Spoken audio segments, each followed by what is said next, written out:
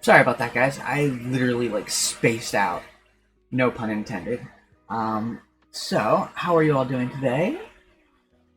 As my notification said, we are basically going to start with, uh, well, I should say, continue with um, working on the system generation because, as it stands now, like we have basically every type of planet you could think of,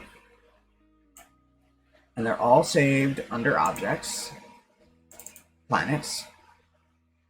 Not sure why they're not showing up properly here, but we'll deal with that issue when we deal with it. Basically, I have a star system script that takes all of these planets and the sun, which doesn't look like much here, but once we get started up, anyone that hasn't seen it, it looks amazing. So let me just add Earth-like, volcanic. Not sure why it's defaulting to volcanic, but okay. So we actually need to move the volcanic to element 0, Earth-like there, Martian there, gas, and ice. Now, theoretically, if I do this right, I can add more planet types and not have to change any of the code. Because basically what it's going to do is it's going to take the distance from the sun, and if it's within this range and this range, it'll be a volcanic planet. And if it's within, this range and this range, it'll be an M-class planet. Anything slightly outside that range will be a Martian planet. I forget what the actual term is.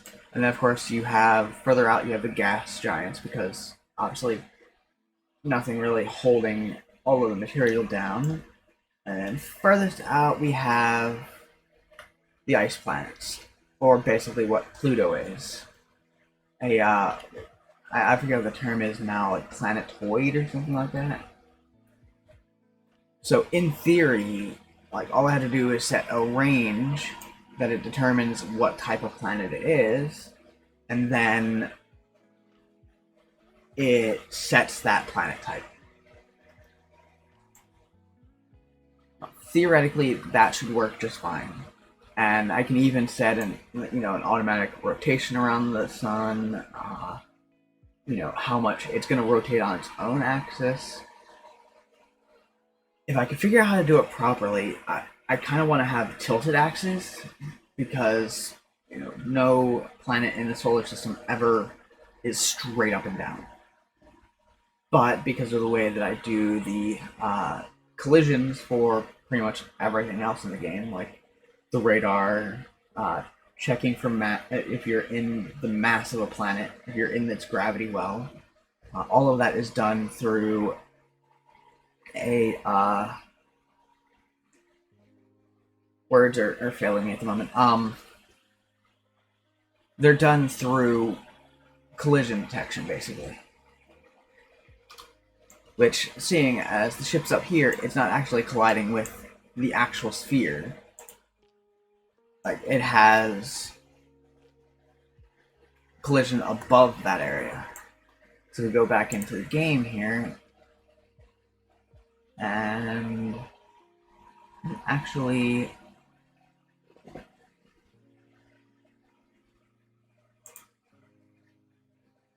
first off, let me save just so I don't lose anything in case we have any issues.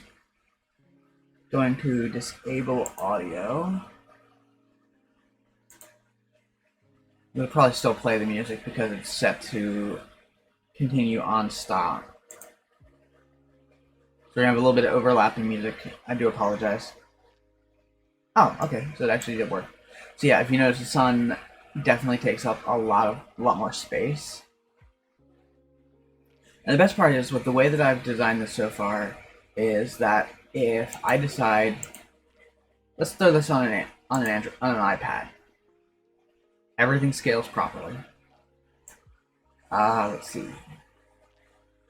We'll go with a Samsung S9. Again, everything scales perfectly. Unfortunately, you know, there are no mobile controls because I haven't gotten that far yet, but yeah. But as far as, standard PC gameplay, you've got pretty much everything you think of. Haven't worked on weapons yet.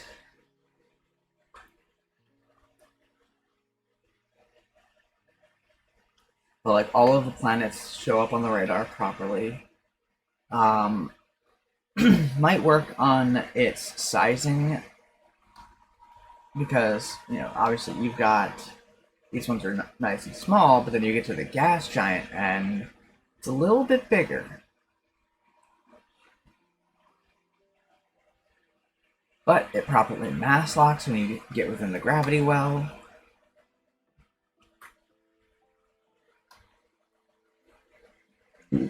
Excuse me.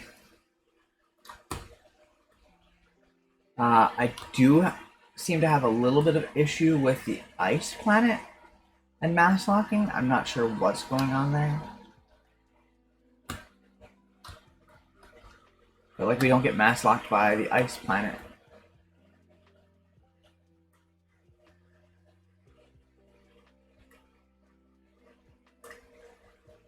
So there's that.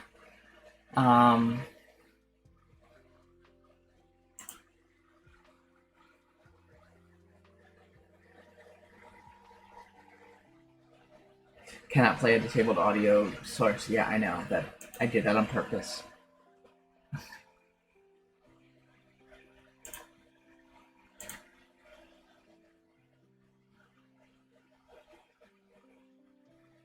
Let me just see. Play on awake.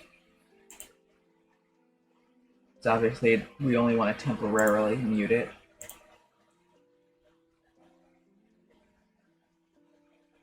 But like volume wise, I want to work on that too, so that the music, audio, all the sound effects and whatnot work properly.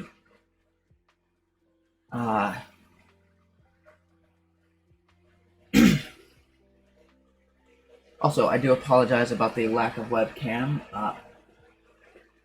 I literally just got up like half an hour ago, so I'm not presentable. I'm sorry. I know that's pretty vain sounding, but like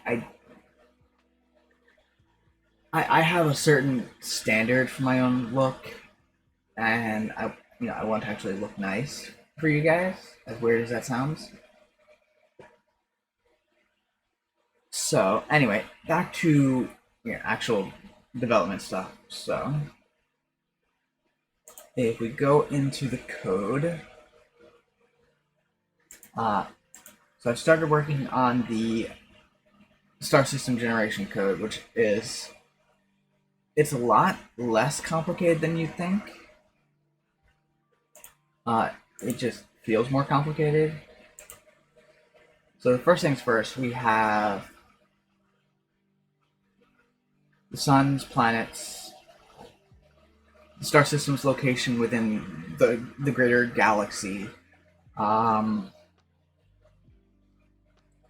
I have the planet materials set up to a separate thing altogether because I do want to have some variation in planets so that you don't just go and, oh, well, there's two Earth-likes. They look identical. That's weird. But yeah. So the celestial bodies basically will store the sun, the planet, all of its moons, since they're being generated by,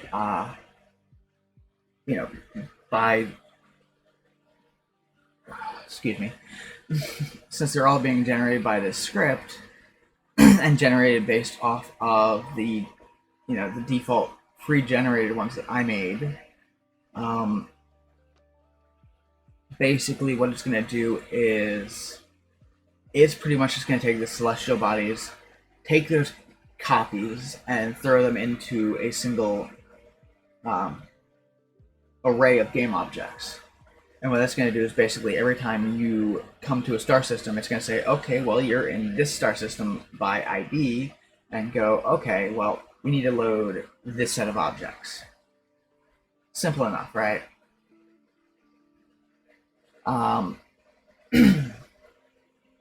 Right now, the game controller pretty much controls, getting the current system ID. We were originally trying to go with an actual function, but that seems to be a little more on the difficult side to get to working, which is weird because I've got the update UI script. Granted, that's within the same code base, so it might be different from one function to another. But anyway, like I said, so we have the the system ID, the system list, because obviously we want to have a master list of where everything is. And that's literally just going to hold the star system object, which is what's going to hold this code, which then holds all the information for that star system. It's also going to hold, where the ships are in the star system, because I want some permanence where, say, you leave a star system, but there's like 10 ships in that system. Well, those ships are still going to act in their own accordance and move systems themselves, even when you're not there. And say, like, you follow a starship into another system, they're actually going to be there when you get there. They might not be where you expect them to be, but they'll be there. Now, obviously, I'm going to try to limit it somewhat because I don't want, I don't want to overload the system. I don't want to put too much into memory because I want this to be accessible to people with high-end systems and low-end systems alike. So anyway, let's get into the code. Enough about me rambling on about my reasonings for things. So the first thing we need to do is we need to grab the sun, which there will be different types coming in the future. Right now, just for simplicity's sake, I'm just using a base set of objects, which makes it so much easier just so that I'm not fighting with, okay, well, I needed to figure out this, and then figure this size and this color and do this, and then the rotation of the planets is going to be different because of this, and the distances are going to, there's so much to go into that thought. Like, I want this to be accurate to our universe, but also be its own thing, It's not going to be 100%, this is what we can do now, this is what we'll be able to do in the future, this is what is being done in the game. Now, I want to have some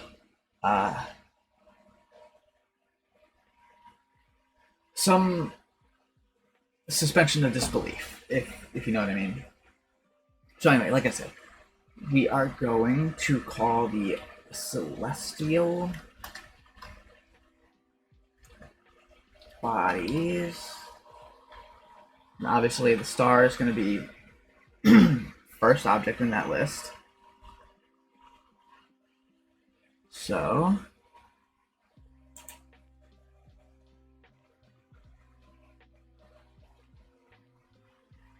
game controller. Or no, it's going to be the star system script.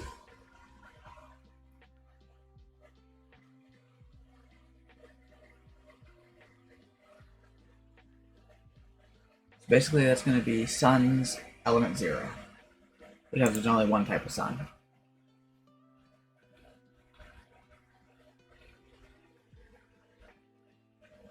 Okay, and then we're going to go on a for loop between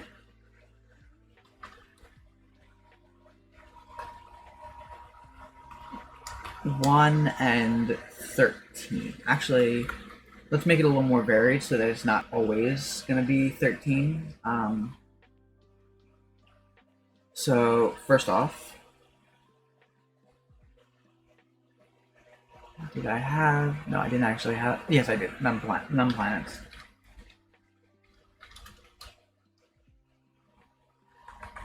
Probably help if I type that right. Equals math f dot range, and we want to have it. We want to have a decent amount of stuff, a decent amount of planets in the system. So between 4 and 13. So basically, I is less than planets, and then we're going to increment that by 1. So what we're going to do basically is we're going to pick a random distance from the sun. And that's going to be between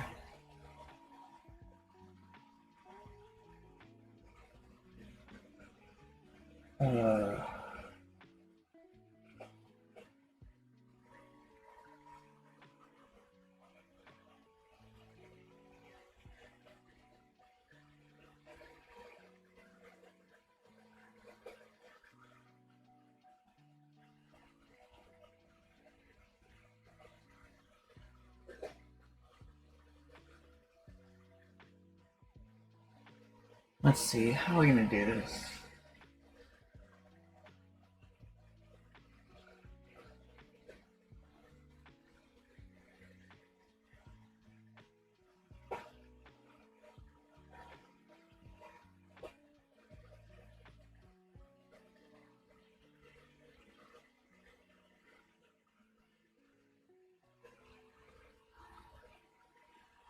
I'm debating on how I want to do this now, actually.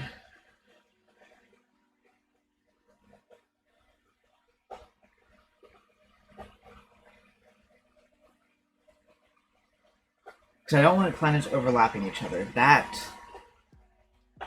breaks the suspension of disbelief. So what we're going to do is we're going to set a range.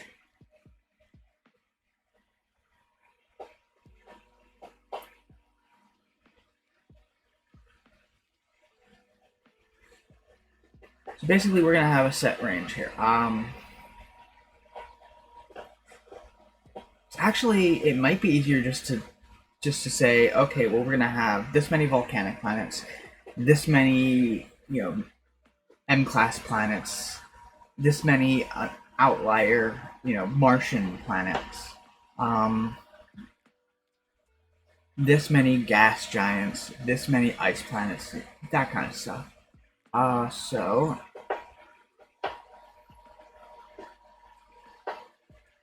not sure if you guys can hear that, but we have a little mouse problem, and he just seems to be hovering right over my ceiling right now. So I do apologize for any random weird noises. Anyway, like I was saying, so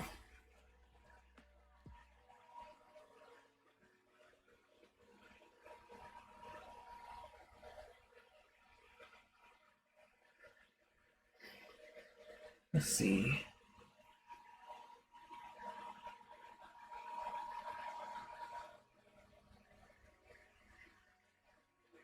Actually, you know what? We'll start at a certain point and then add a certain amount.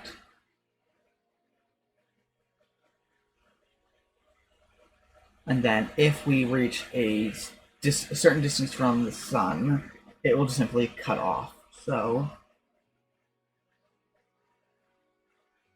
that might be better, actually. So you need to add a new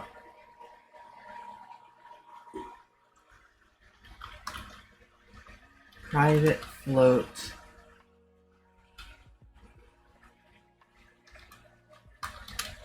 current distance. So right now the current volcanic planet distance is 95. Excuse me. So yeah, the current distance for the volcanic planet is 95 from the sun. When we actually start up, make sure that the, yep, it's muted. Good. So what we're gonna do is, oh, of course I've got it set to maximize on play. Okay, that's fine. Yeah, because it's 95 away. It literally puts it just outside the, I guess the main gravity well of the sun. So 95 is a good starting point, and then we'll work from there. Because then the Earth-like is at 250, so anything between 95 and, let's say, 200 will be volcanic planets.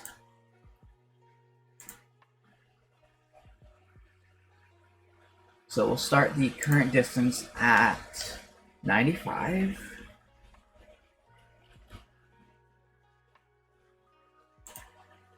Alright, so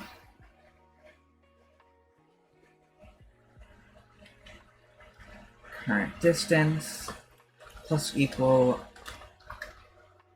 f, and then we'll do this between 0 and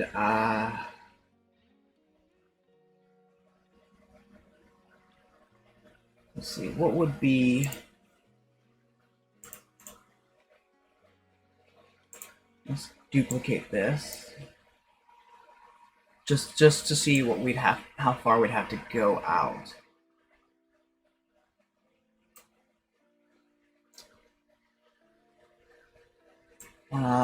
We want to, so 110, so 95 to 110, that's what, 15 basically.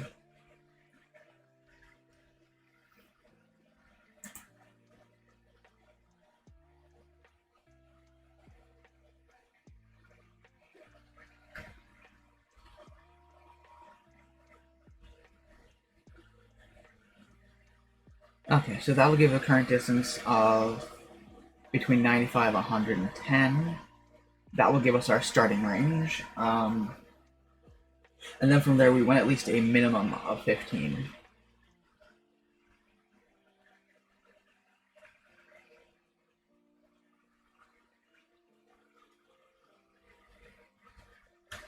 So actually, to make this easier, if I equals 1, we'll use this, and then let's see, because we had to plan for the gas giant. Well, I guess we could technically change.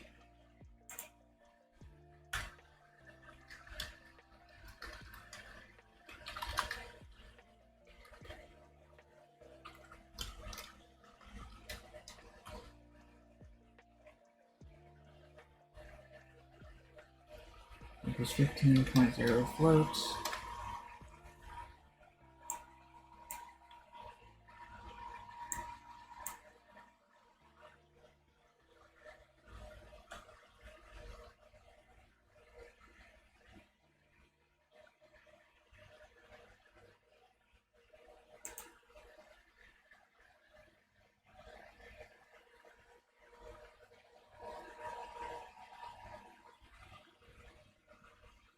Okay, that actually works, because then if we do 15, then it's literally just min difference minus itself.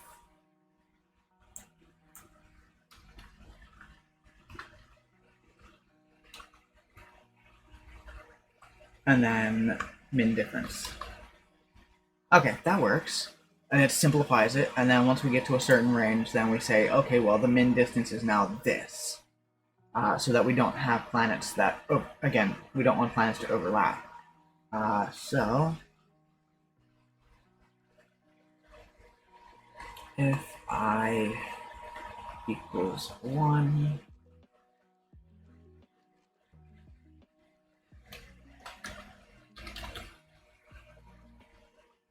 min difference equals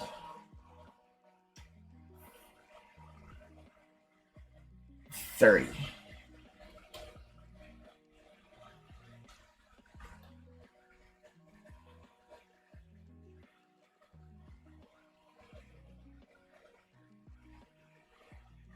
So then we have if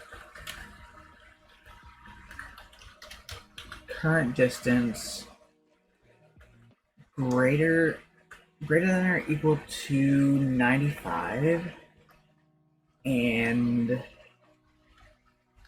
current distance less than, let's call it 200 just to give it a nice little range.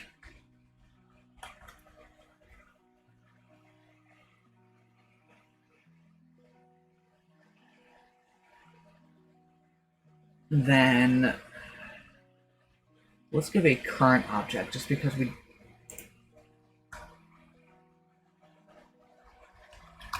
private game object because we don't want to post it to the variable right away. We need to get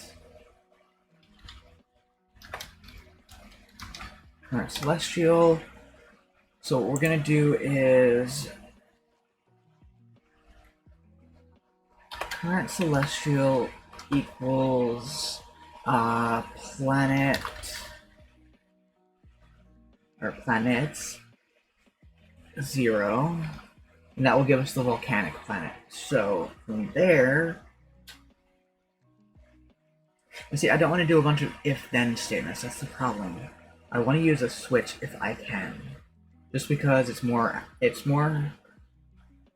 memory sensitive. It's not going to take up a lot of memory because it's not going, okay, if it's this then this, if it's this then this, if it's this then this. What it does is it takes the variable and goes, okay, here, this is what it is. Okay, let's go.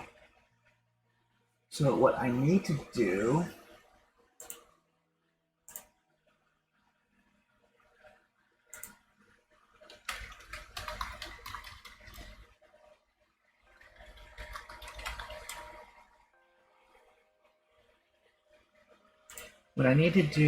is, first off, we get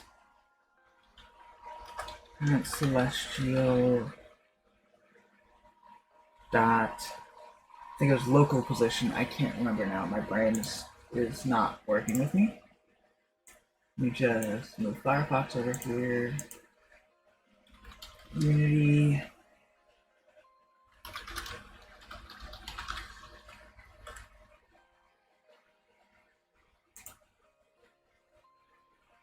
Okay, so I need the object's transform positions. Okay, that's good.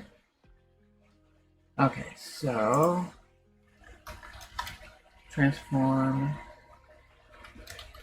position equals new vector 3, which just gives it a 3D position in space. So what we need to do is we need to get the current distance, and then it's going to default to a -55, and then the z-axis will be, just to make it simple, we'll start out with 0, just to get something.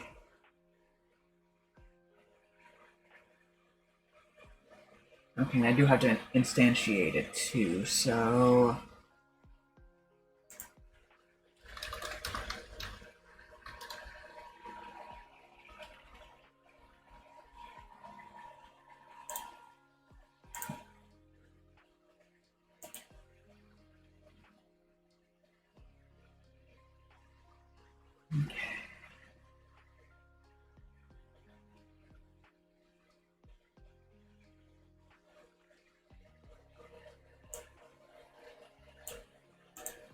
okay, that's actually a lot simpler. What we need to do is instantiate planets 0, and I can literally just throw the vector work into that. Copy that. Copy that into there.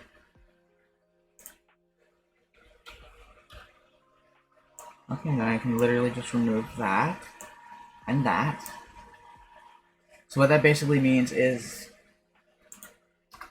it's going to pull the object from the prefabs. It's going to set it to its current distance slightly below 0, and then at the 0 mark. And it's going to basically say that it's at a 0 tilt. So nothing is out of whack. Okay, so that does that. I'll throw in the skinning process later.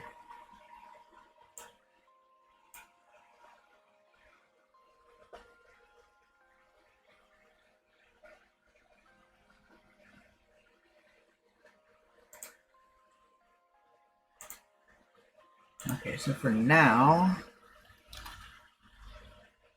else if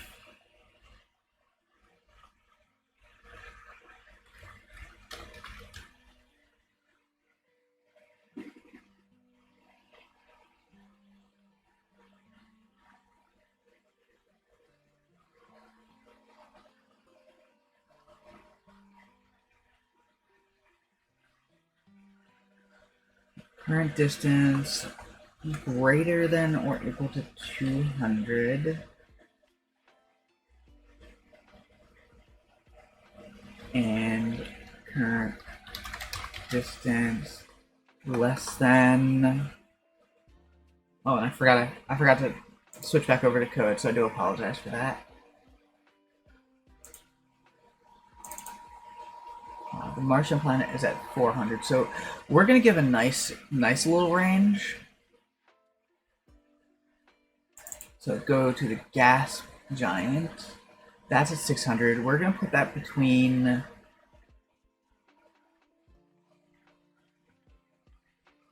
We're actually gonna put that between 400 and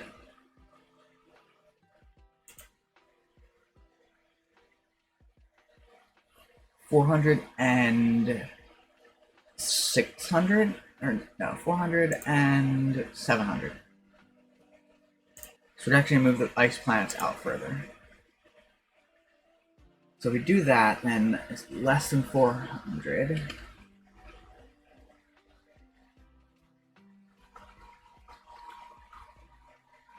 And then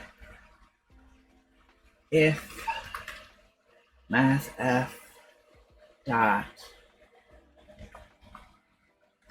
range 0 to 1, I know there's probably a better way to do that.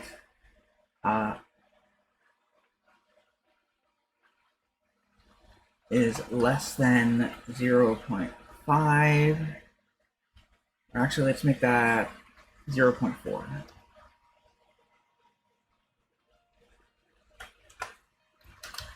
Else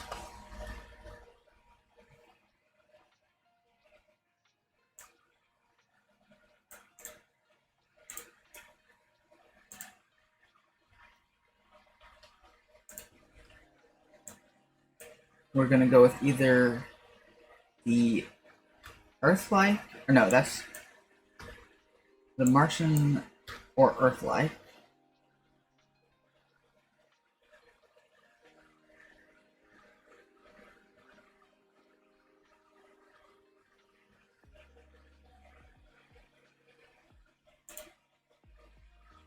So if current distance, I'm actually going to have to throw this above this. So if current distance greater than or equal to 200, then we're going to set min difference equal to, let's see.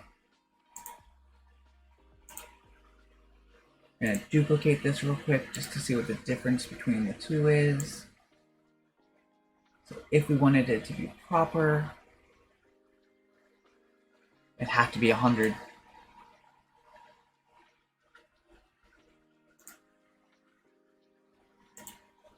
Okay, so min difference equals 100. And again, like I said, that's going to have to go above.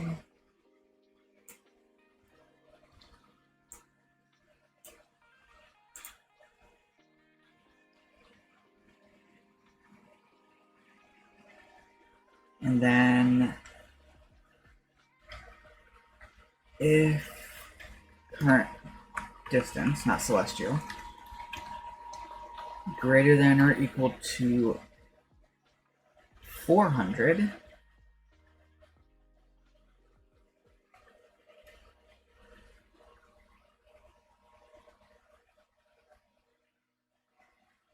okay, I just realized that's going to be a little difficult.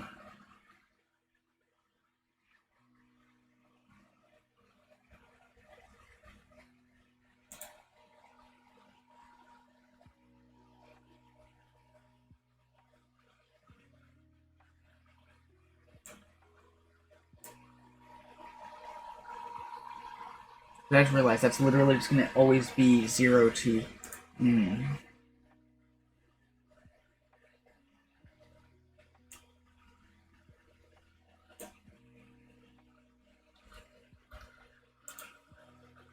Do it that way, then 30 to 15, so that should be good.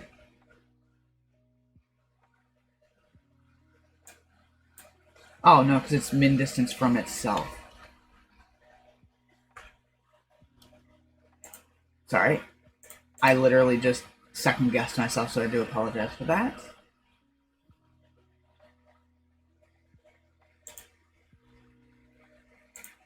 So let's see here.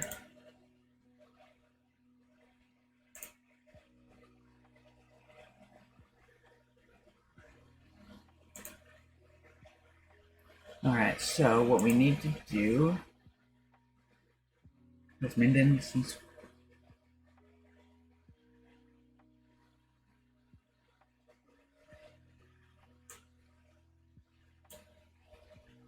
Actually, no, half would probably be better, just because we don't want it 0 from itself. But say 50 from it, it should be doable. Actually,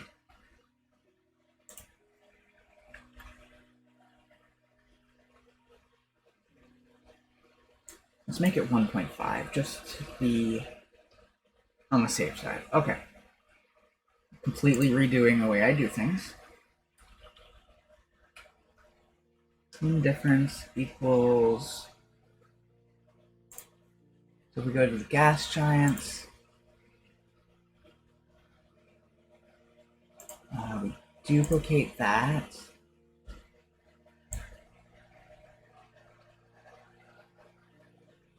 So from 600 to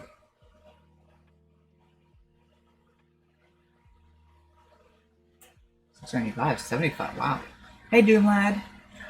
It is treating me well. So that's actually 75.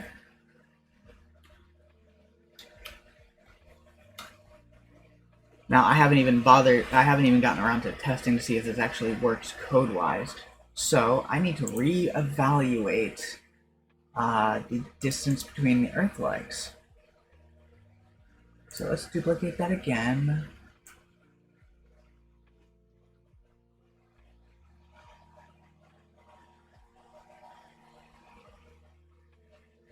So 250.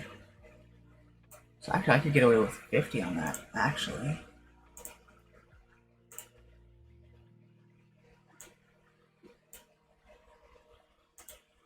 I was overthinking because I kept thinking that I was at 200, not at 250. Of course, I'm always going to overthink things a little bit. And then if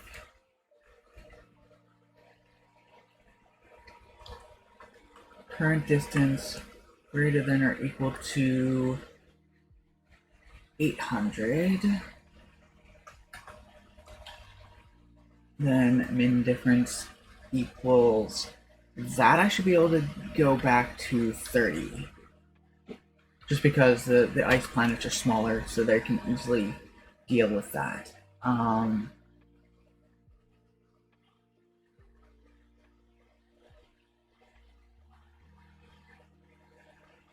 Actually, I can change this to 0,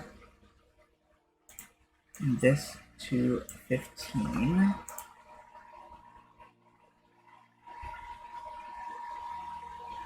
Okay, so that's going to give me the I actually have to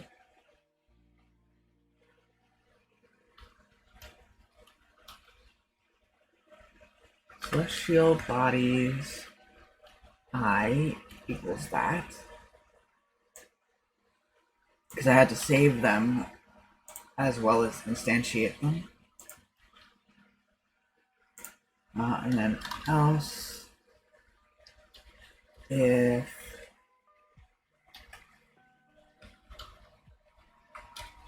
current distance greater than or equal to 400 and current distance less than 800.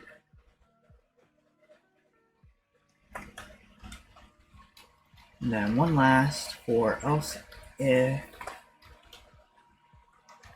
current distance greater than or equal to 800. Okay, so what we're gonna do here is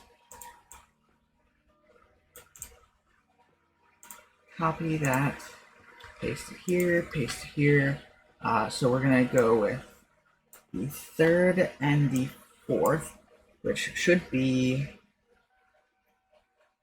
first one is going to be the volcanic, then that should be Earth-like, Martian, gas, ice.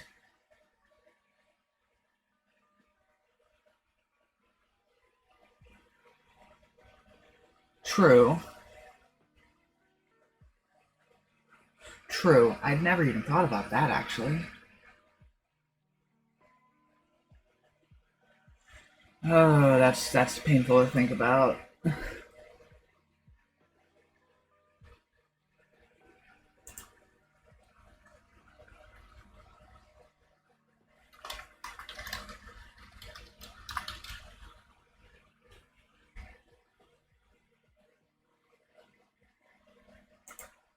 Okay, but in theory, this should work.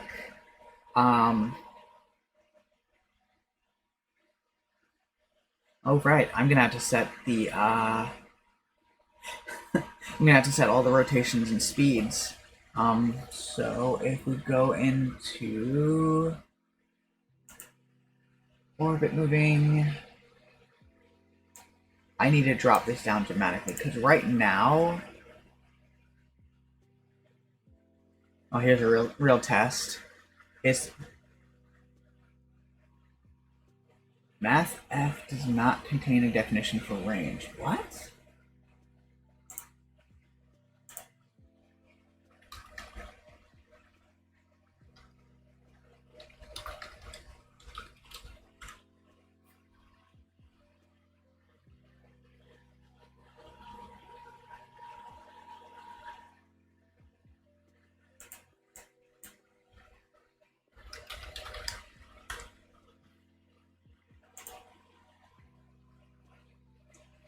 Right. Okay. I used the wrong.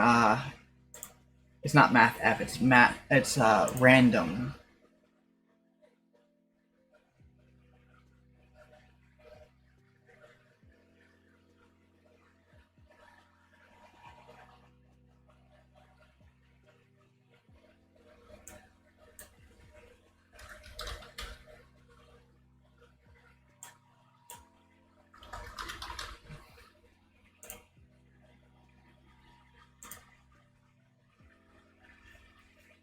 What was I doing?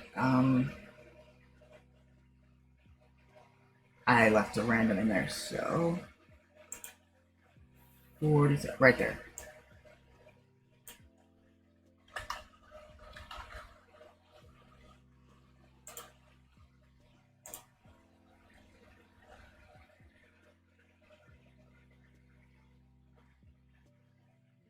Well, I mean, for the most part, it works perfectly fine when I place them in.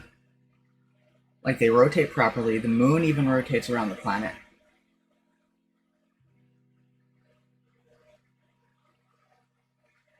Really? You'll have to. We'll have to talk more on that later. Like, just the two of us.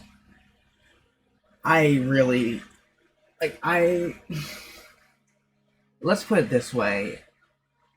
I started coding websites when I was 16, and it took me until I was almost in my 30s to use divs and CSS for web page layout.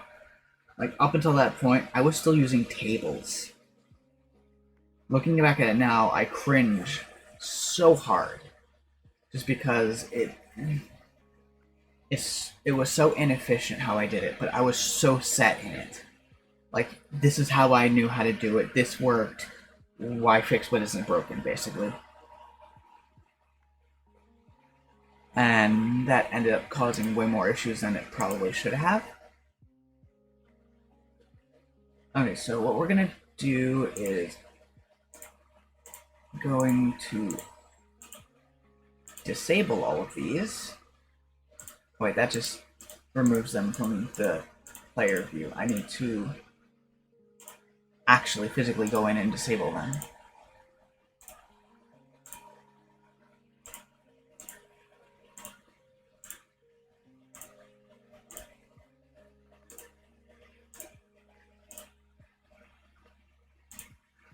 Okay, so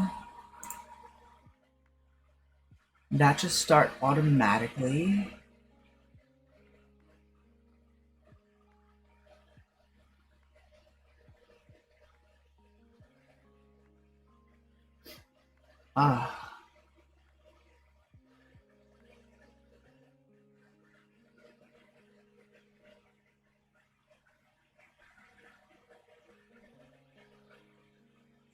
Yeah. See, the funny thing is, the original prototype of this project I did for my game design class. Granted, this was years ago, so I mean, obviously things have changed since. And we weren't using Unity, we were actually using Greenfoot, which is a whole nother beast in and of itself. And of course, once I got out of the class, I changed over systems from Greenfoot to Game Maker Studios, just because it was an easy switch. So let's see. What was I doing?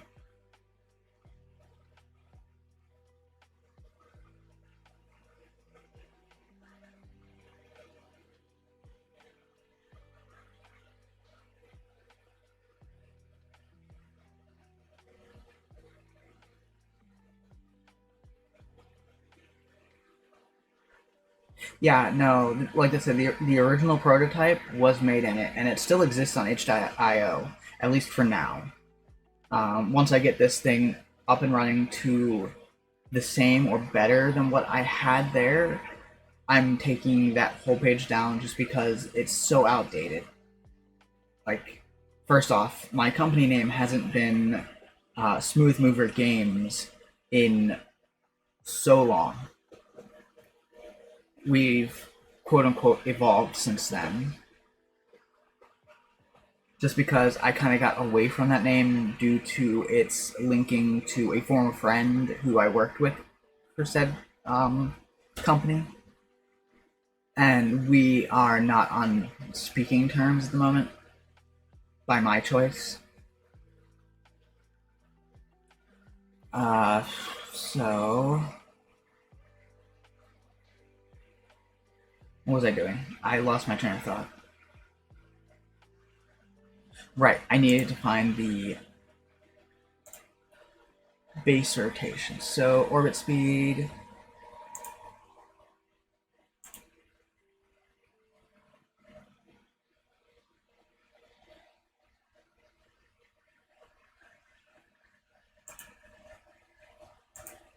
Yeah, I did between 0.5 and give me a second, I'll pull it up real quick. It's really bare bones, but it had all of the, the ships moving around. It had enemies firing, shields took damage, hull took damage when shields were out.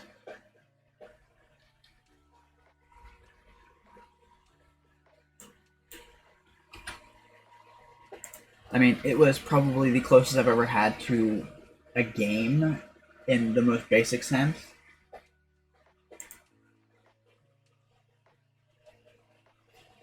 So let's see.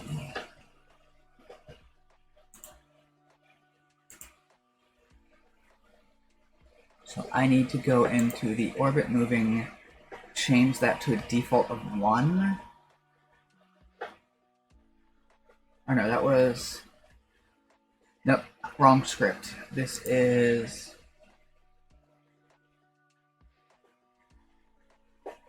What script was that? Rotation. Okay. I don't have rotation up. Or do I have it further over? Nope, I do not have rotation loaded in here.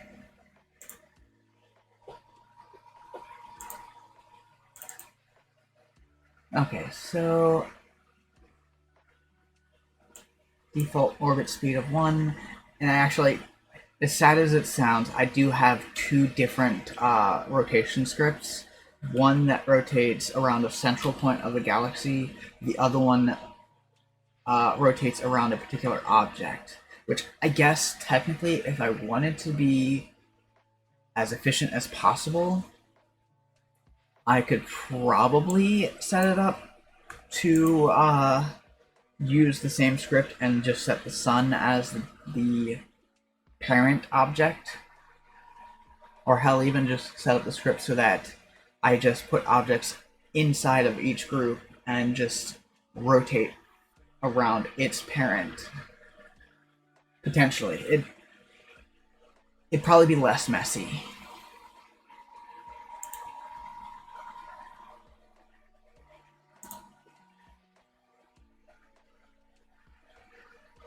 Okay, so for all intents and purposes, this should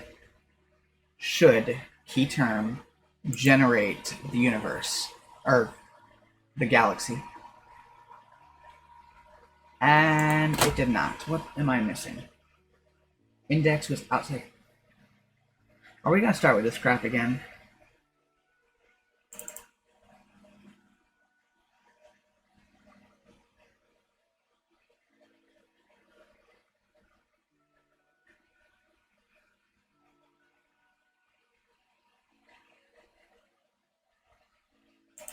Okay, right. I need to...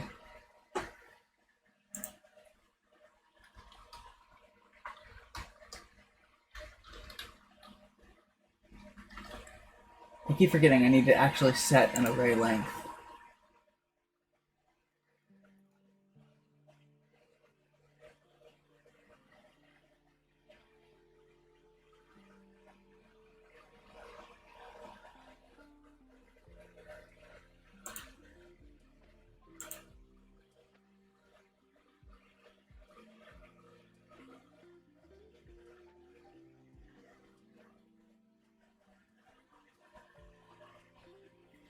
Okay, so...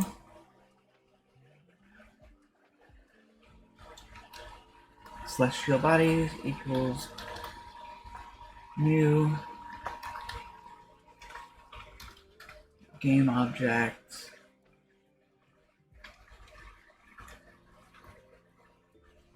That should fix that. So that was the issue I was running into with that, is I forgot to give the array a number. Cannot implicitly convert float to int? Oh. So 38...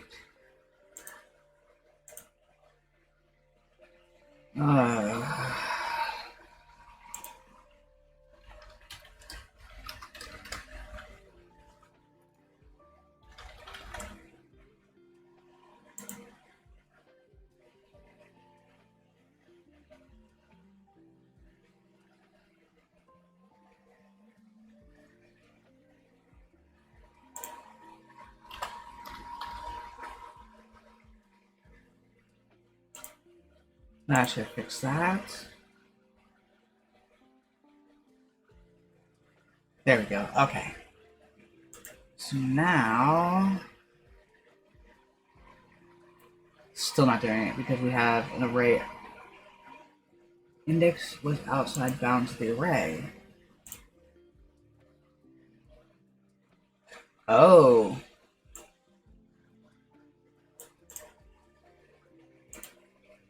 I had a special moment. I'm literally setting up the celestial bodies here, so I need to actually do that before this.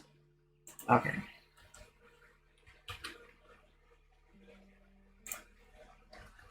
+1.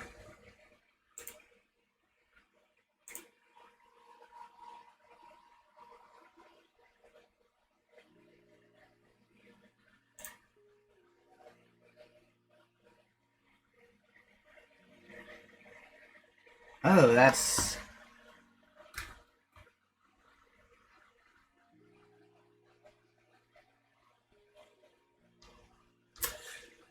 interesting.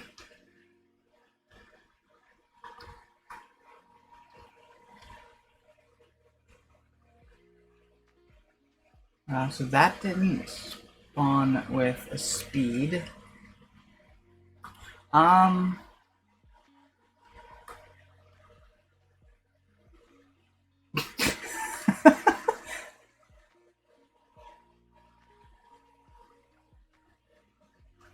uh. I don't know how to feel about that. And I realize I forgot to instantiate the sun, so that's another issue.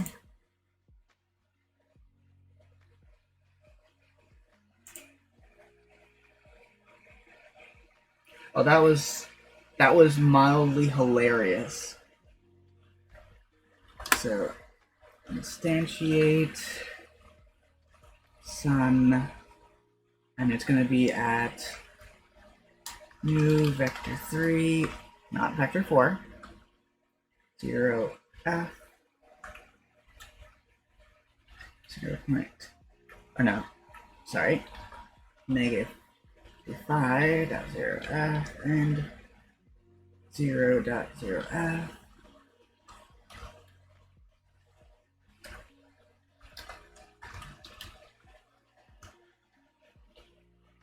Not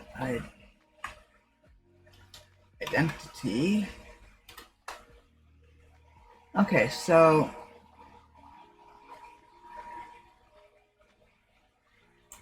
maybe we should stick to a 30.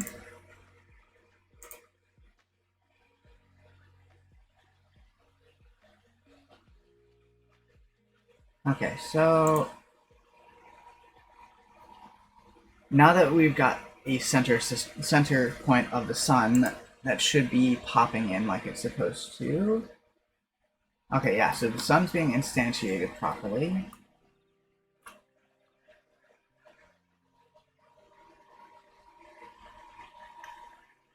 We have those instantiating properly.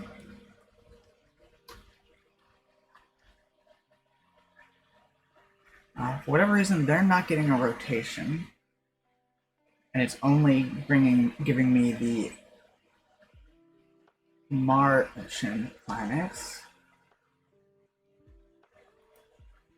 We've got a gas giant. Not sure why they're not moving or showing up on radar for that matter. They're mass locking properly. But they're not showing up on radar, and they're not. Oh, sorry. Sorry, I keep forgetting to switch back over. So we're having some slight interesting effects. Obviously, the sun showing up perfectly fine. And since everything has a base speed, they're all moving in sync with one another.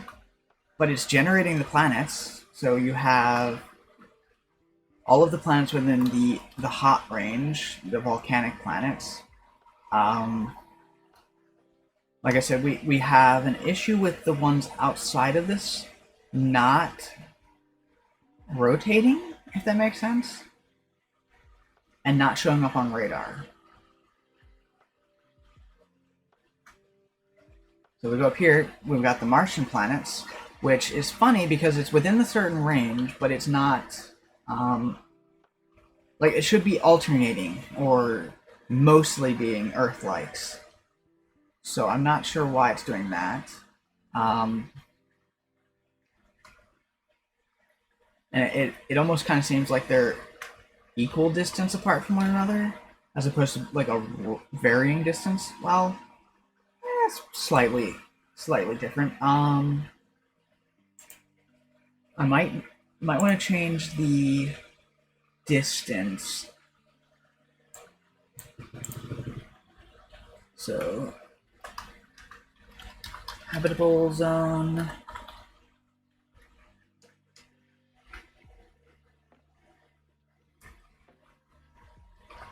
I'll just call it gas zone. I can't think of the right term. And then ice zone. So that's working perfectly. Like I said, we might change this down to 30, move this down to 20, and we'll leave that 75 just because we shouldn't see any overlap.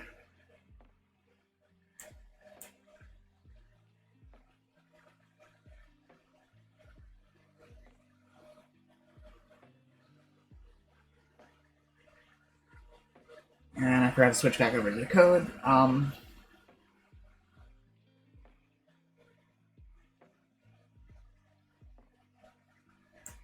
What we're gonna do actually is if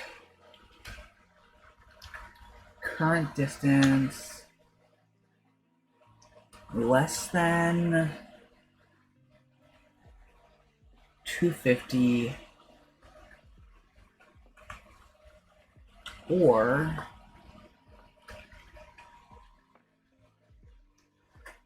current distance greater than 300, then we do that. Else we do the Earth-likes, the M-class planets.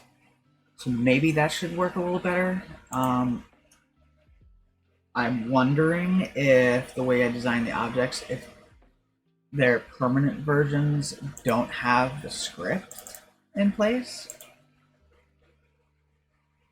No, the Earthlikes have a rotation. The gas giants don't, and I'm guessing the Martians don't either. No, they don't. Neither do the ice planets. So I actually have to throw those scripts onto the objects. So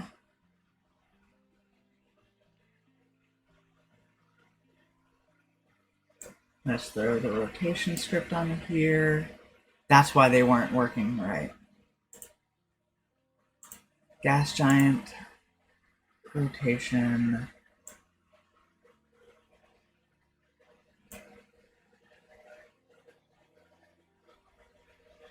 Then we need to do the Martian with the rotation script. That's why they weren't rotating. Okay. That explains so much. Okay, so switching over.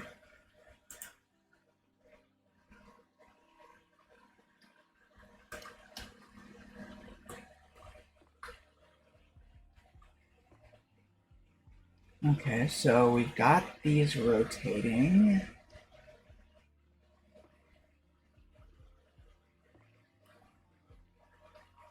Nice, so those are rotating properly. Only the Earth-like is showing up.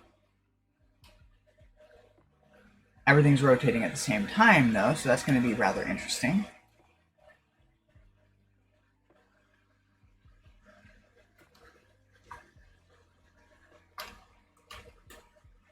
But at least everything is rotating properly now.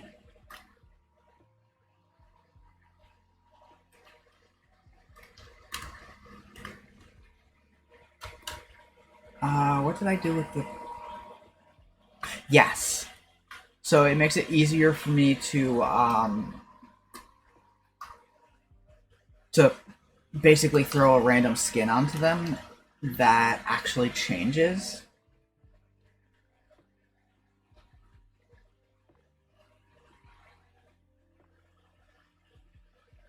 Not sure why they're rotating faster.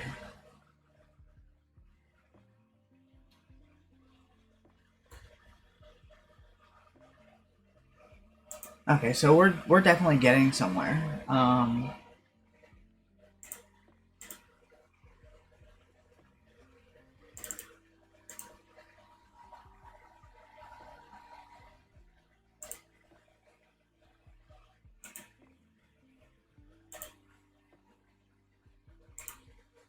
Oh, right, because they're already set to an orbit speed, so let's set them back to the default of 1 and... oh, what did I have it set to? 1 and -5. So the next thing we're going to do is basically set their rotation so that not all planets are rotating at the same speed. So we go back into the code, generate star system, and instead of setting these individually per type, what we're going to do is celestial bodies I dot get component. It's oh, and I also need to set the I'm sorry, my brain is going in so many different directions. Okay, so that's why they're not, the gas giant isn't showing up properly, or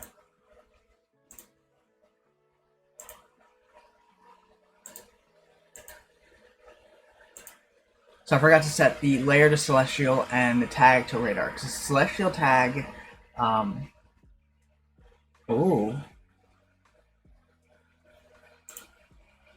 I also realized that the ice planet isn't using the right collider. So let me just remove that. Switch back over to here. Because all of these are using a capsule collider because they're technically below the ship. So I need them to kind of shoot the collider up without, you know, without basically having to expand outwards too. Let me make sure the rest of these are using the right capsule collider.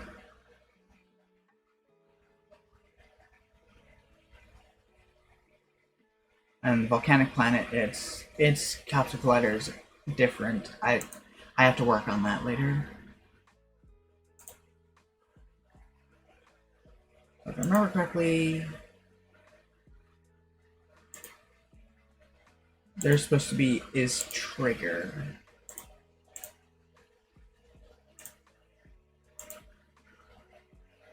And I do need to remove the sphere colliders for now, just because they don't serve an actual purpose at the moment.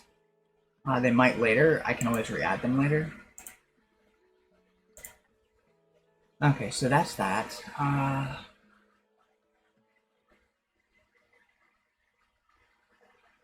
Yeah, even the clouds are a whole nother layer on top of that.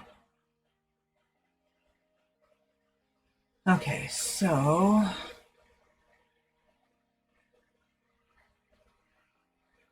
they also need to get the typing, the script that basically tells them what planet type they are, or what radar type they are, I should say. Which I still need to move that back into the scripts folder.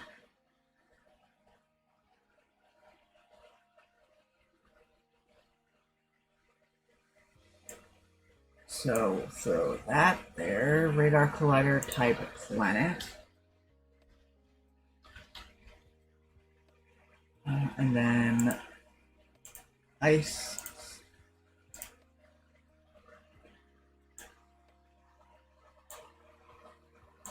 planet. I believe Martian also does not have that, so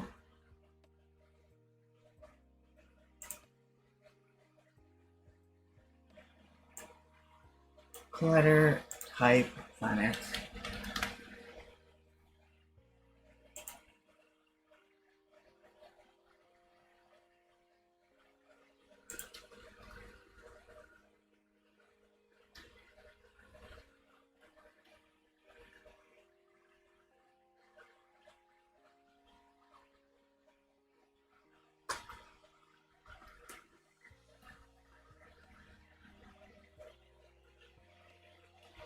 There shouldn't be. There's a central core to the sun, but that's about it. There should be a planet in the sun.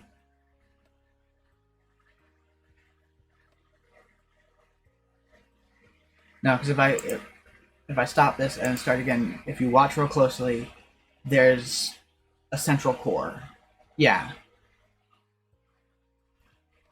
I do have to put a loading screen just so that you don't see that when you first load into a map, because that's kind of jarring to like see the sun form around you.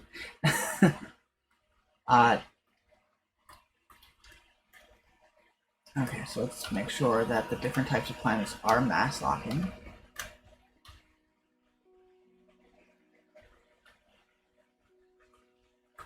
Okay, the Earth is not mass locking.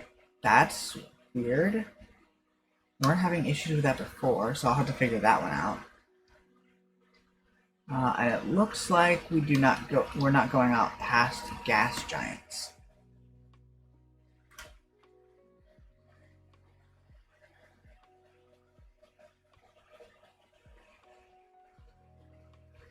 Fair enough.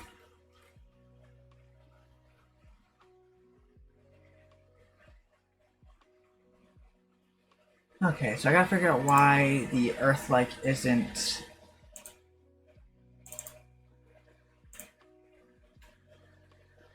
Because if we go under the prefabs, it has a separate. Because I was trying to make it so that I could have the planet rotate on a tilted axis, but then also have the collider going upwards, and that was giving me issues. So I'm not sure why that's doing that.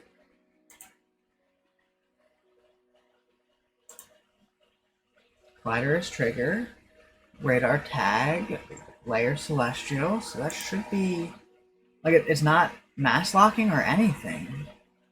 Just weird.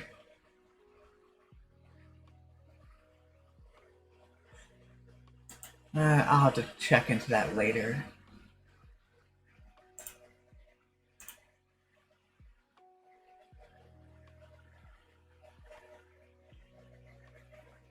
So yeah, if we go into the prefabs, so we have the sun surface, and then we have the corona.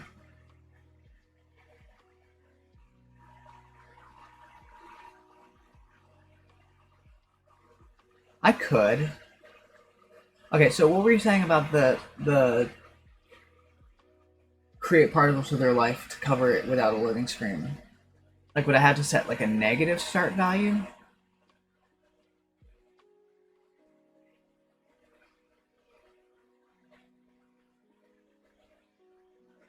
Oh, wait, hold on. Pre-warm, possibly?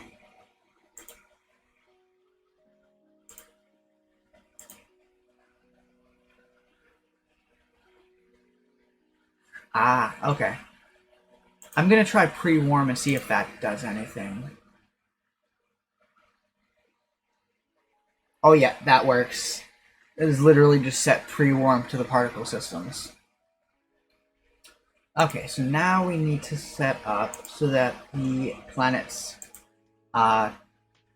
move on a different rotation. So it's literally just rotation. Okay, so we get component rotation script, and then we just change orbit speed and planet rotate speed. So let's start with planet rotate speed. I have to get better at doing uniform code variable names.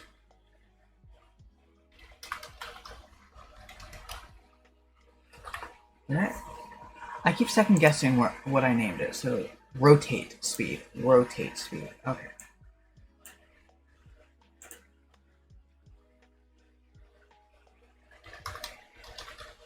Random dot range between -5 and 5. And I keep doing a period instead of a comma. Then we need to copy that. And then we're going to do orbit speed.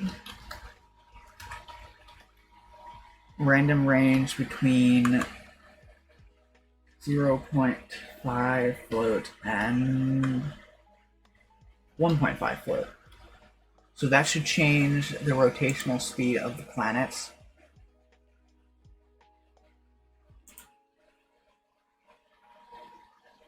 Type name, roration. I can't spell apparently. Roration. When did I become Scooby-Doo?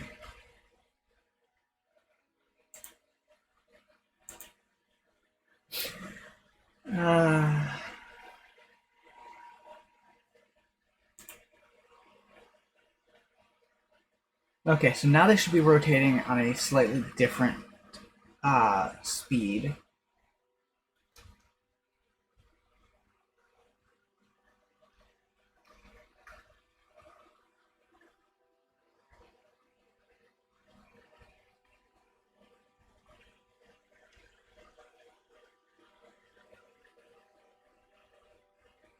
Oh, Jesus. So I might have put them a little too close together.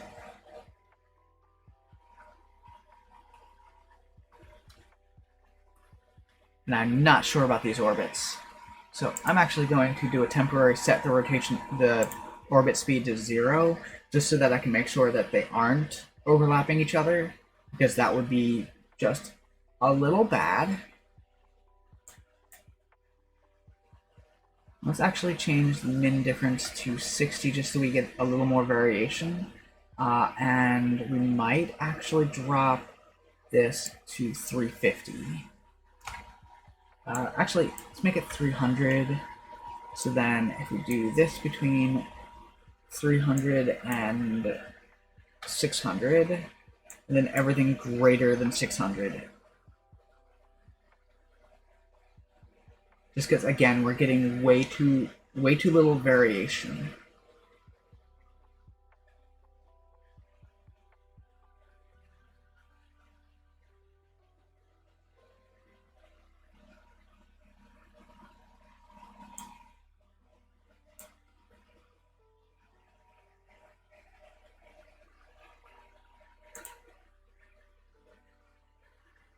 And again, a lot of that will be fixed with, when we do add in other textures, so that it's not just all using the same texture.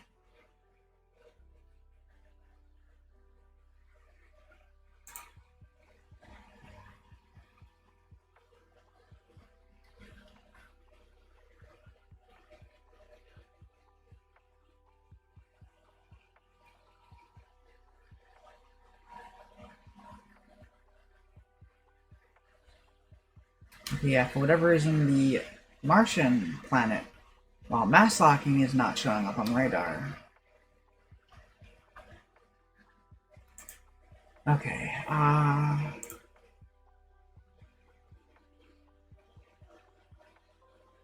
actually change the minimum distance between the volcanic planets to 45.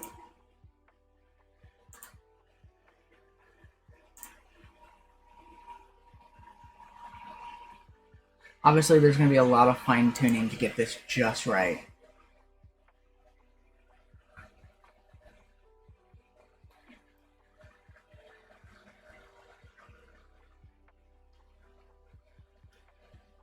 And now the volcanic planets. Oh no, there we go.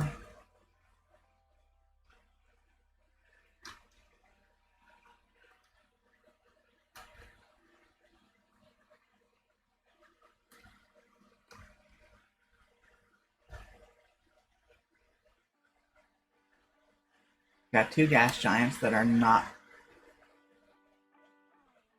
mass locking properly. Jesus, why are these ones so far out? Like, their speed shouldn't be that fast.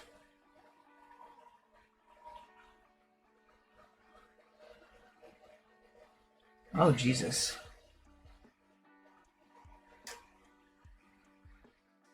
I shouldn't have to use a speed burst to catch up to a planet.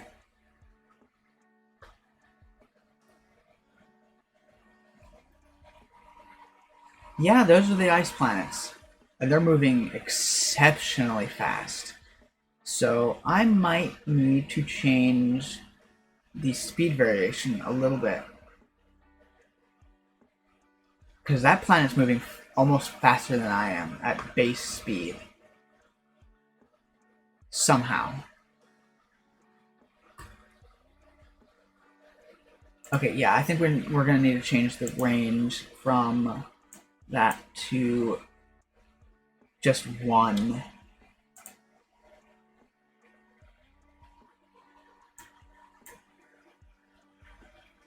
Because even further out, that shouldn't be causing that much of a variance.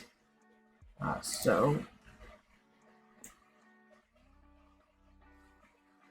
we're going to do a temporary set orbit speed to 0. So again, like I said, I can see where we're running into issues.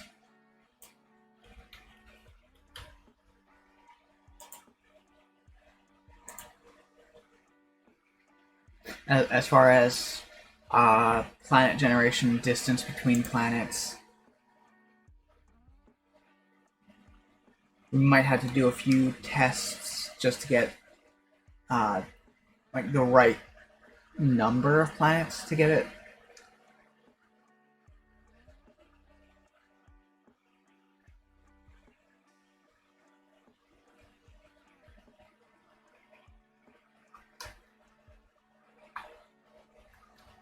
I think I might have the collisions on the gas planets wrong. That might be why it's causing the issues with mass lock. Then again, some of them are mass locking and some of them aren't. I might actually just have them too close together. So I might have to change the minimum distance between the gas giants up too. So let's call it 100.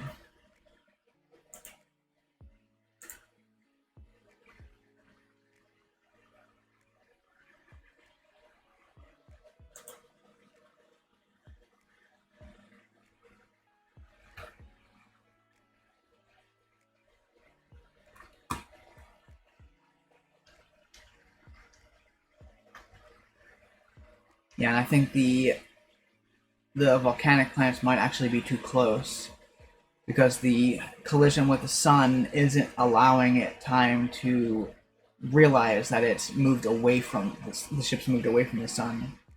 So it exits collision, but it can't re-enter collision because collision doesn't. If that makes sense. So basically, it's exiting collision, but because it's exiting collision, it can't enter collision. Again, if that makes any sense.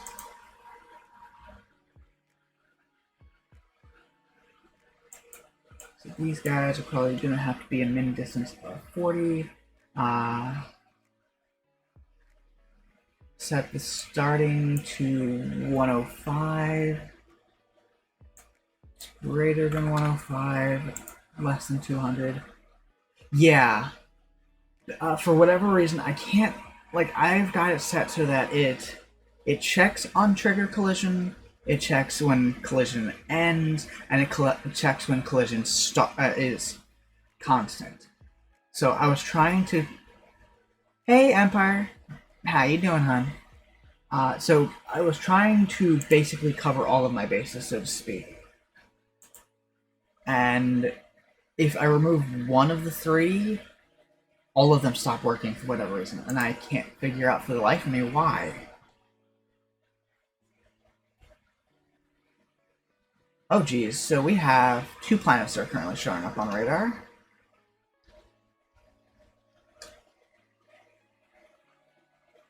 The Mars-like is not.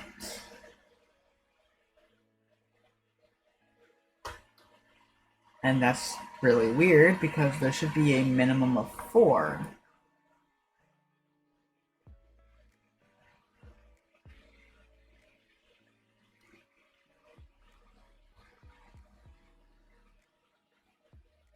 So 1, 2, 3. There should be a 4th planet because I'm pretty sure I set that to. Yeah, random range between 4 and 13.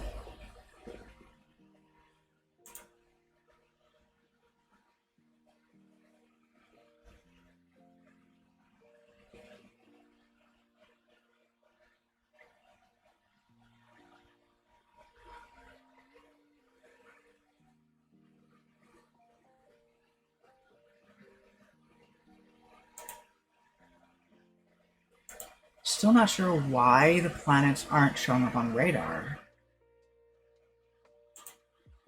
That one's odd because it's literally just tag radar layer celestial.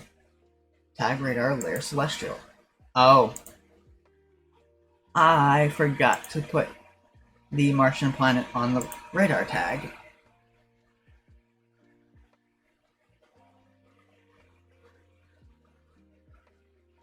Huh. That's odd. Okay, so now if we do this,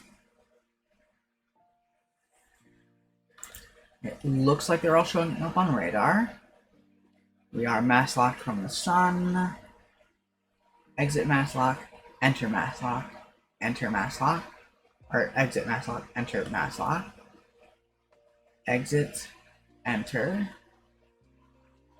exit, enter. Ugh. Okay, so we're still... The gas giants are still too close.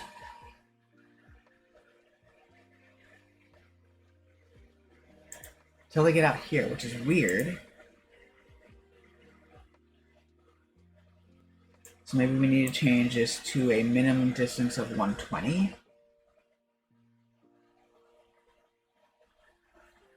And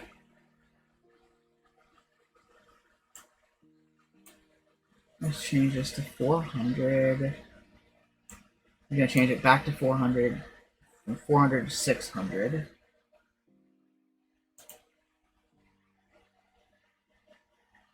Okay, so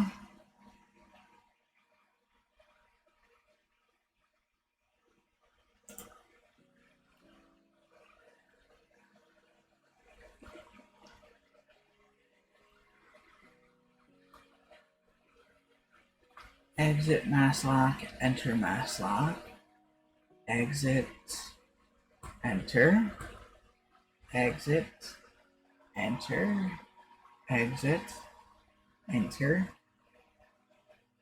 exit, enter, exit, enter,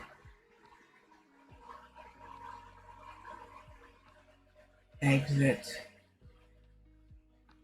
enter, exit. Oh.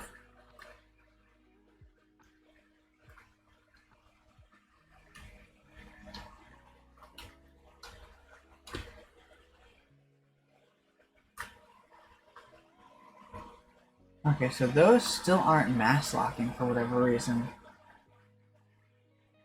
And it's definitely not a range issue. So let's go back into the ice planet. It does have a capsule collider, it does have a radar collider. Rotation. The height is set to 10. So we are going to re-instantiate this one. Oh, this collider's below still. Okay, so if we change this to 20, 25. Okay, so basically, I just need to change the ice planet's capsule collider to 25. That's why that's not triggering mass lock. Hey, Kira. How you doing, hon? Okay, so we'll save that. Go back into test.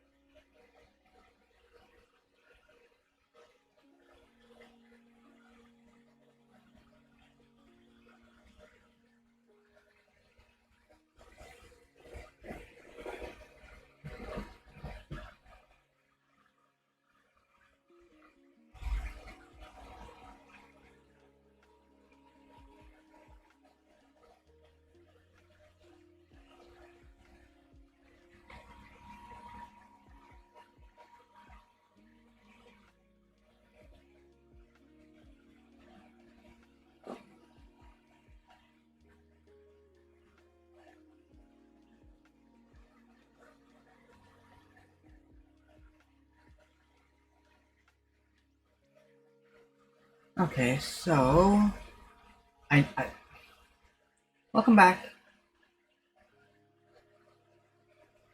So I have to figure out, because no offense, but even with the rotations, having all the planets start in the same area is kind of jarring.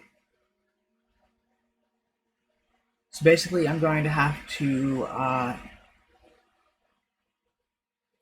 figure out its position at a random point in time, so that again they're not all starting at the same spot. So going to be a little more code involved in this.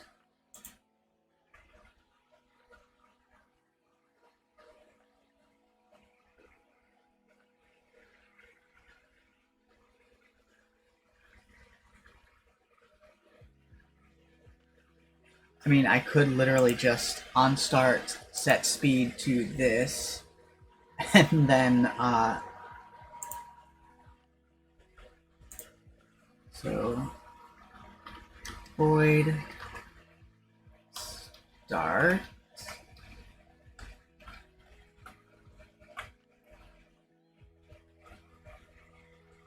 Literally just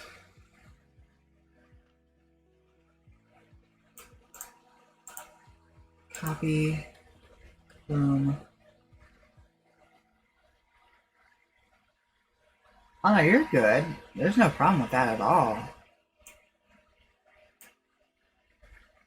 So let's make this 150. So random dot range between 125 and 200.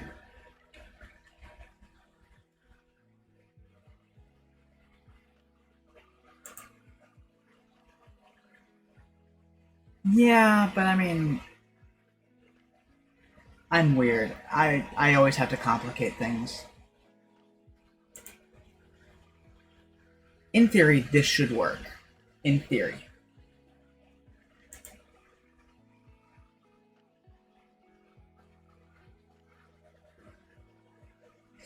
Or not.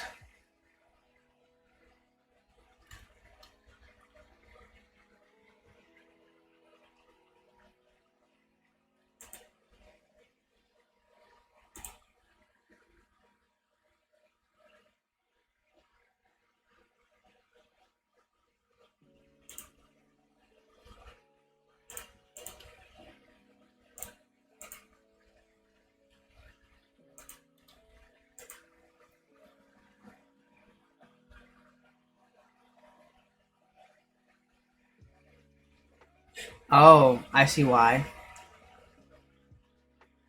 Because it's not just setting a speed, it's setting the actual position. Um,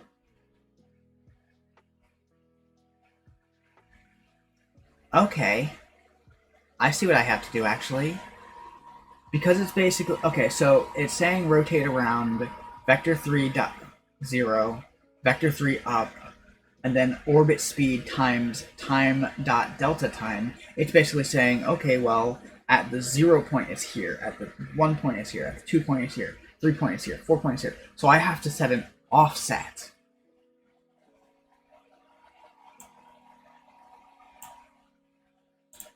So private float orbit offset.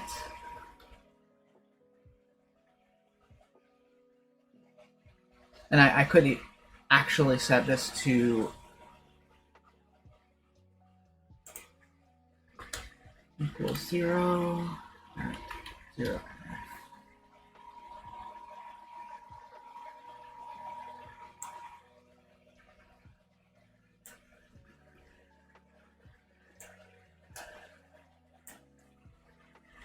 Orbit offset equals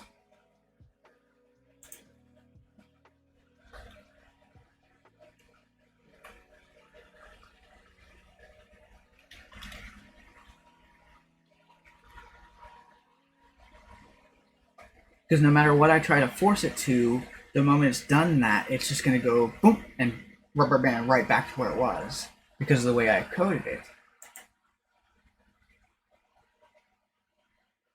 So, like I said, if I throw a random offset in there, it should, in theory, offset where it is. Because the calculation's already being done where it's going to be at a certain point in time. So if I do it like this... Whoa, okay, that's... Oh, that was... Oh, that was painful. Okay, maybe not such a large range.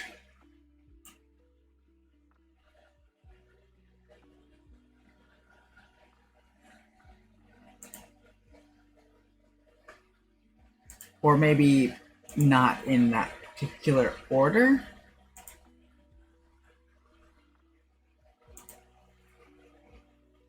Okay. Let's try that again, shall we? That was just a blur of dots moving around.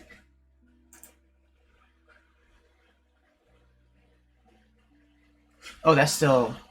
Oh, what is that?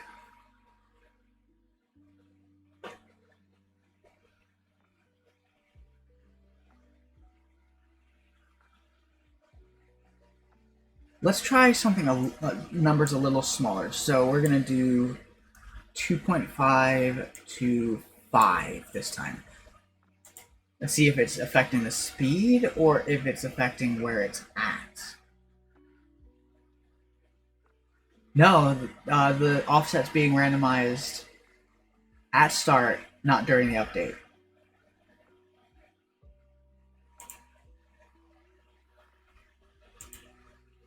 Oop. Where did I do? Oh. 2.5.0 doesn't exist as a number.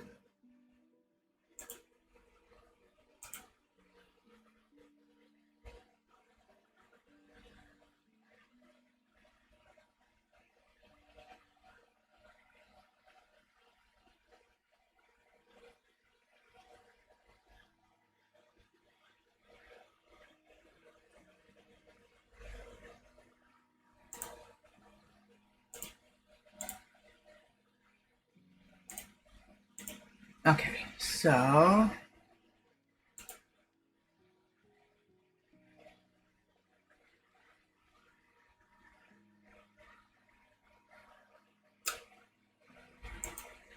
that's fun.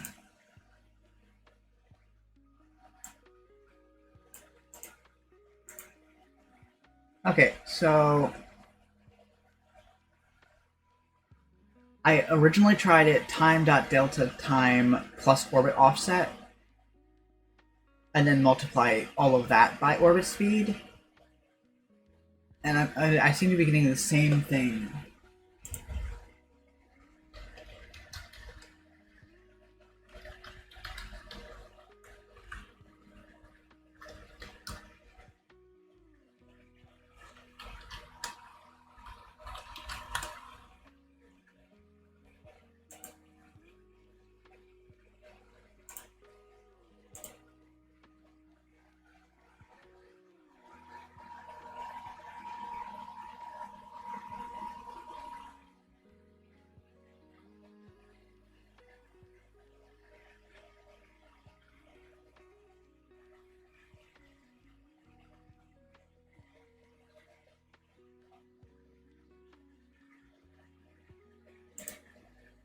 Okay, so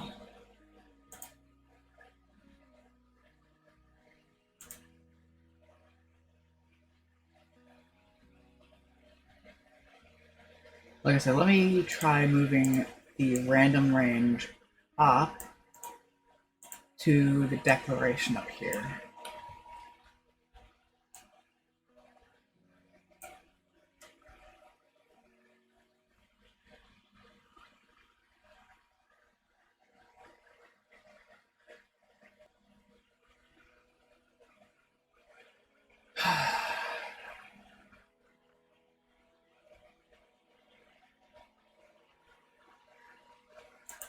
Maybe I need to set it to fixed update.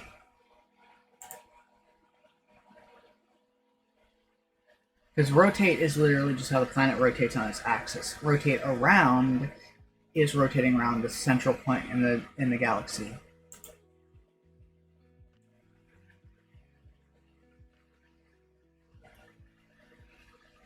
Oh, range is not allowed to be called. Okay, so it doesn't like random range being up there. Okay, so that has to be done in start.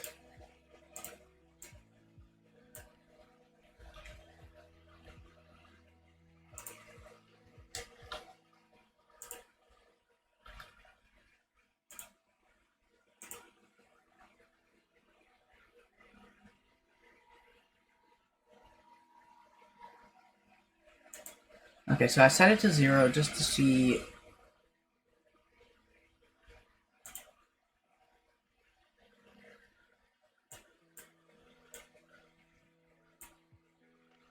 And then now we're going to try setting it to 1. And I did that while the script was running. Because that's so smart. Let's stop that. We're going to run into errors because I changed code mid-stream, so to speak.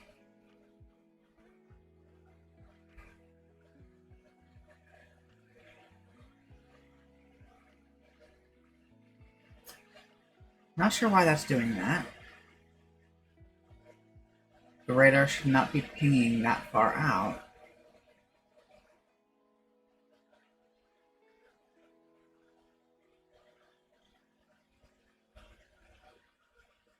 And they also don't seem to be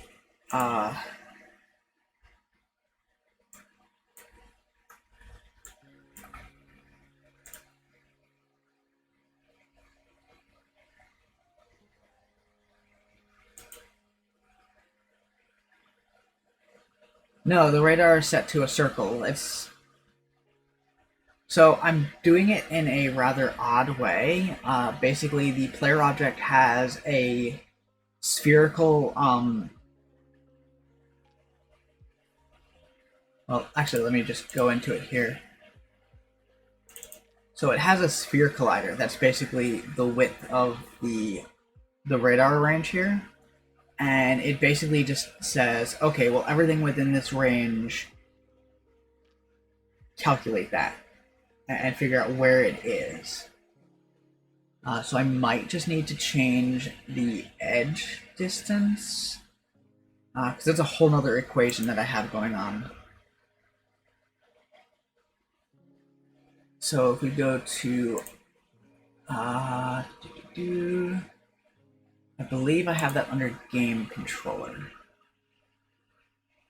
So yeah, for each game object, radar contact in radar range. And radar range is figured out based on that collision detection. So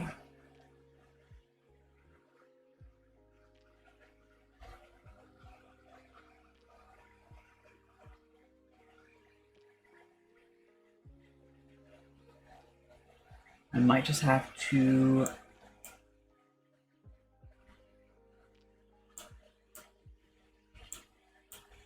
minimize the size that actually gets detected, and anything that's on that edge will just be dropped off, so to speak.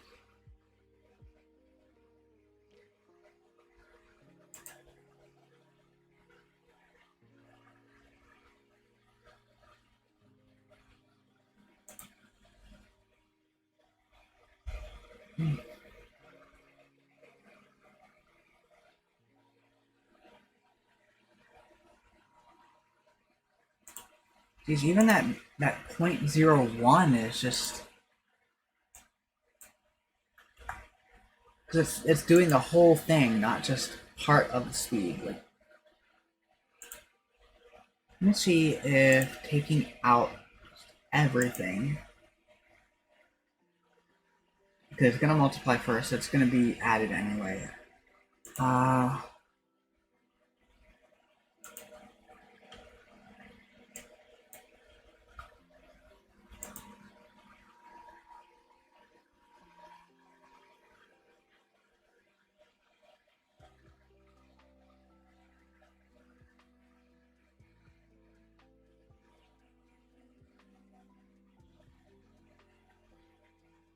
You know what I need to do? I'm an idiot. I am such an idiot.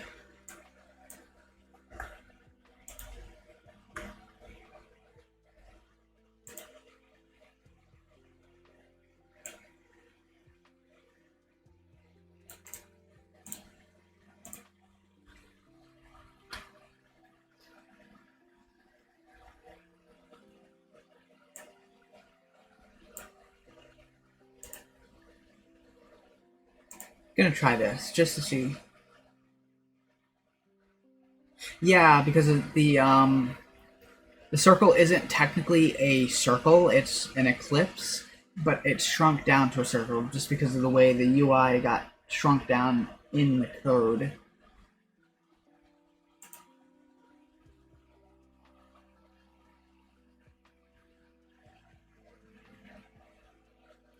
Okay, so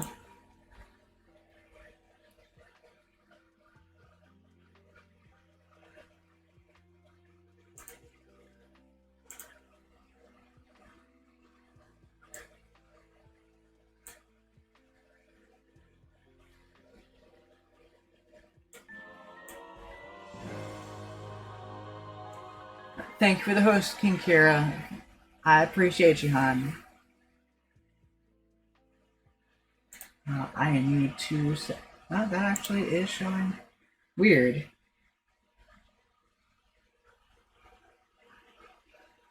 So the bot saw it, but Twitch feed is not seeing it. That's so weird.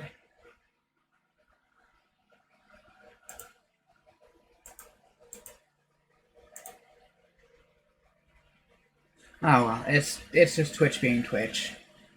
I'm used to that. So see if changing that does anything.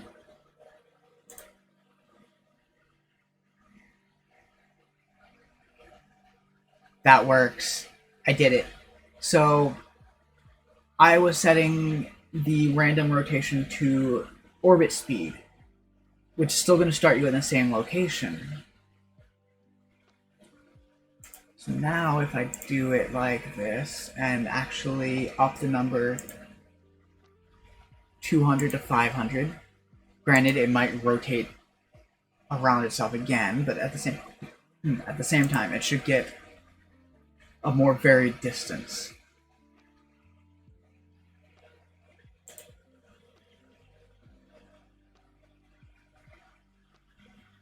There we go. And now the planets are not just simply in one static orbit.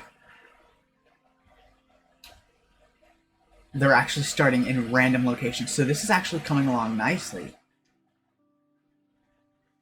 I do at some point want to do like a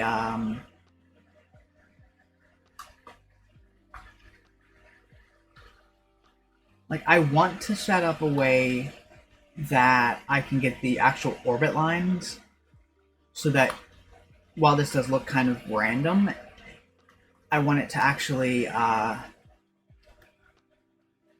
you know,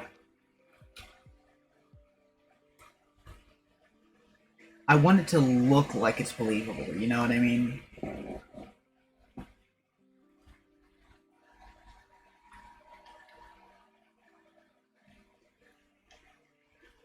But I actually got it working.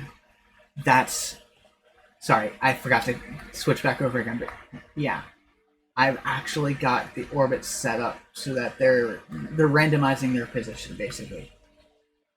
And once that position is randomized, and if I go between systems, technically they're going to continue moving. They're just not going to be visible.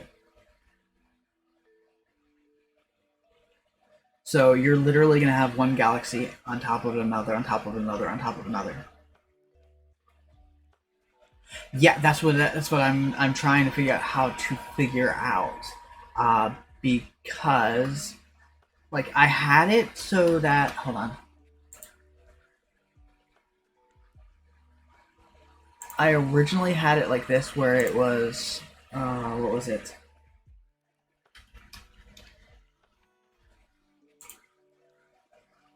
I had a trail render.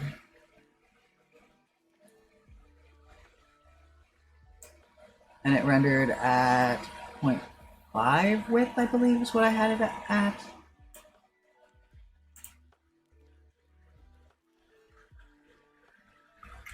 Let's make it 200. Emitting, color,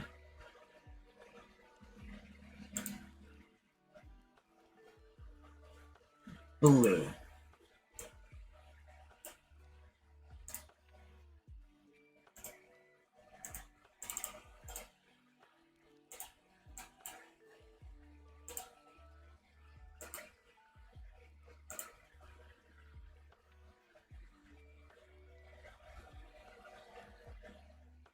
And then just the basic random, I think I set it to like new material or something like that. Just something that I had just set to basically be just a flat material. Obviously we don't want it to cast shadows or receive shadows. So if we go into... Thank you for the follow, Lunar Unswitch. Thank you for the follow, hun. I take it you came in with Kira? Okay, so copy component, go back to the planets, and then we just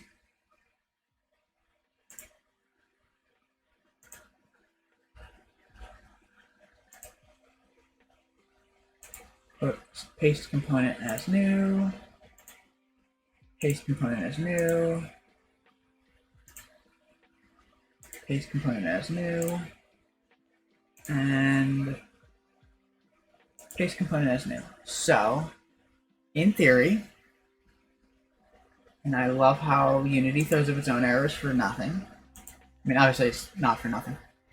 Oh, that's a bot? I did not know that. Thank you for letting me know, Kira.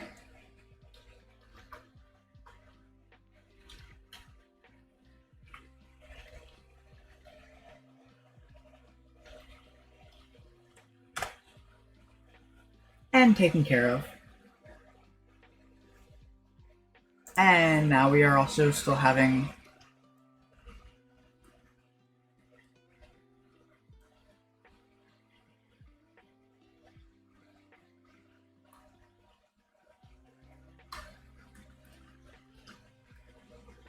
see, like, I wish there was a way to, like, pre-generate these, but I can't figure out for the life of me how to.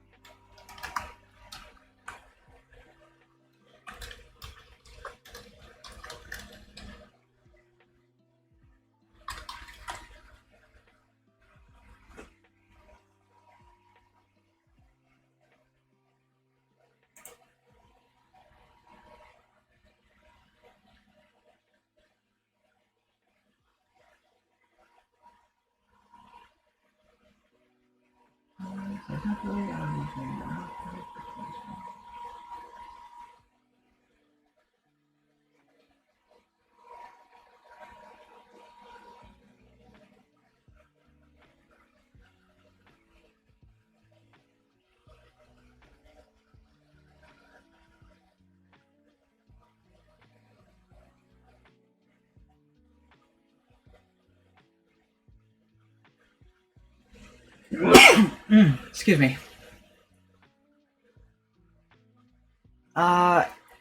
Technically it's a line, I think. I'm not sure how exactly the trail renderer works.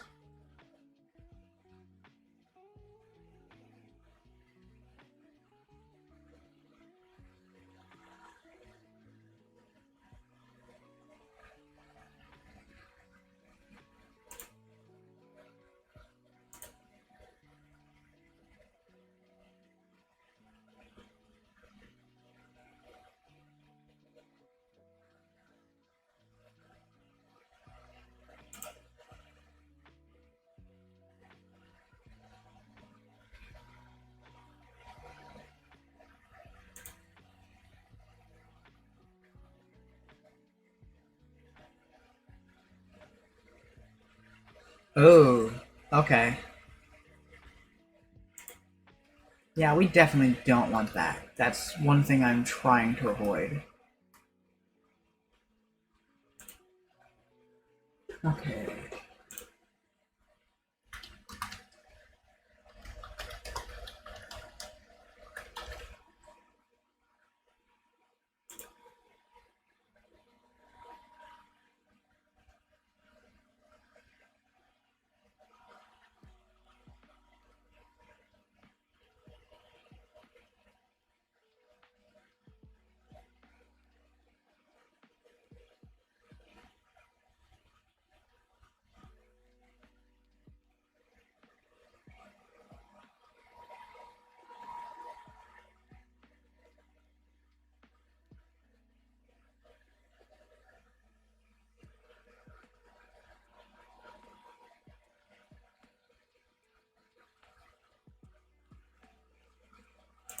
Okay, that actually might be a possibility. So I would basically have to set a line renderer.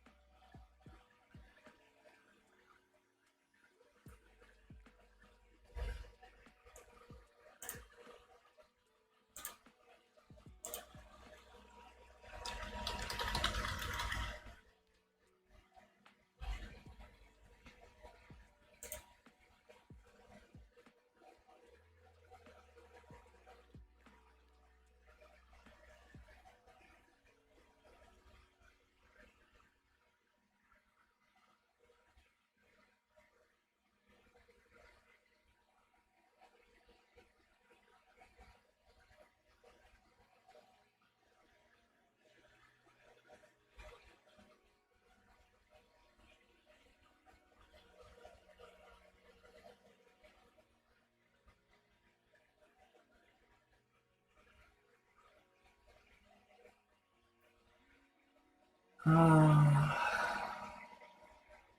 Trying to look at and adapt other people's code is frustrating.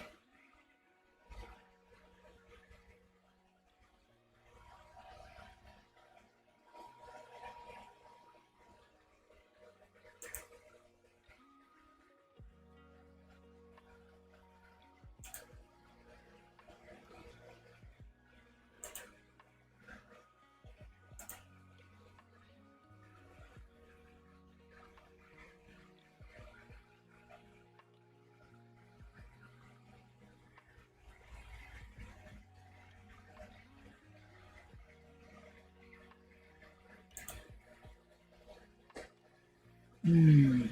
Okay, so yeah, see, and also with that, if I think about it now, if it's adding new data, we're talking about hundreds of star systems that'll be constantly running at the same time. So I've already got to optimize the code. I mean, obviously, when things aren't visible to the player, they'll be deactivated. So while they will still move according to where they're supposed to be, they won't. They won't be physically moving objects on the screen. If that makes sense.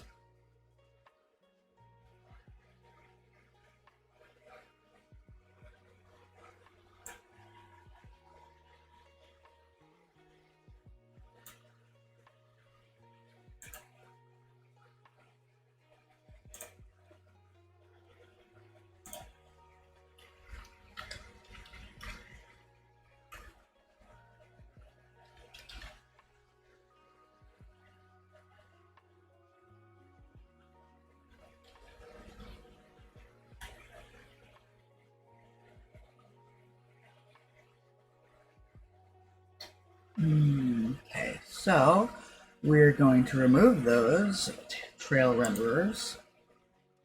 So remove,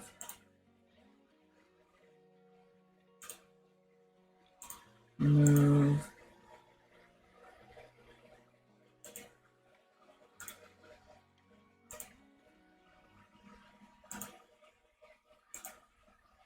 That's not what I wanted to do.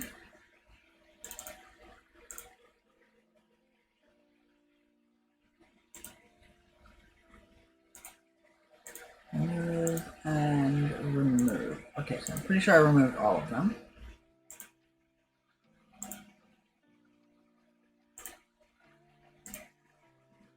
Okay, so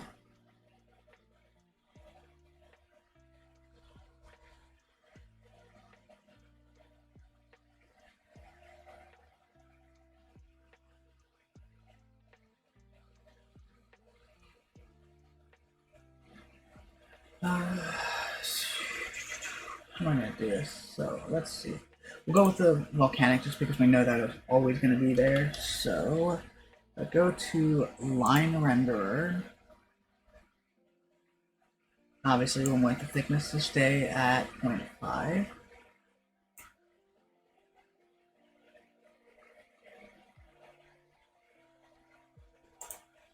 Corner vertices, we want this to be a circle, so obviously we want it to do that. Lighting off, the sea shadows off.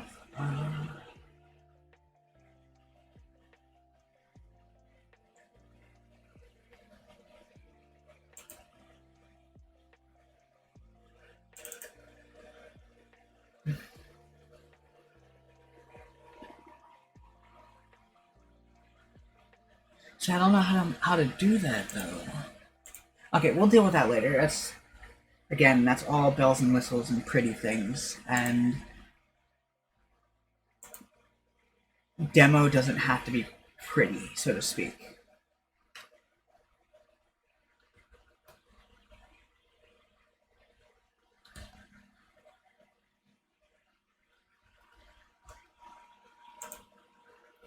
I'm curious if I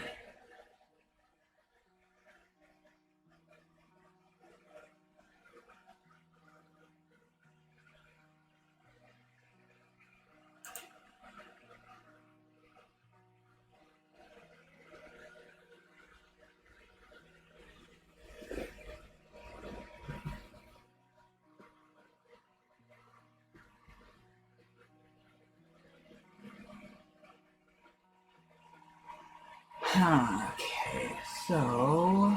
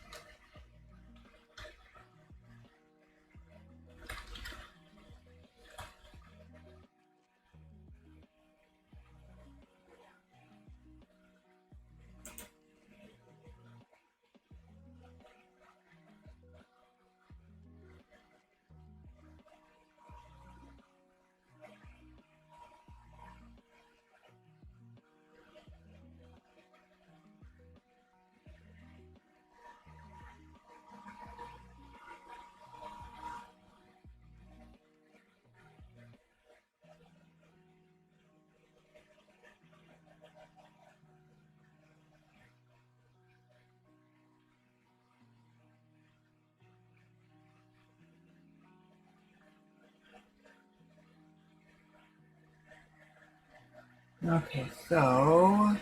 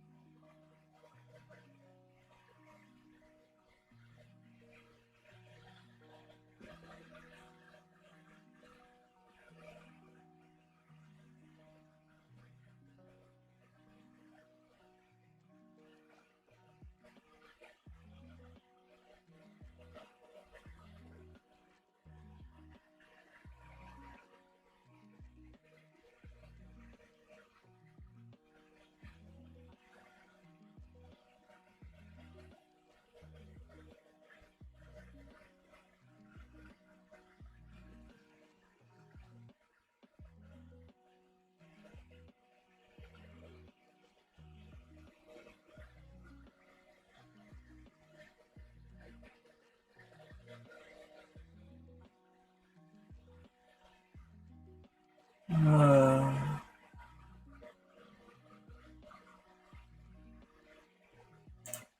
yeah, like I said, this is an issue for later on down in development when I'm trying to pretty things up a little more.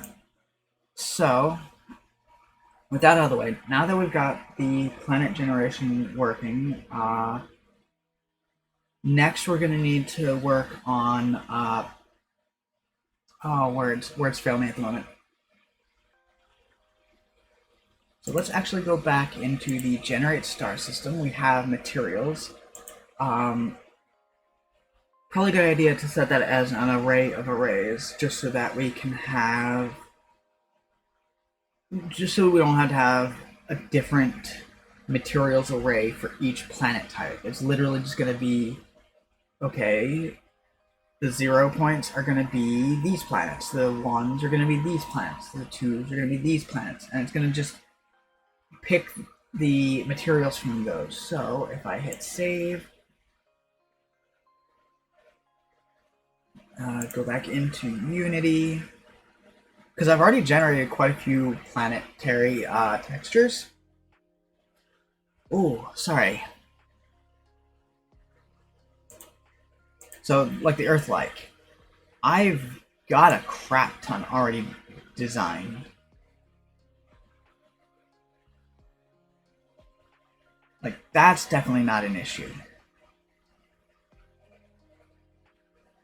Just because I didn't want any of them to look too similar.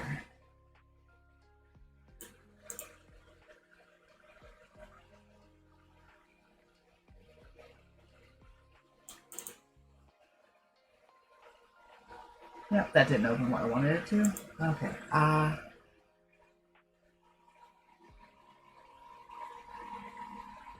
so yeah, basically, you know, I want to be able to pull these into it. But that also means that I literally have to designate, like, okay, so I actually do need to make a textures versus a materials, because those are two different things, obviously. So, create folder textures, and then we are going to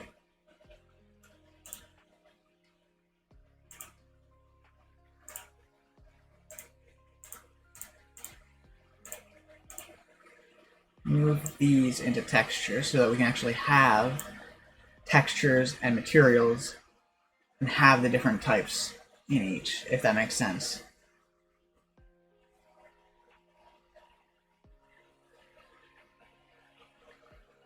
Oh, this might take a minute. There's quite a lot of textures.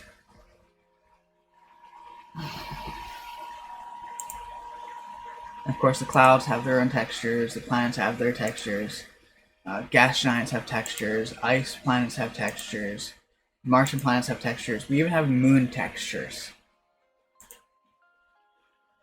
Volcanic only has the one texture. So now I need to go into materials.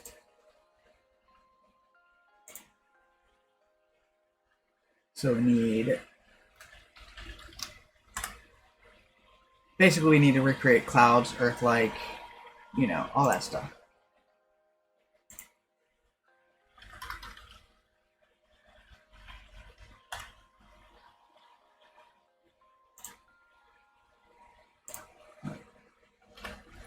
Gas giant.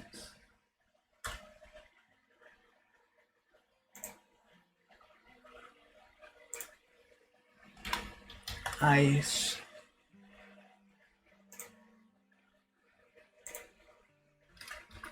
Martian. And I can't spell Martian apparently.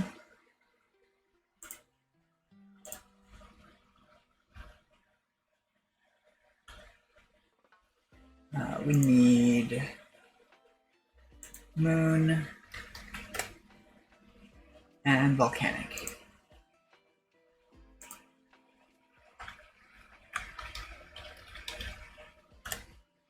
Okay, so we need to go through here. Clouds obviously goes with clouds. Earth-like, Earth-like. Gas with gas giant. Ice with ice. Martian with Martian. Moon with moon. And volcanic down here with volcanic. So, since I already have plenty of Earth-like textures, what we're gonna do is, let's see, what did I? Okay, so equidirect. Okay, so go back to Earth-like. We're going to rename this 001. So then we need to create a new material. Earth-like 002. Basically just duplicate.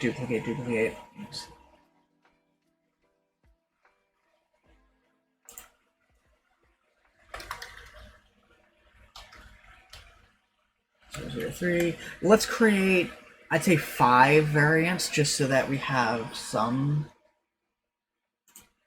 Let me just rename so I can copy. Create new material. 4 and new material 5.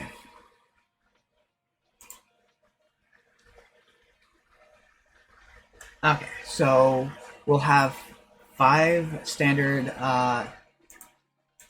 Earth-like textures.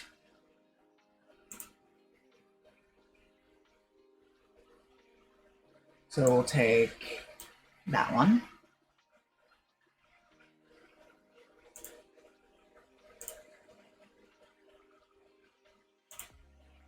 And then we'll take this one.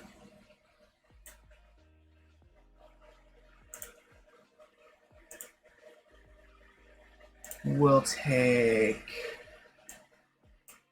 this one. And then we'll take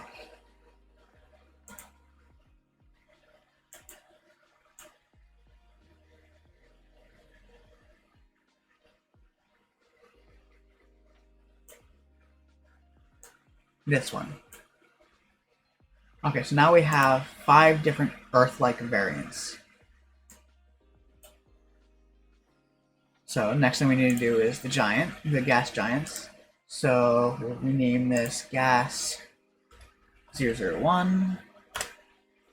Create 5 more materials, and then I'm actually gonna have to go in and create a bunch more, just because I didn't actually generate more than the one because I just wanted a basic idea, if that makes sense.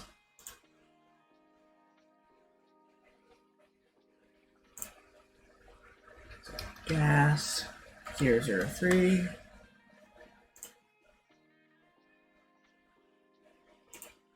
That's not what I wanted to create. I clicked the wrong button. That's my fault.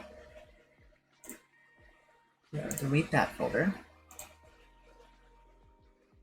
Create gas 004.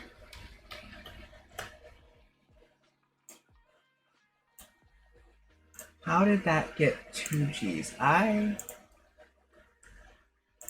Okay. And then gas 005. Okay, so now I just need to bring up the textures for planets, which again is such a very unique name for a program, but it's amazing. It works just so beautifully. It's I can't.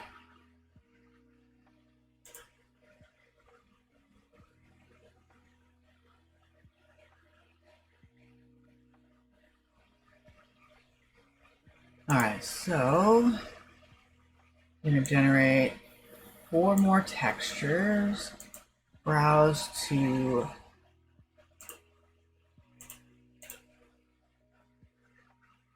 textures, gas giant, and generate 4 more textures, which shouldn't take all too long.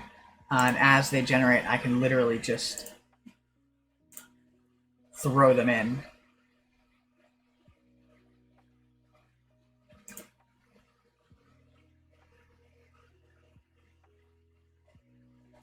Yeah.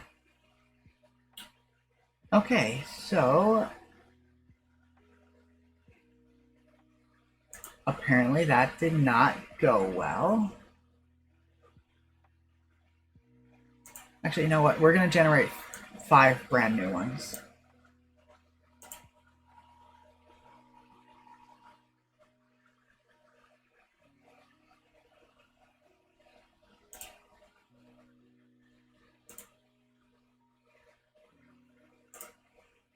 Okay, so go back to the gas giants.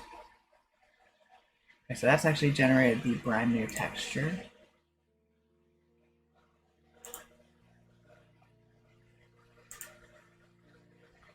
That actually went relatively fast. Okay, so gas giant 2.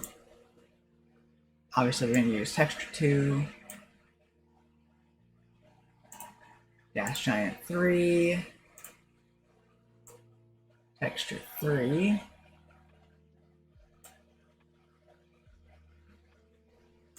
Gas giant 4. Is this still? Okay, I was about to say, wait, 1, 2, 3, 4.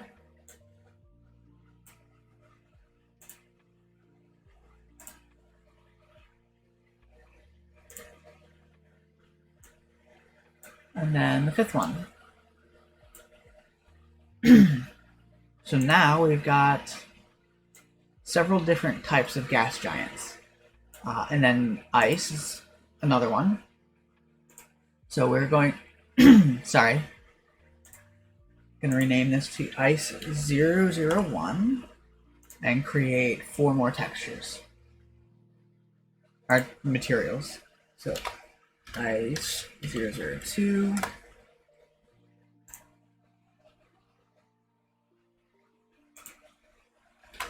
ice 003.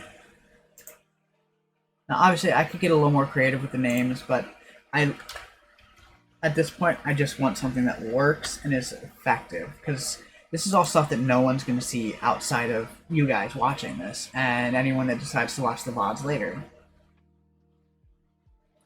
So materials, ice. Exactly. You need something working before you can make it look pretty. Alright, so ice planet.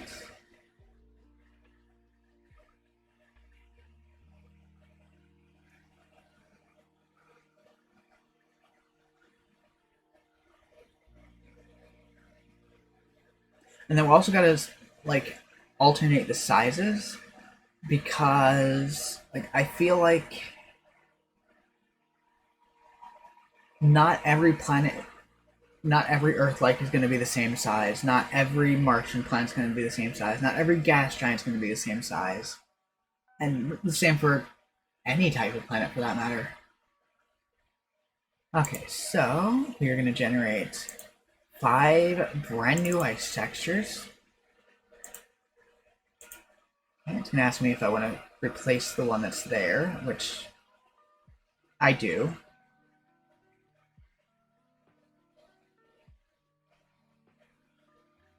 Unless, of course, it doesn't, then I'll take that too. It just means I'm going to have an extra texture. Okay, yep, it's asking me if I want to replace those. Done. So let's refresh, get the new texture for ice 001. Alright, so I'm going to move on to number 2, which I guess we are going to have to wait for it to finish. These 875 steps to generate these texture files. And that's just to generate 5. When I originally did the Earth-like one, I generated, I think, like 15, 20. And just for the massive amount of work that goes into it, apparently that took like half an hour to an hour to generate the textures. Okay, so back to the ice worlds. So we need number 2 to go there.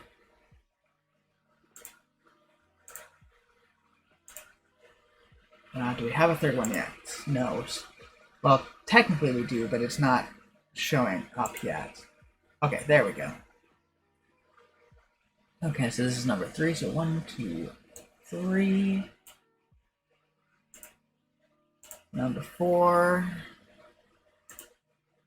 1, 2, 3, 4. And then lucky number 5.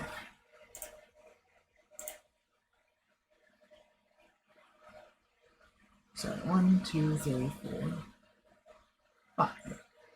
Wait, 1, 2.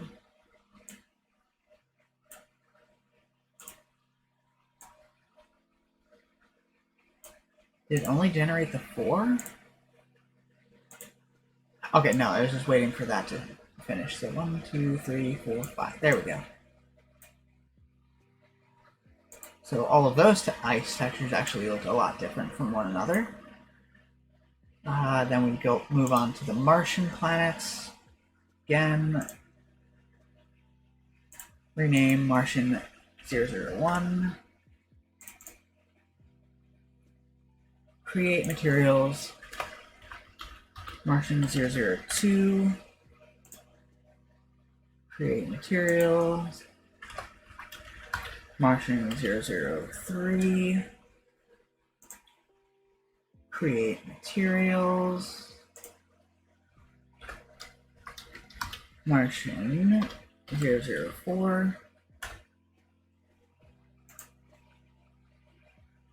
And materials. Martian 005. Okay, so now we're going to generate 5 brand new Martian textures.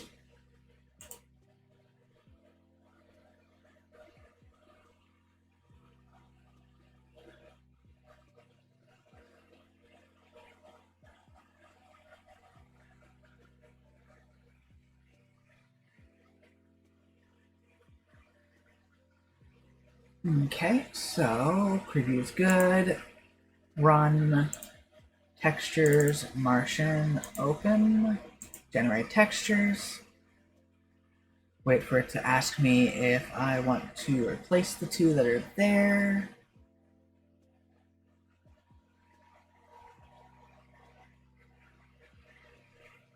Hit yes, yes. So it's gotta wait for those to generate properly.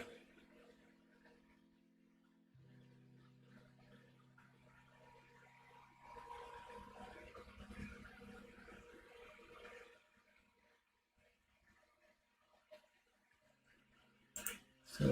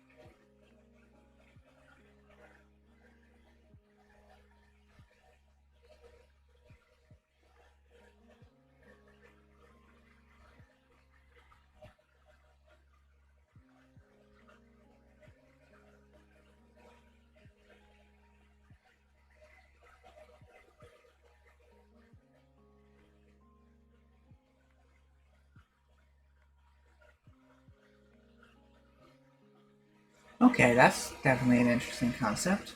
Okay, so the Mars textures are done. So let's get those set up. So this is number 2. Number 3 is here.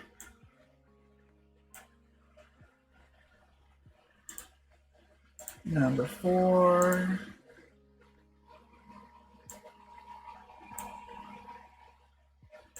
Number 5.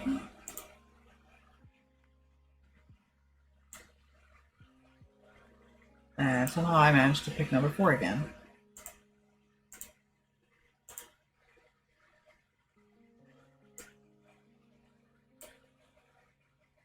Okay, so now I've got 5 different variations of Martian planets.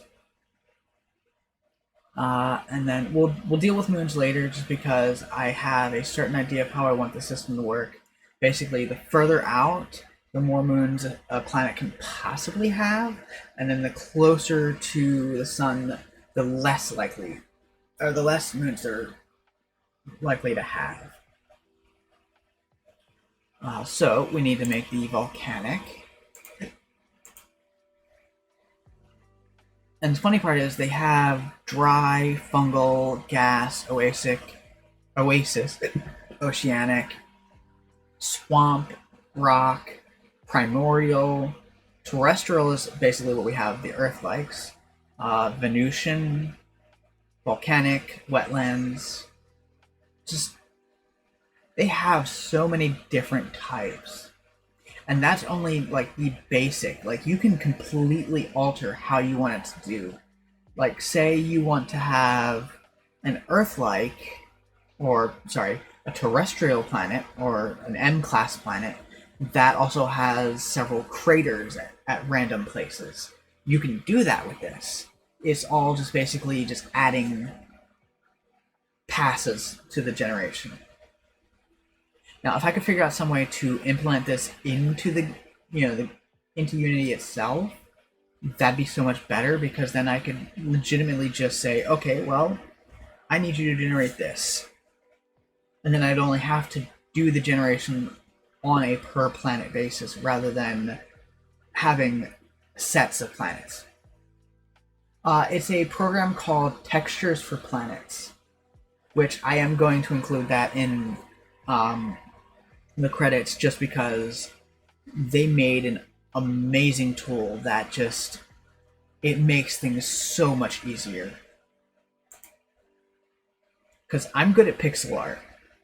I can do pixel art like nobody's business. But when it comes to generating things that look realistic, I'm not the best.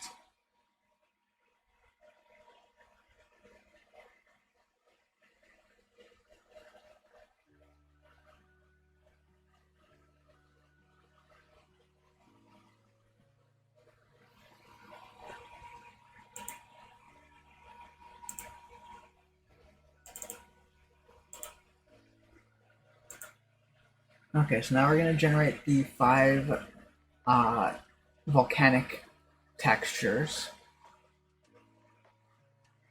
Which again, that's 875 passes, because it is using the volcano tool, the iterate landscape tool about 2,000 times, and then the canyon tool between 100 and 200 times.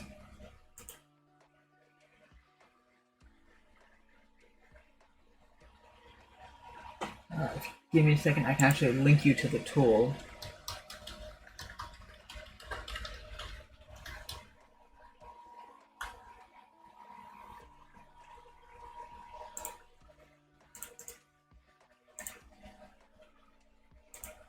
Like, this is an amazing tool for what it does. Like,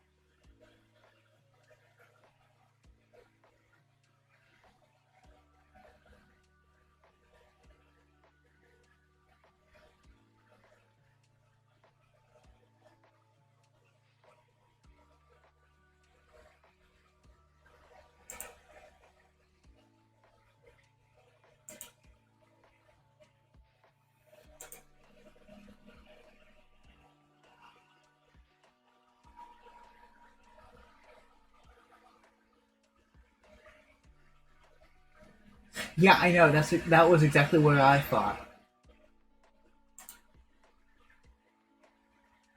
And like I said, it's so easy to modify it. Like, you're not limited to just what they created. You can do anything you can put your mind to. Okay, so we're going to rename this to Volcanic 001. Create a new material. Volcanic 002.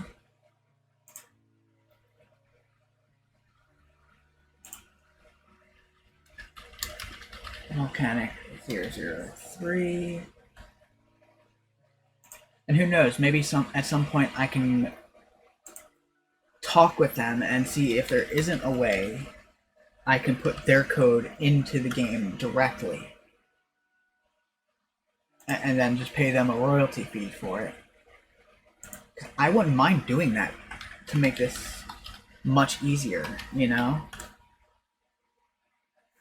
Because then literally every universe that gets generated, or every galaxy that gets generated, would be unique to, you know, I don't know. I might be thinking too far into it.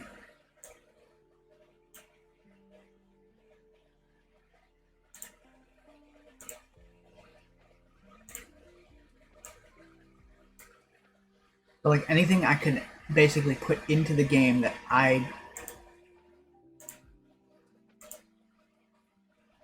basically anything to make the game more interesting. That's my whole point. And I want to pay for everything that I do. Like everything that goes into this that I'm getting from outside, I want to at least throw some sort of money at them to be like, hey, thank you for this amazing work. I want to show you how much I appreciate what you've done that's made the development of my game that much easier. And of course, like I said earlier in another stream with another person, or in another person's stream, so eventually, seeing as I'm now working on a much better job with much better pay, I want to actually start hiring on people to help me out with things, like helping out with the code, helping out with the artwork, 3D asset design. Because while the game is technically a top-down space shooter, there are still 3D elements in the game. Okay, so now if we go into the star system generation, and we go into, okay, where is the materials?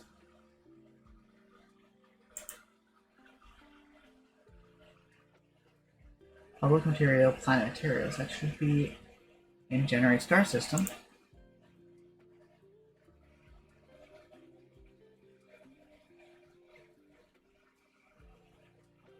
For whatever reason, it's not showing up as a public object, or public variable.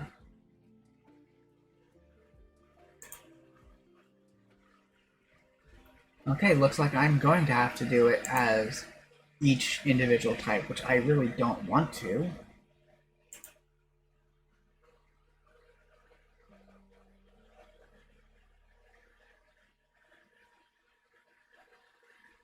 Yeah, it doesn't like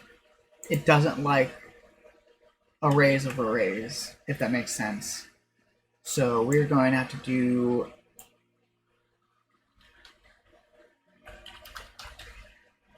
volcanic materials, Earth-like materials,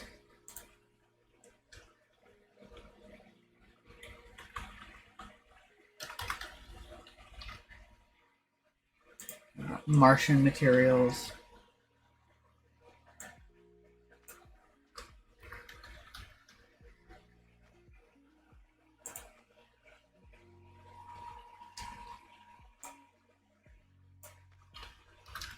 gas materials, and ice materials. And then we're going to create a private material current material.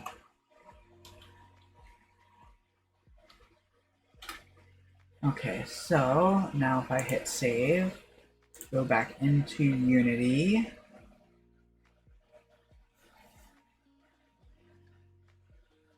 I can now go into,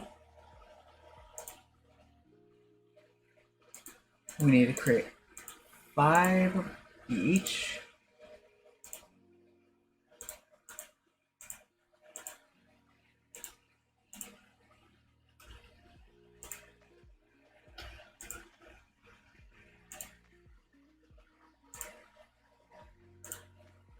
Okay, so those are properly showing up there. Okay, so we're going to go on the volcanic first because it's at the top of the list, and it's the first one that's decided. Throw these in there. And now we move on to the Earthlikes.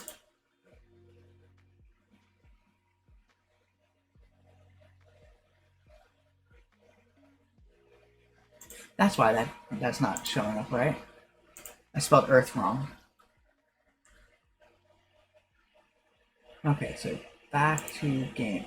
No, not game control, star system. So, Earthlike 001, 2, 3, 4, and 5. Okay, so then next is Martian. 1, 2, 3, 4, and 5. Then we have the gas giants. 1, 2, 3, 4, 5. And then ice.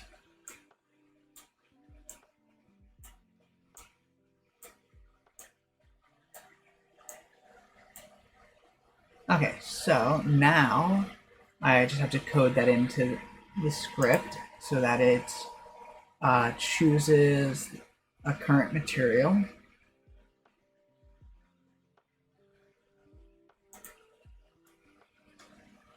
Okay, so let's actually make this a lot easier to read for me.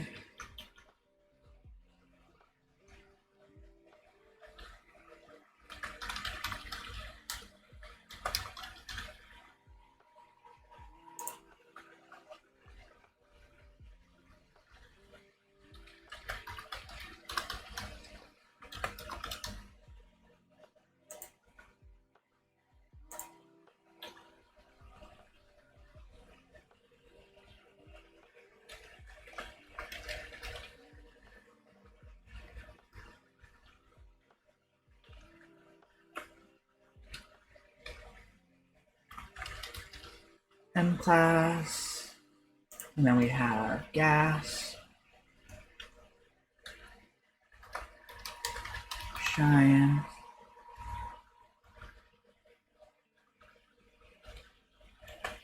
ice. Okay, so now we just need to set current material equals Faith coming in here with making sure that I actually take care of myself. I appreciate you, hon. So let's get that stretch, which I definitely needed. I'm streaming for almost 3 hours. Posture check is good, and hydrate. Okay.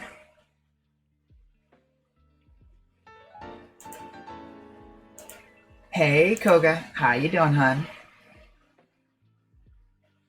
So what I'm working on right now, for those that just joined, so I've got the star system generation done. It only has to go through the process once, and it stores everything into an object so that I can then later pull everything in. What did I create the current celestial for? Oh, I think I was doing that a little... Okay, never mind. I've got variables in here that don't really apply to anything as far as I can remember, because I don't see it anymore in my code. Okay, we'll deal with that later. Let's work on what we're working on. I really appreciate it, Koga.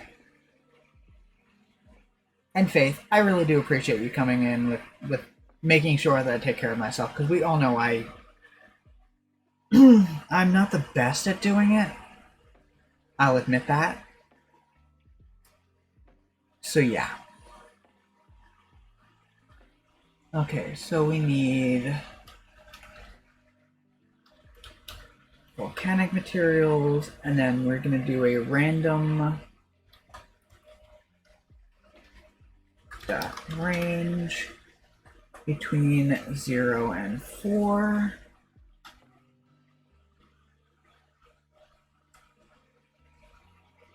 And that's literally just copy paste for each of the other ones, just changing where we're getting the materials from. So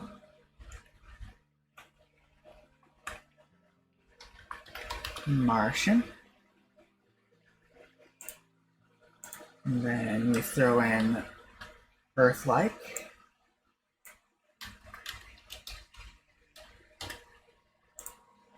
And then gas.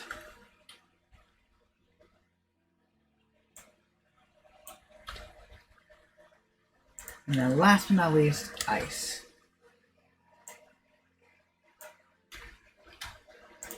Okay, so now we need to actually throw that texture on. So celestial bodies, we need to get the current one, then get component. So we need to get the material.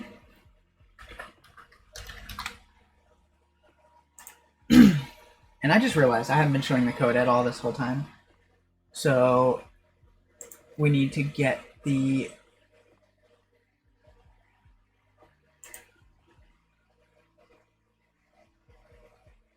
it's going to be the mesh renderer material. Okay. So it's actually mesh renderer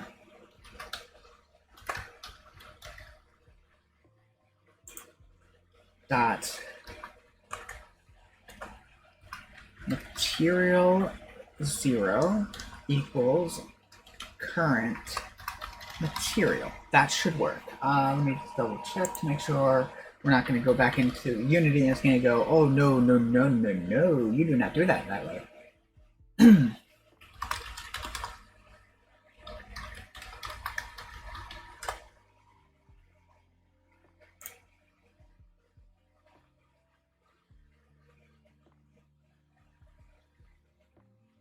Okay, that's easy enough. It's actually lowercase m for material. It's literally just mesh renderer material, so that's...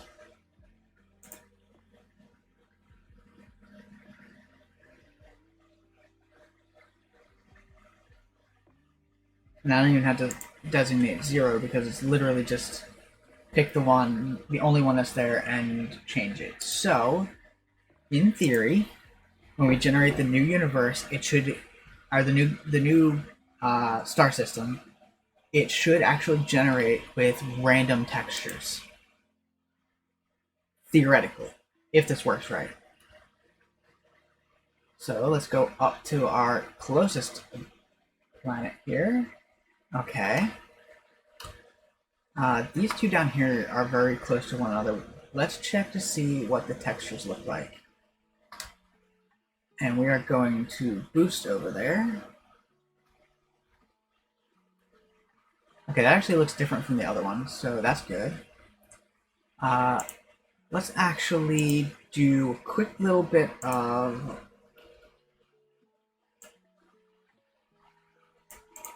setting these to rotation 0 for the moment, or orbit speed 0 for the moment, just so that I can double check. Okay, so, and then go into rotation, temporarily disable the override. Hey, Maxine, how are you doing, hun? Yeah, I noticed. So yeah, right now we're working on system generation. So each time you start, it's going to generate a brand new star system. So temporarily throwing them all in a line just so that I can make sure that they are actually generating different textures, and they are. That's beautiful.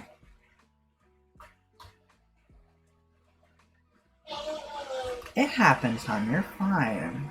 You never have to explain yourself on that one.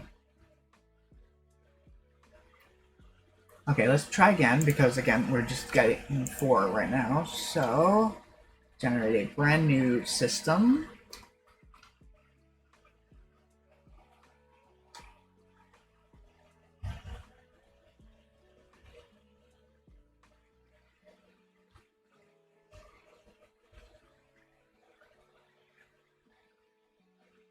Can't really tell too much from the clouds, but that's good. That still looks relatively good.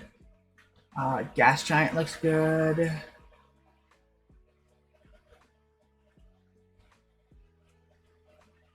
They generated the same texture.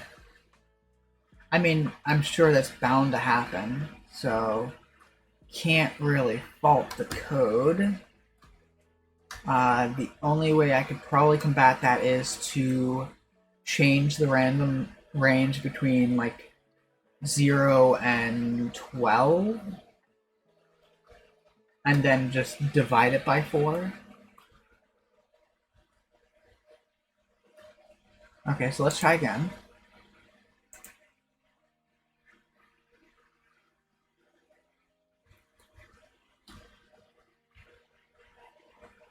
So we're gonna boost forward.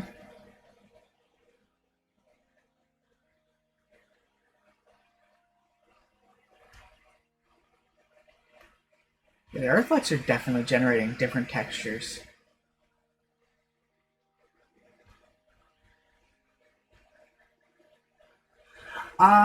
Sort of. It's a little different. Ooh, ice planets are pretty much doing pretty good out here. It looks like we got 2 that were relatively close to one another too. 3 really close. Wow.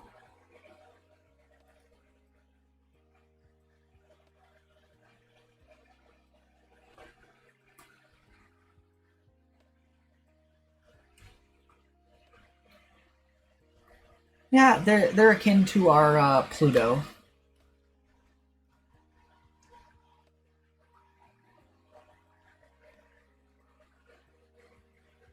Fun part is you'll notice when we get mass locked by a planet, we slow down when we're boosting.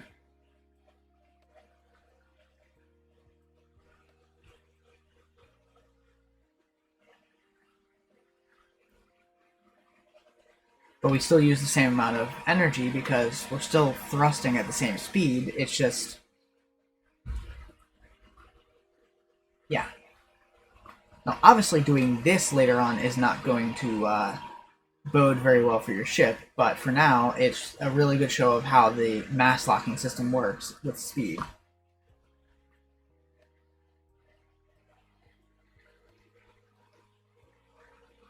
Yes, pretty much. So,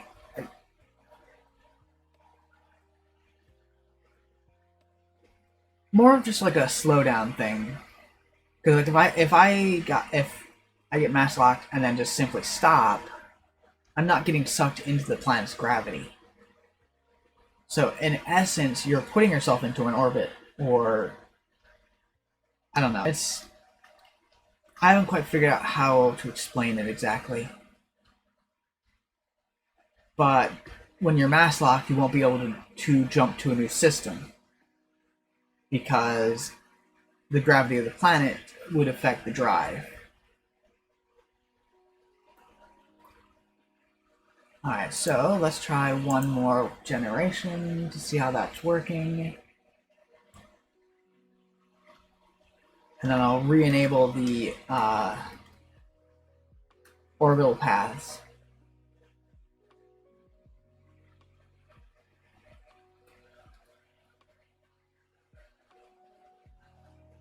It really seems to like that blue texture.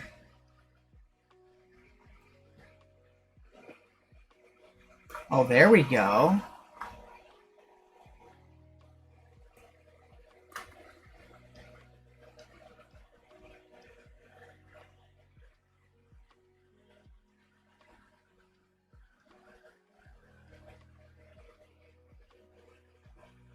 It is.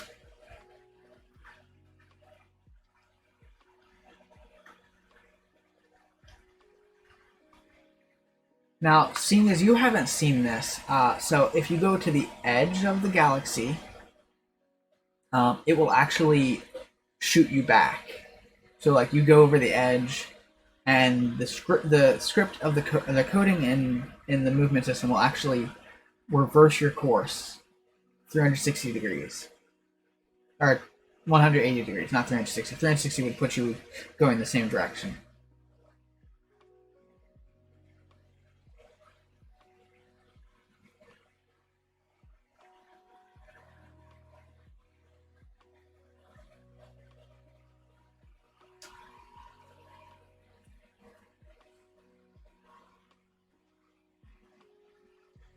Now, it does take a minute to get to the edge of a certain any particular star system, so you won't have any issues like that. And I'm thinking that, like, for the NPC ships, once they reach a certain distance, they're just simply gonna jump out.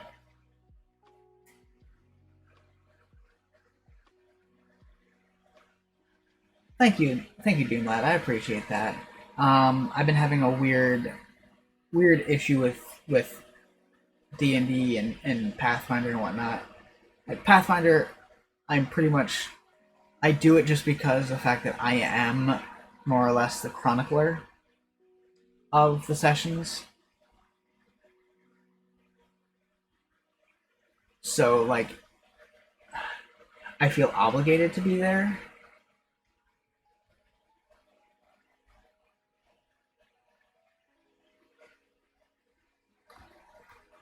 But I'll look into it. I apologize if I don't end up making it though. So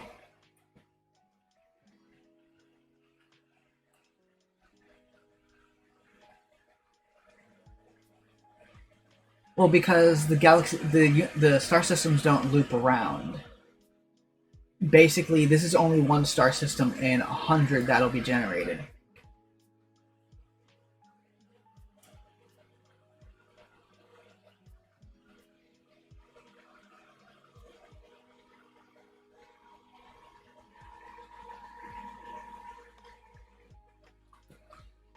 Okay, so let's re-add in all the functionality for rotation.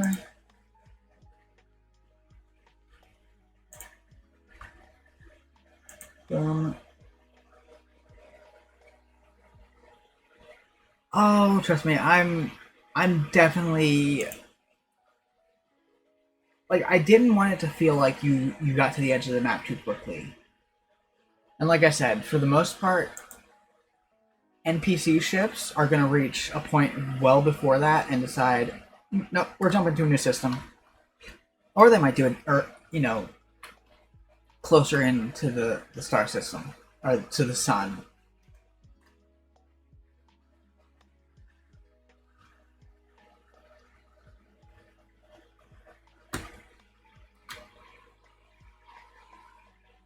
So we sit here and watch this, you'll actually see the planets actually rotate around the sun. So the next thing I'm going to need to do is the moons, because they're even more fun, personally.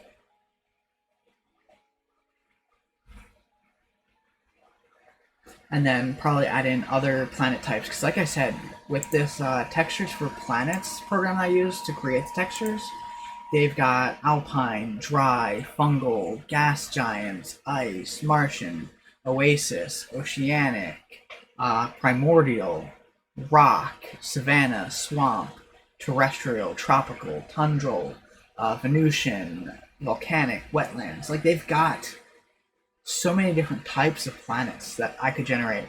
And then on top of that, I can take what they've given me and change a few things here and there. Thank you. Like I'm trying to think. It's been less than 30 hours that I've worked on it so far. So this is less than 30 hours of work. Now, granted, the original prototype that I made in Greenfoot, I literally did the night before it was due. So I basically made an entire game in a single night. Granted, it wasn't the best, it wasn't the prettiest, but it did the very bare minimum basics. You could fly around, you could shoot at enemy ships, they could shoot at you, you took damage, they took damage, things exploded. That's another thing I'm gonna have to redo is explosions, which, seeing as these ships are built out of parts, I could literally have the different parts explode as they go. And actually, I'm not amazing. I'm just me. So actually, I'm going to work on the shield texture. So, I'm going to create a new material.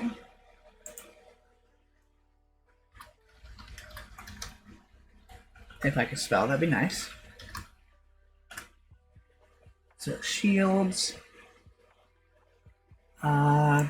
Going to use the sun surface texture.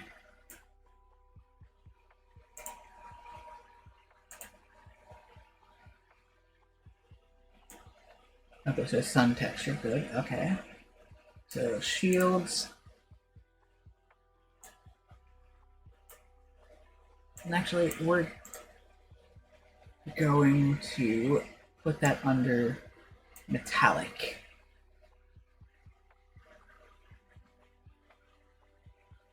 Actually, we're going to make it a particle effect.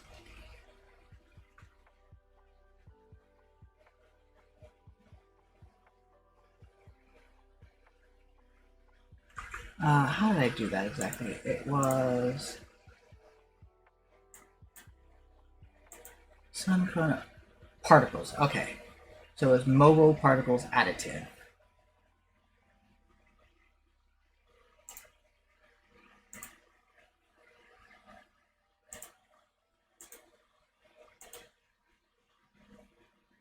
Okay, and then throw that in there.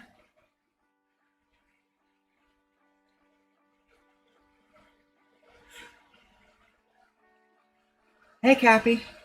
Thanks for the work. I appreciate you, hon.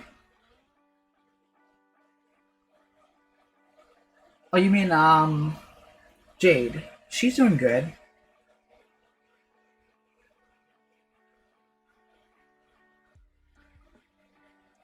Okay, so file, save, player. I'm gonna zoom in on the player. Whoa, not that close.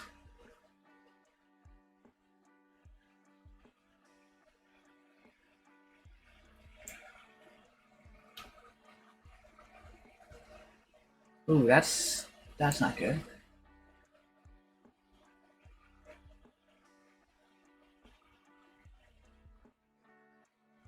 Okay, so I actually need to change the collider on this. I believe it was, yeah, it was this. Okay, so 3.5, not 3.5, not 35.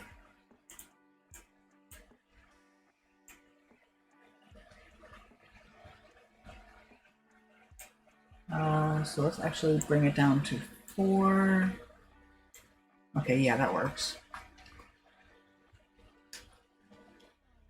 Might be a little off, but then again, we just shift this up by 0.2, 0.5. There we go. So then that should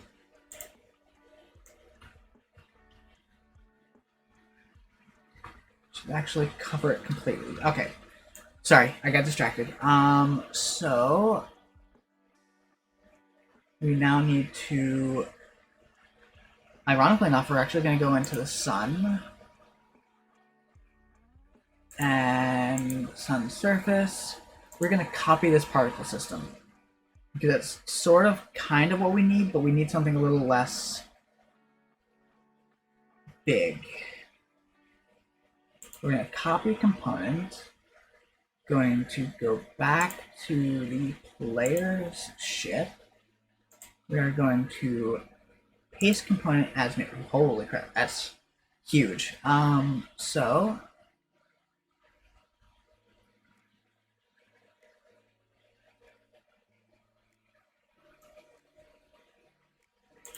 shape, we definitely need to change the size.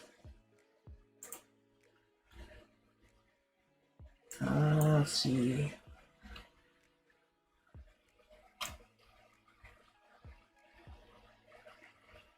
Definitely need to change the amount that's being made. So rate over time.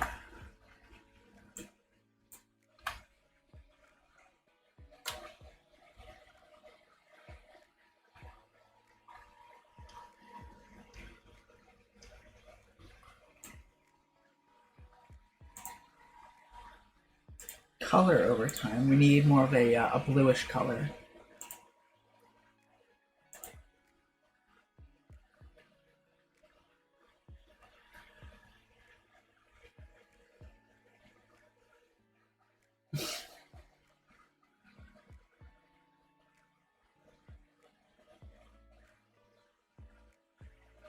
No, you're definitely good, hon. It's okay.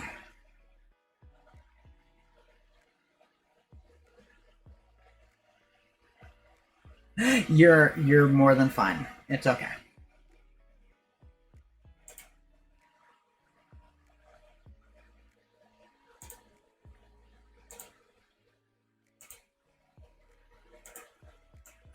So when we go to warp, that actually might be a good warp effect. So I'm actually going to copy that.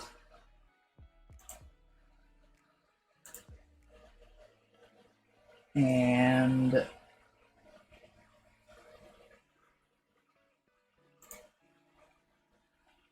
create empty object. Warp. Yeah, it does.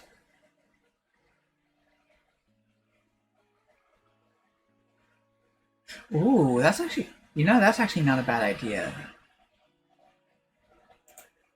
I might.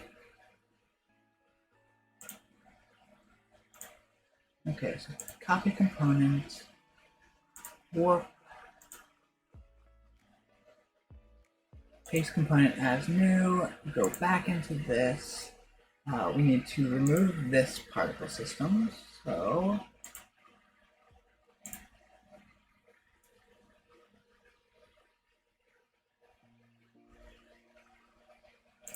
what we're gonna do is we're not gonna pre-warm it, so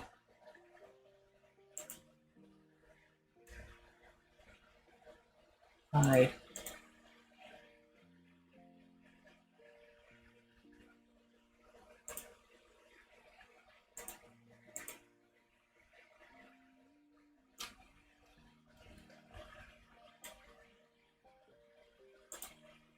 actually let's make it 0.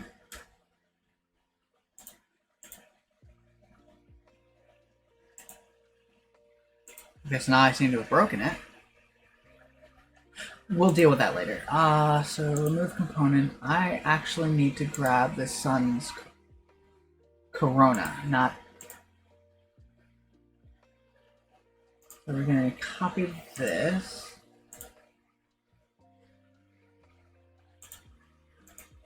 Going to create another empty object, call it shield. Going to paste component as new. We definitely need to not pre-warm it.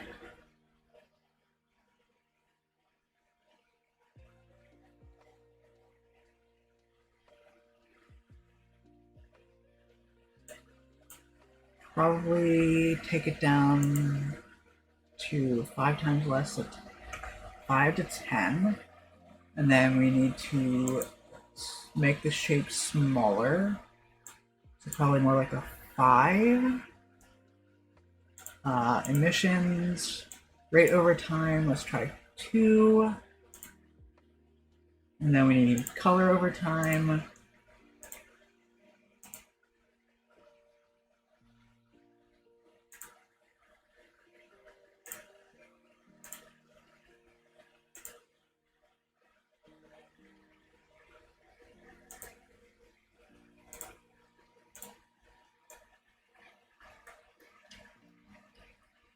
That's actually not a bad shield effect.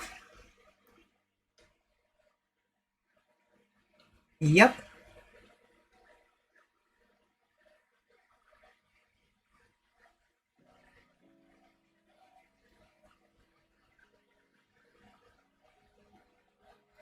Yeah, that's what I was thinking.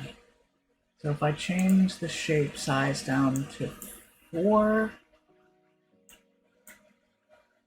3,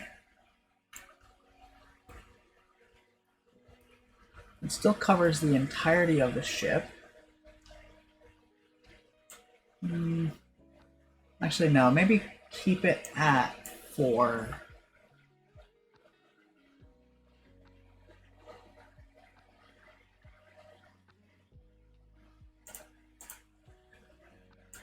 But then change the emission down to 3.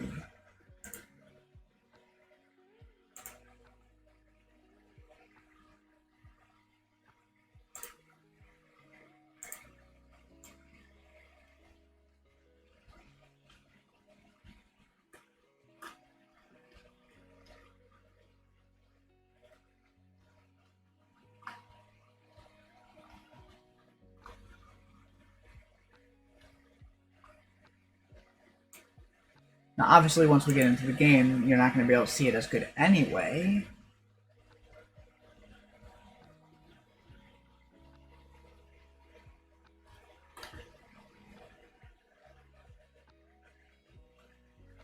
And it's not going to be visible at all times anyway either, just when you get hit while you still have shields.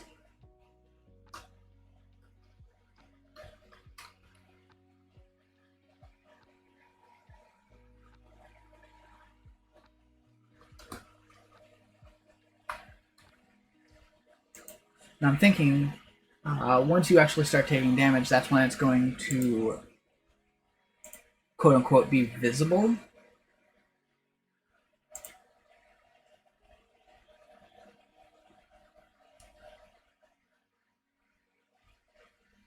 So like normally, you're just going to see the ship normally like this.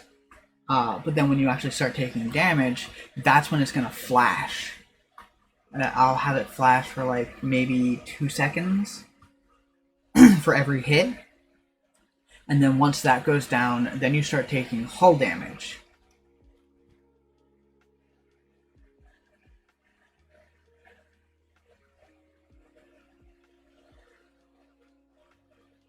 Oh, I wouldn't even have to do that. I would literally just have to tell the effect to basically create less.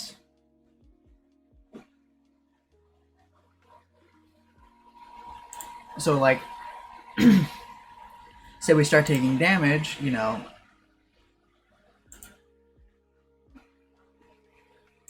Okay, I'm gonna have to get it to start again, apparently.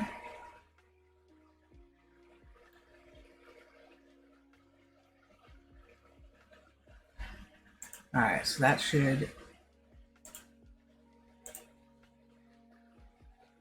Oh, right, I had to actually hit play. So anyway...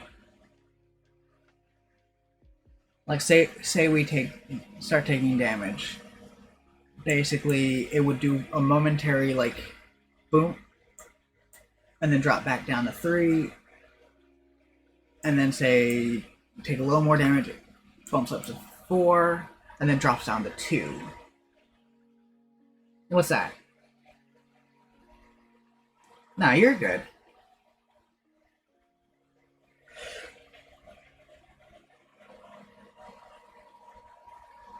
Nice. God, I haven't worn that dress in forever.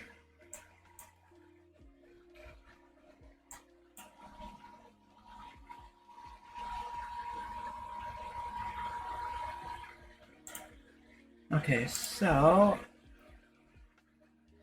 I want to try something. I'm going to go into the player controller, throw a new random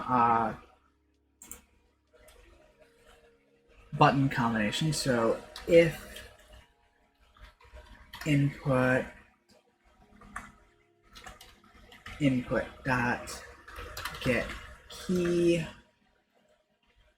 equals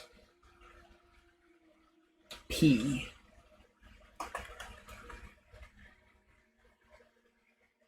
Then we're going to go to object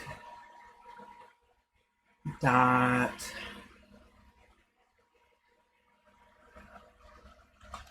get component.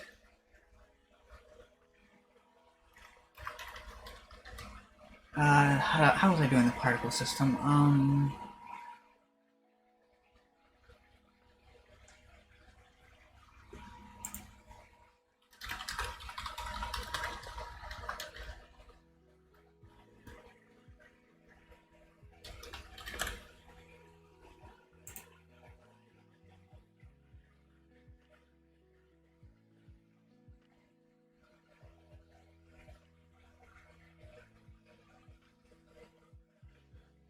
Okay, it is particle system. Good. Okay. Let's actually bring up the code so people can see what I'm doing.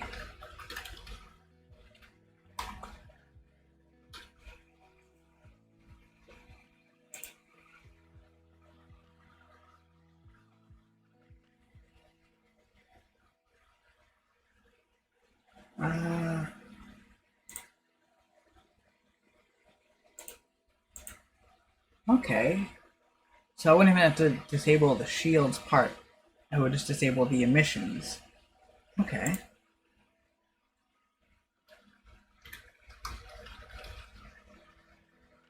Emission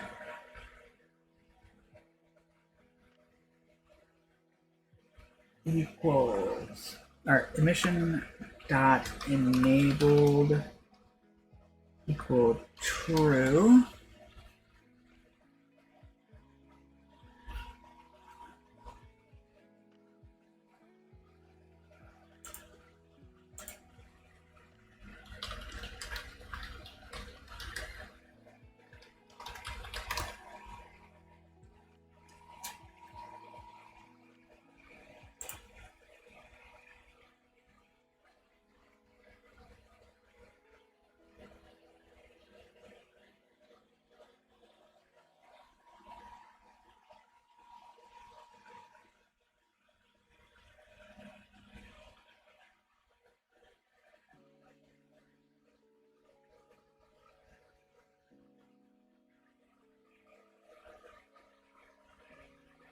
Okay. I'd have to do it as a completely different thing. So my enumerator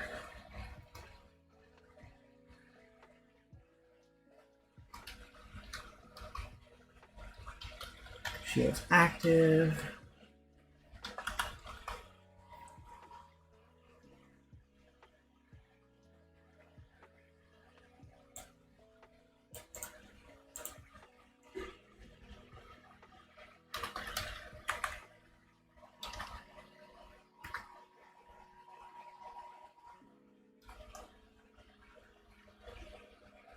And that will have to be in a start coroutine.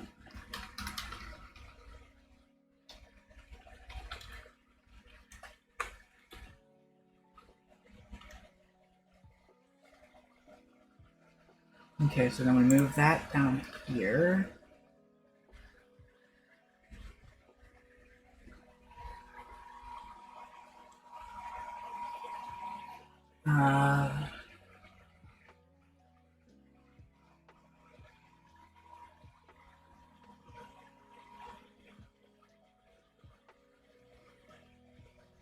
So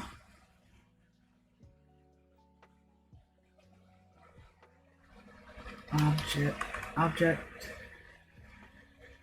excuse me.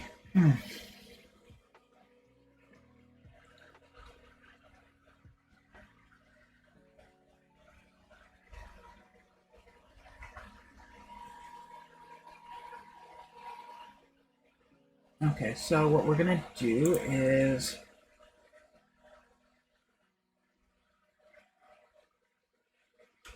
object dot get component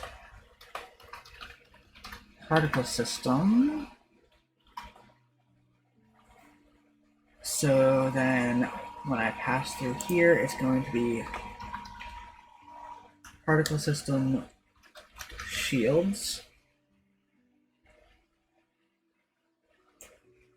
So then it's literally just shields dot emission dot enabled equals true, and then shields dot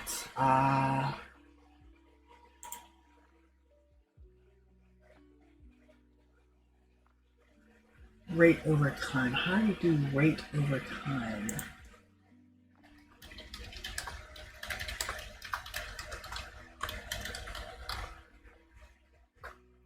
Rate over time, Unity.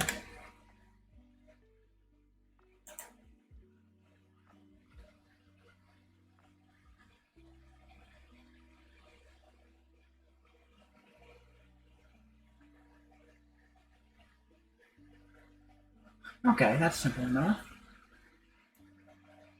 It's literally just lowercase rate over time.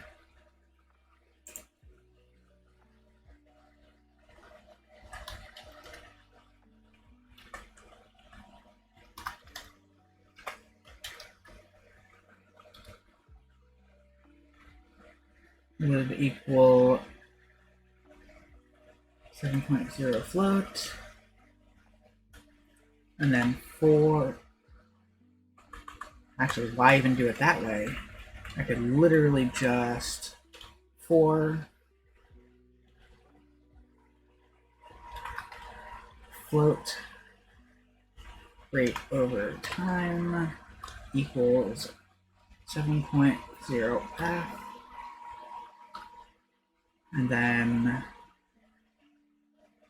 till rate over time, as long as it's greater than 3. And then we just rate over time minus minus.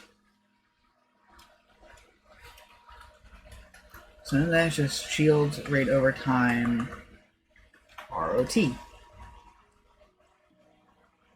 Hey, Death Ghost. Wow. It's been a while since I've seen you. I think it's Yggdrasil. Let me double check. Art. Yes, it's Yggdrasil. I know. How have you been? With an A, not an I.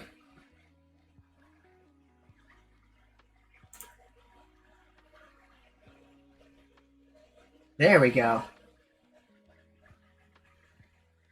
Yeah, all the artwork that was there before is still there. I haven't removed anything. Zero still got his. Christine, I think, didn't Christina have one too? I know Angry Dad had one. You're good. It's fine. So,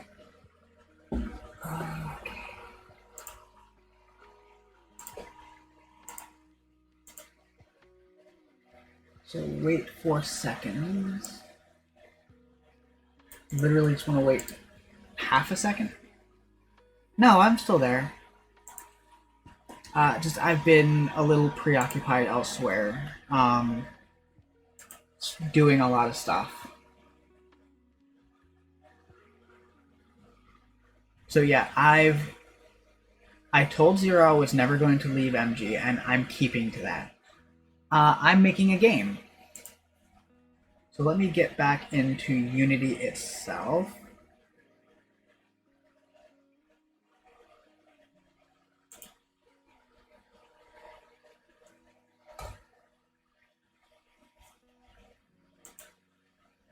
Okay, player controller expected at 31. What did I do wrong?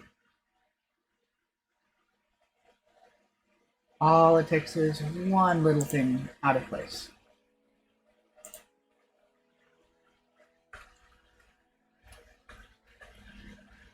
Boom, boom. Okay. Not sure where that went wrong. Oh no, you're good. Okay, so did that fix the error? No. Okay, let's grab this out of here.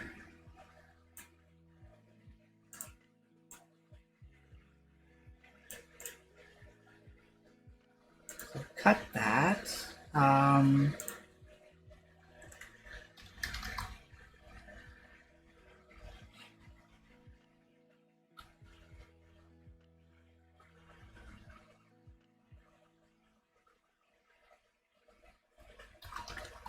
Particle system, shields equals object. Okay, let's see how that works. Did that fix the issue? No, it's still expecting an end bracket. I don't know why. 31, 23. Maybe one of you guys might be able to point this out. So 30. Yep, I see where it is. All it takes is one symbol to script the whole thing. One symbol, one period, one comma out of place. Particle system emissions, because it is not a variable, cannot modify. Oh, okay.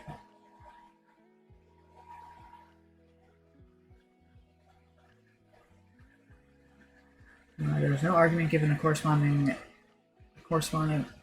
Yeah, that corresponds to the required formal parameter shields of player controller dot shields active particle system. Oh, yeah, that might help. So let's throw that back into there. Save. Okay, the return value of particle system emission. Okay, cannot modify the return value of particle system emissions. So, excuse me.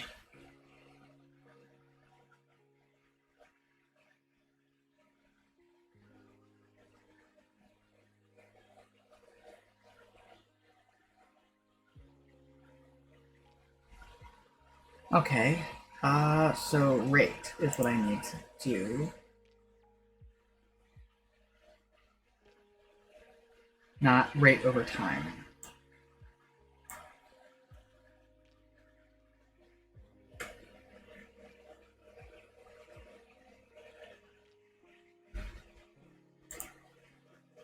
Is that what issue I'm having?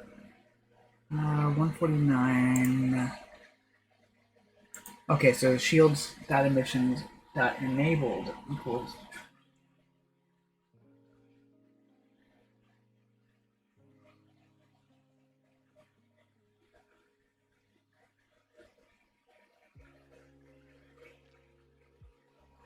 Okay, so I actually had to save the. Oh, that's fun. Doesn't compile, so I actually need to. Okay, that's simple enough. I can fix that. So, emission dot enabled. Or no, sorry, emission. Variable emission equals shields dot emission, and then that should work.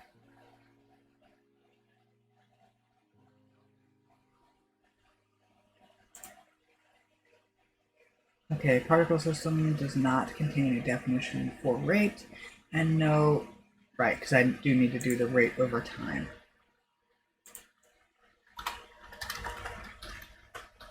So when I removed that, because I thought that was what the issue was, it caused that issue. Does not contain a definition for rate over time. Okay, so pretty sure I actually have to do emission rate over time.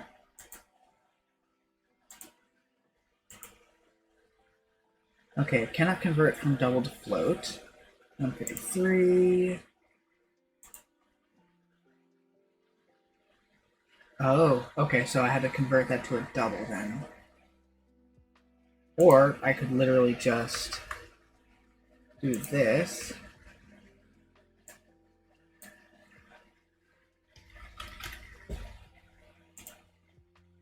And just make it a non-starter on that point. Okay, so Cannot implicitly convert type double to unity min-max curve.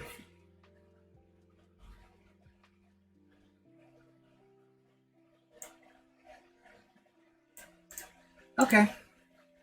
I got a solution for that too.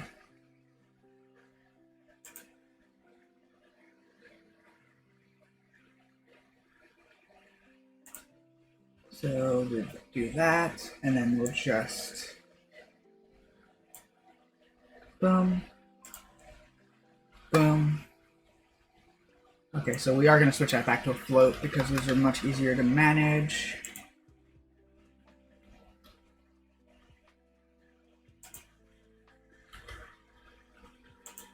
Okay, so now that I'm setting it to a min-max curve, which is what it's expecting, apparently. So that should fix the last of those errors. Hopefully. Okay, so that does that. So now when we start it, first off, shields should not be active right at the get-go. They are. I forgot to disable that. That's my fault. So, we need to switch off emissions, go back in.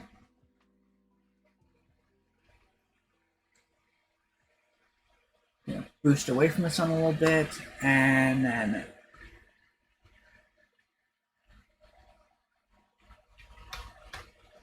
okay.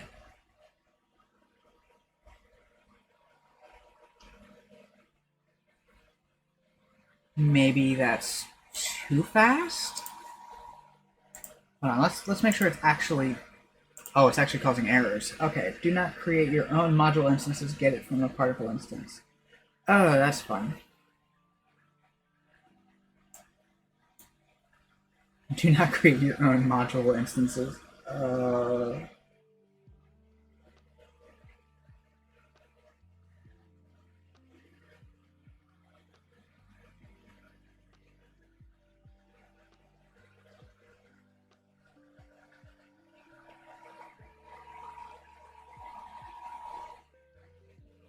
Okay, so I think I figured out the issue on that one. So we don't want new particle system. We want to use the current particle system. So shields min-max curve. Okay.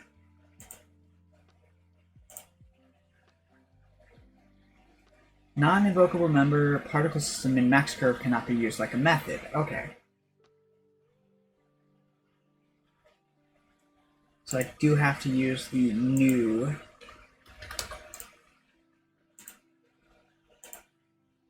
Is that going to work? Shields is a variable, but is used like a... Okay.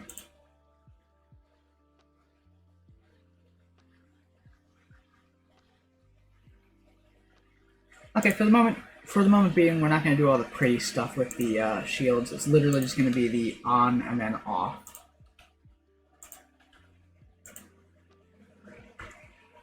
So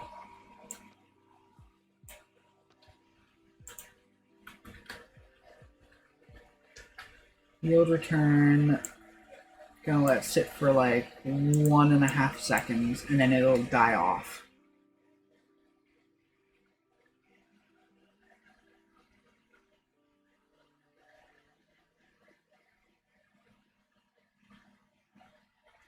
What do you mean?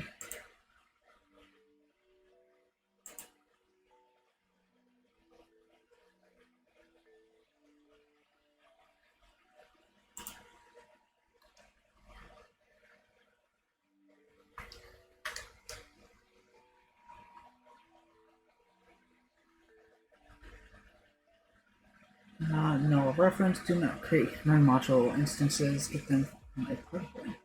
Huh? What are you talking about? I'm literally pulling the particle instance into itself. So how is that?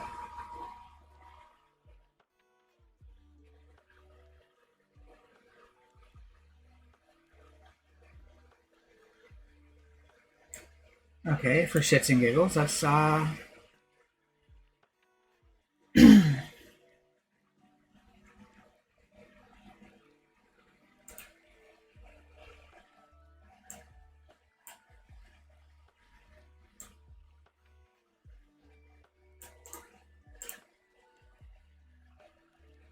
let's just say for shits and giggles, we're just gonna get the object directly. Because it doesn't seem like me creating a particle system inside the code. Which is just funky, but whatever. It is what it is. Particle system does not contain a definition for enabled and no accessible. Oh, right, because we need the emissions.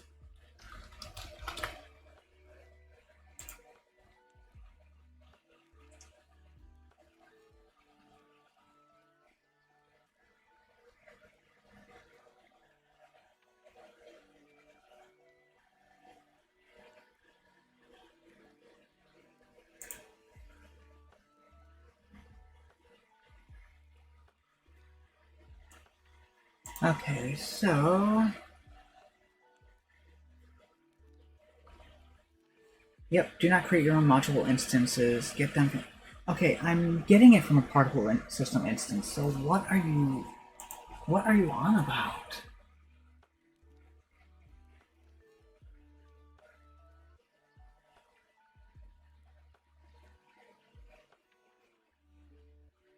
Okay, you know what? Instead of dealing with that, I'm just gonna turn the whole shields object on and off, just because this is creating a headache for me. Dealing with particle systems in and of itself is a headache.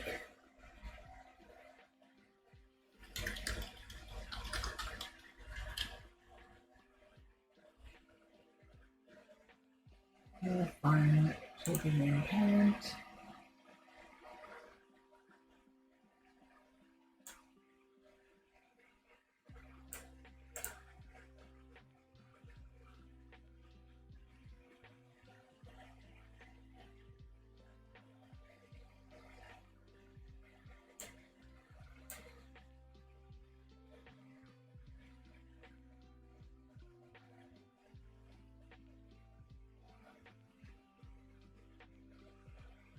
Okay, so object transform, find shield. Okay. So let's go back into the code.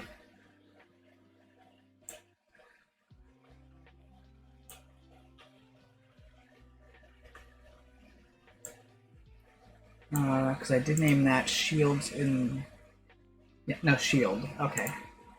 So shield.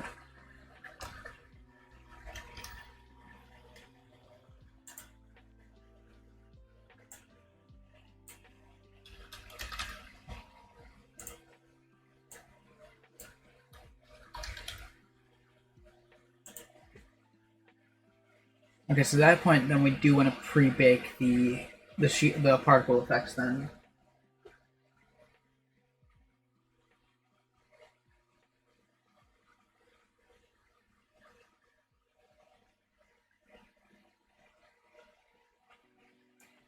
Okay, so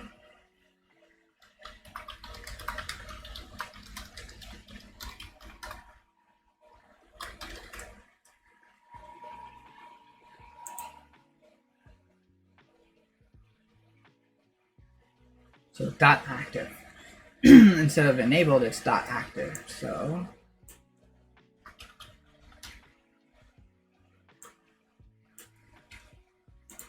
okay, then after we wait 1.5 seconds, we set it to false. So we hit save, go back into Unity.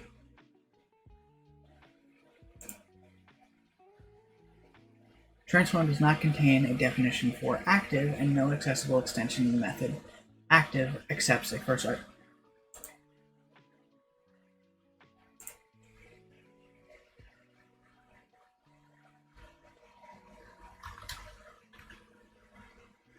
Okay.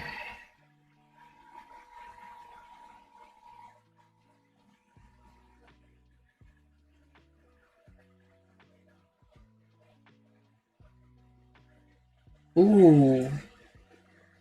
I know you are, Kathy. And like I said, I appreciate you being here.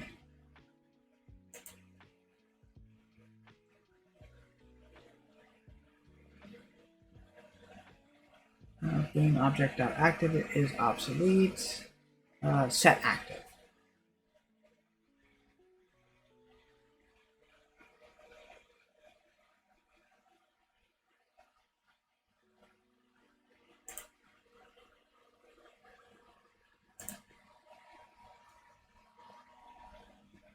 The funny part is literally looking at their own stuff. So their own stuff told me to use told me to use active.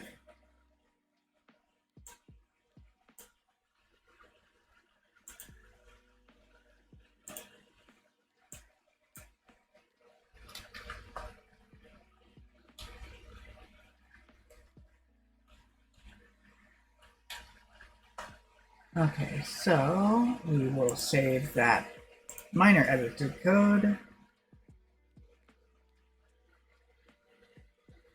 Okay, so now when I hit P for damage, the shield should pop up for 1.5 seconds and then disappear.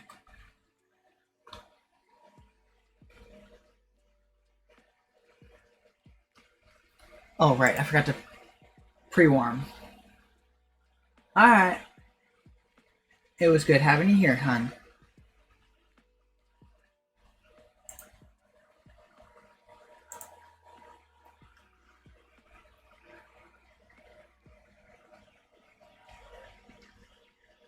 Okay, so go out.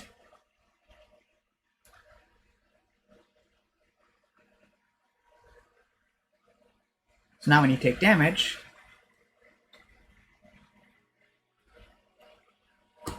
and here's the best part. Like, literally, if I just go into the code, go to object get components, let's actually set that from the beginning.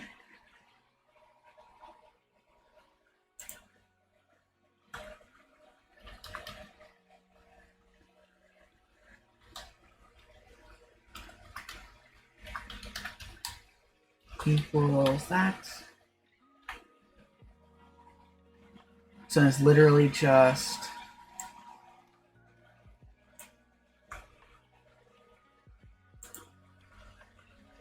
that, and then I can change so many things so that it's literally just a hell of a lot simpler code-wise.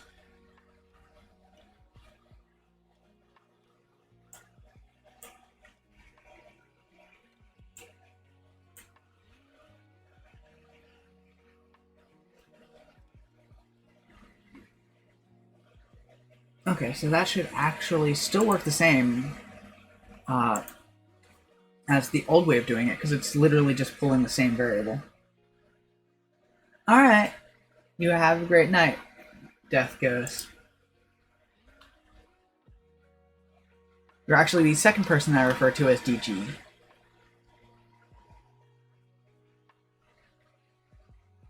Yep, energy is still affected.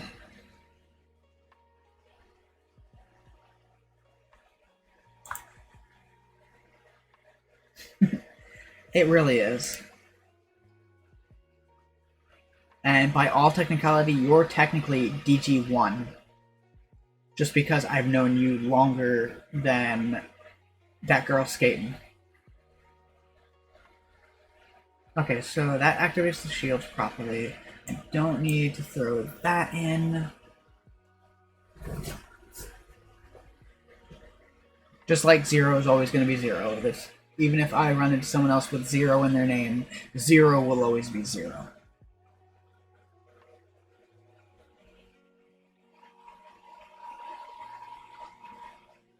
Okay, so in theory,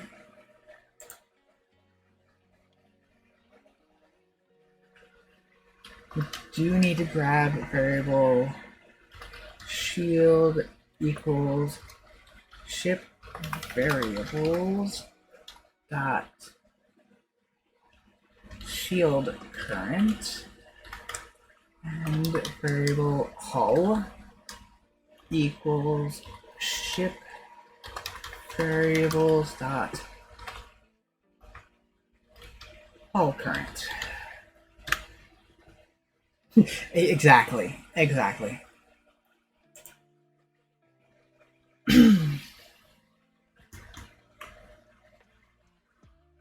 Okay, so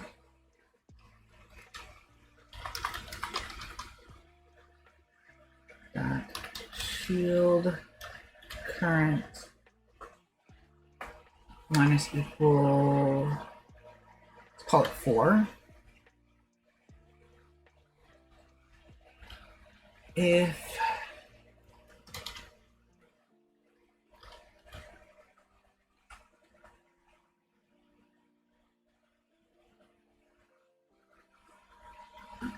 less than 0, then ship variables dot hull current minus equals 4. Hey, Death Ghost, meet the other DG.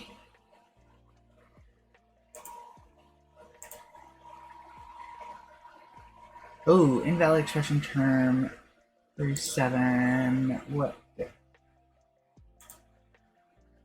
Oh, whoops.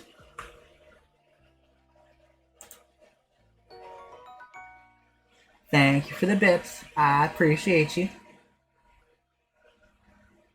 Yeah, that seems to be my mode of transfer, or mode 2. So the name shield cur does not exist in the current context. Oh, I need shield, not shield cur. I'm special.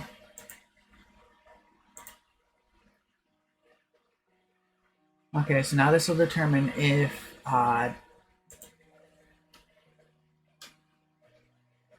damage is being done properly.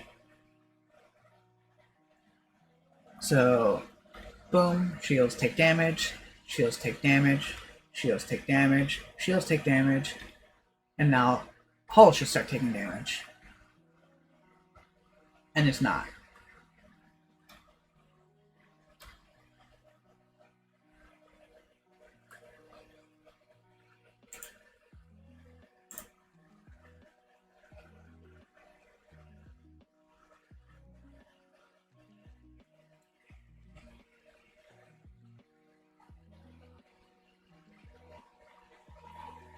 Actually, this should only activate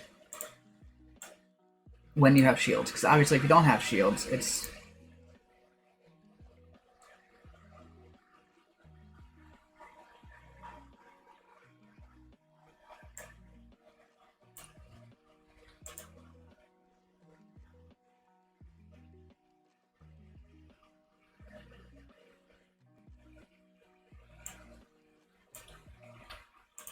Boom, boom.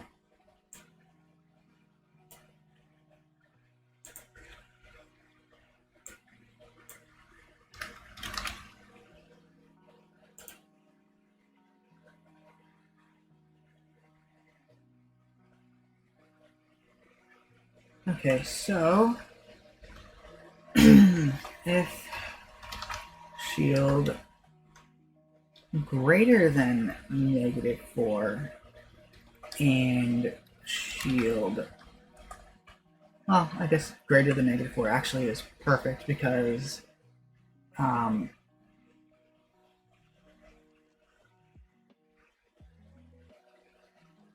4, no, so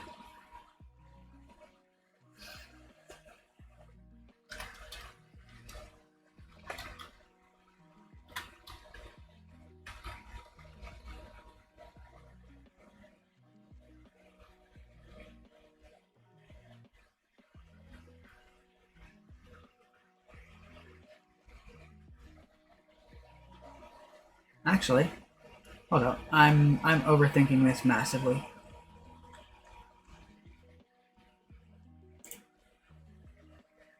Four plus, because plus or minus is just straight minus, so plus shield. So if shield is at 0, it will do exactly 0 damage. If shield is at -3, it'll do 1 hull damage. Think smart, not work smart, not hard. The less lines of code I can throw into this, the better the code gets. And the more efficient the code is. Whoa, hello. That was weird.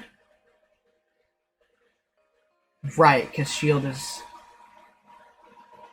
No, because there should be some... Oh. Equals shield, not minus equal. At that point, it's equals shield. Okay. I had a dumb for a minute there. Okay, so...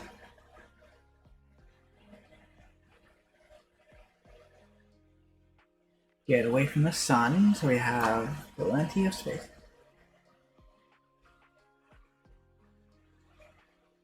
Okay, I gotta move the shield damage thing outside of that. Because it's doing it the exact opposite of what I wanted it to do. I wanted it to do it if the shield are greater than. So we need to move that. Else...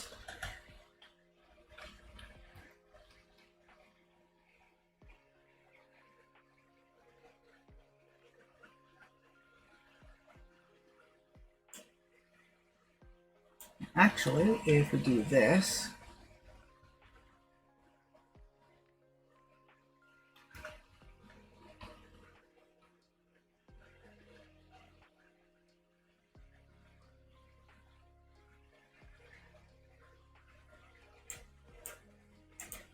less than or equal to 0. That was my problem. Less than or equal to 0. Okay, so now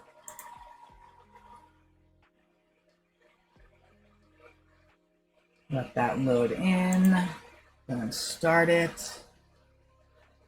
Gonna boost away from the moon, the sun. So now we take shield damage, and now we're taking hull damage. Okay, so what are shields currently at? Because apparently they...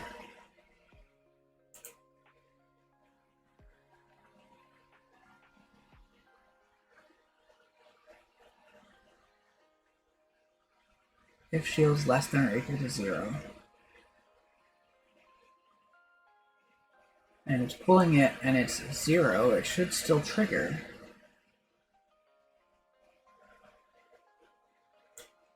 You're gonna need to do it in reverse so that if it's greater than 0, then it does this. If it's less than 0, or anything else, it does that.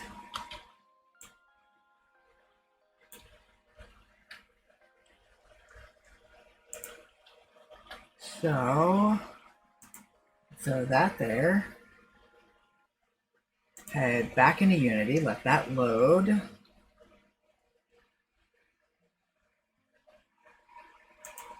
And go into the game itself. Let's boost away from the sun.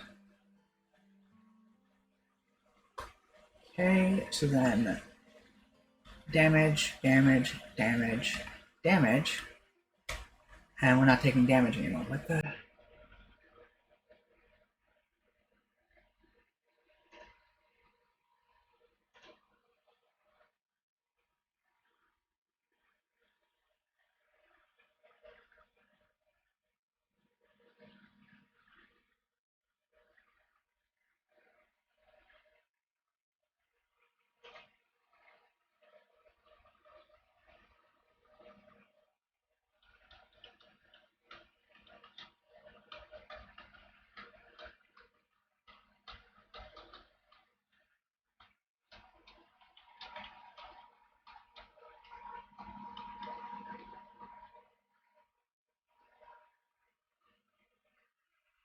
Right, because it's going to be -4 at all times at that point. So, Jesus.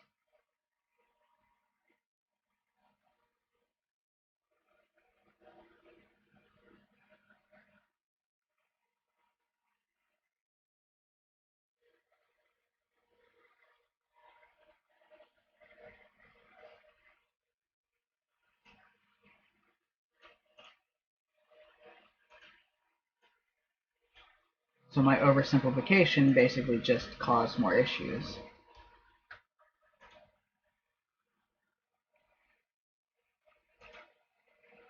Okay, that should fix it. Theoretically. I swear, one of my emotes should literally just be me saying theoretically. So when it comes to coding, that's literally all I seem to say is theoretically should work.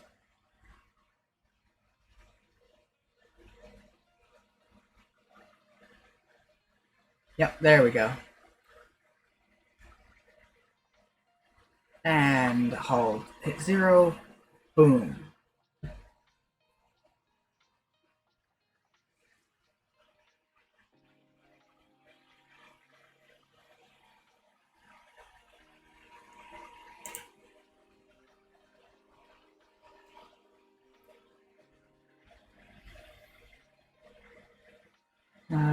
Unity.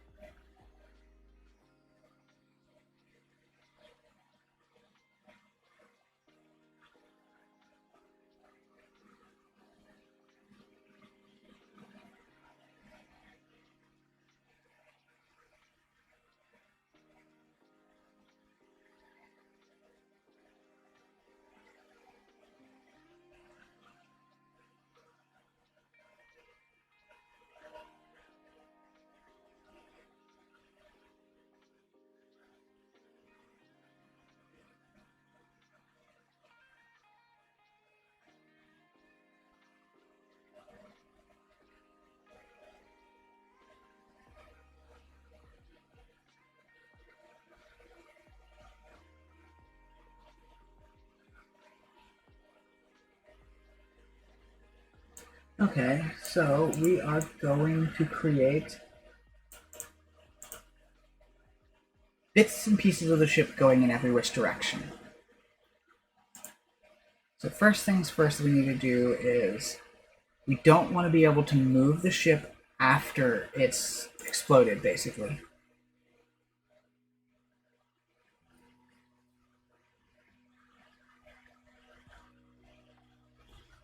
And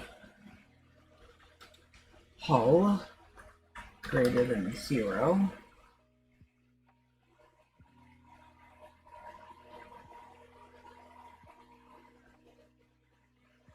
So basically, if hull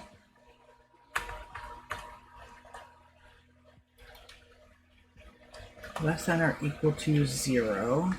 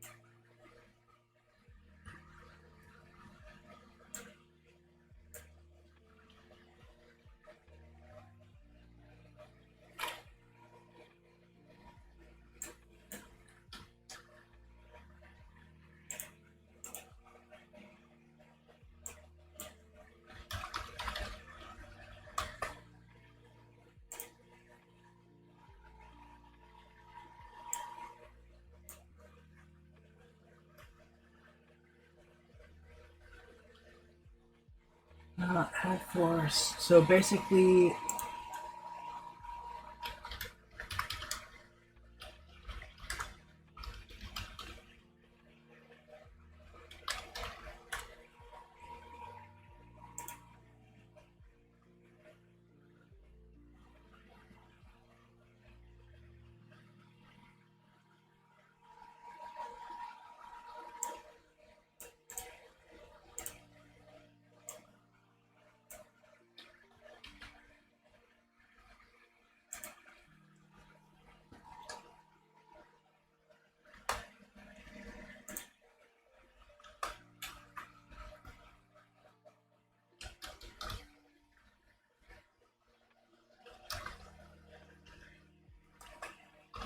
okay, so in essence, oh, I completely forgot to show my code. Okay, so in essence, what this is doing is if hull less than or equal to 0, first off, you're not going to be able to move the ship anymore.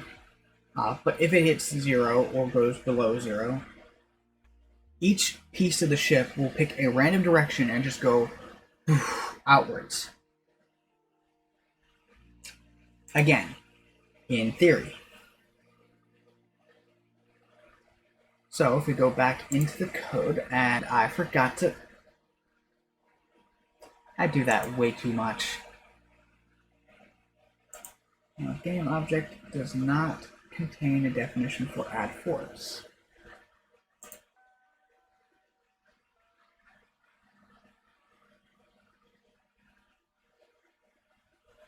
Okay, so I actually need to find the rigid body. I believe each object in the...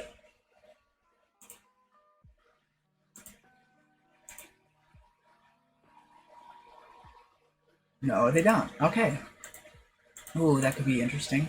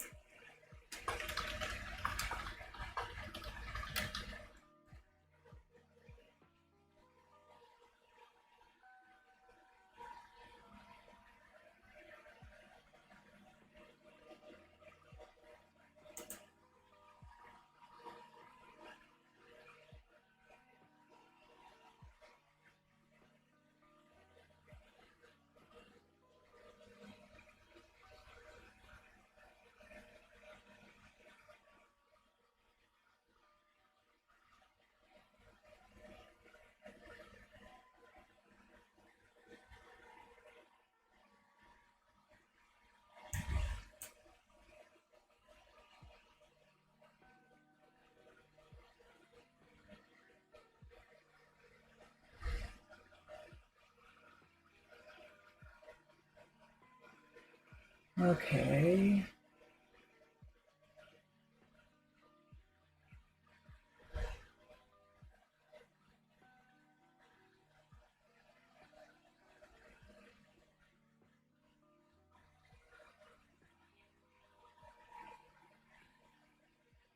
Okay, so...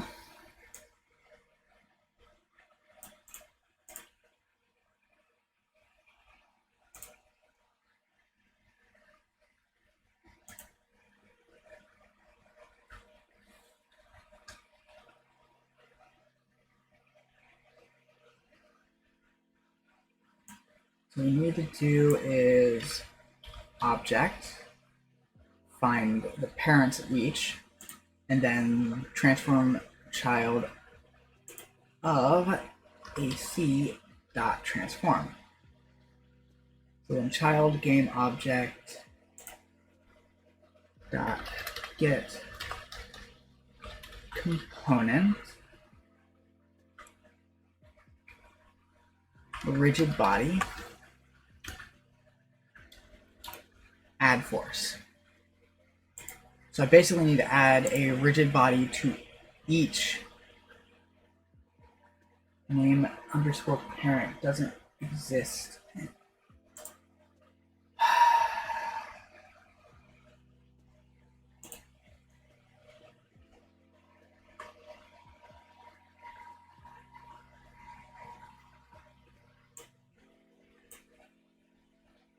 Okay, you know what? We're just gonna do this the way I was originally planning to, and literally just grab all the objects. If they have a rigid body, then then apply the force. If they don't apply the force, because I'm not going to add a rigid body to everything. So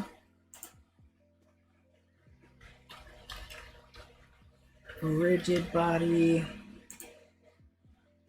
don't use gravity, is kinematic, mass drag, angular drag.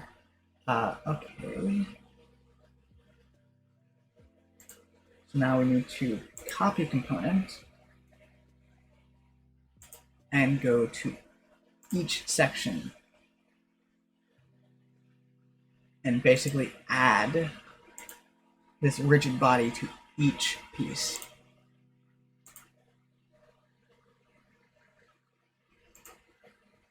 Okay, so paste component as new, paste component as new,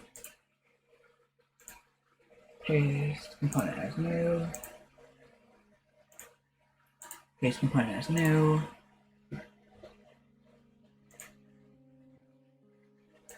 paste component as new,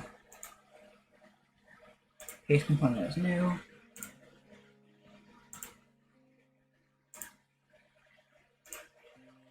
paste component as new, and paste component as new. So in theory, that should cover everything. Now I just have to go into the code and make sure that if it doesn't detect a rigid body, it doesn't try to apply forces to something that doesn't exist. So if this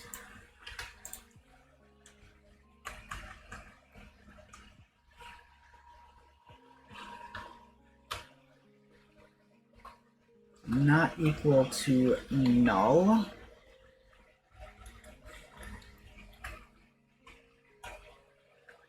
boom.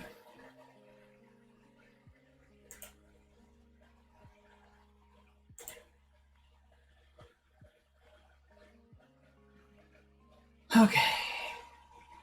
Now we see if the parts go boom in multiple directions. So get away from the sun.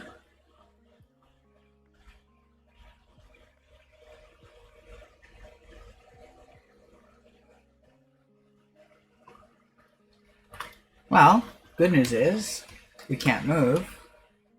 Bad news is none of the forces got applied.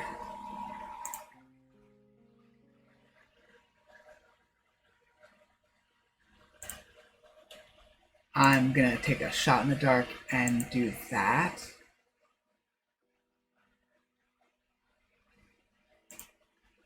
And see if that will cause any errors, and if it will actually work the way I intended it to.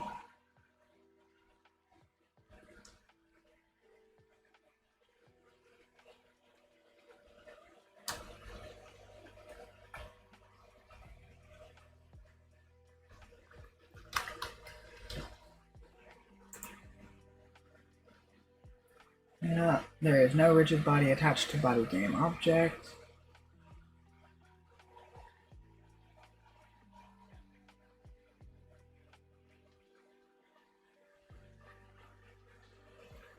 Okay, so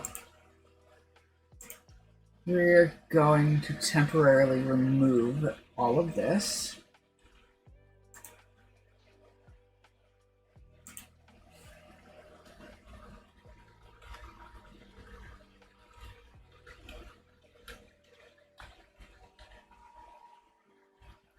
We are going to create an explosion and use that to cover it up.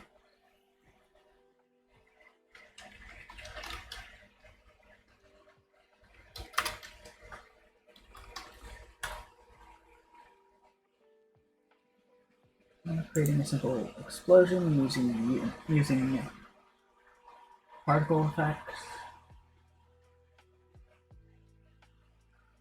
All right, so we're going to actually create a whole brand new object and call it explosion.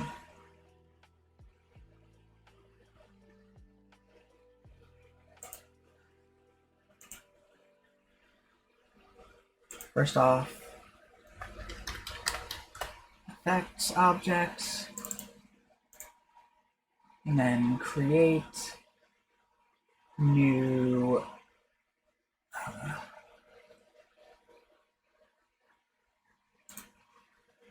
that was created in Unity itself. So create empty object.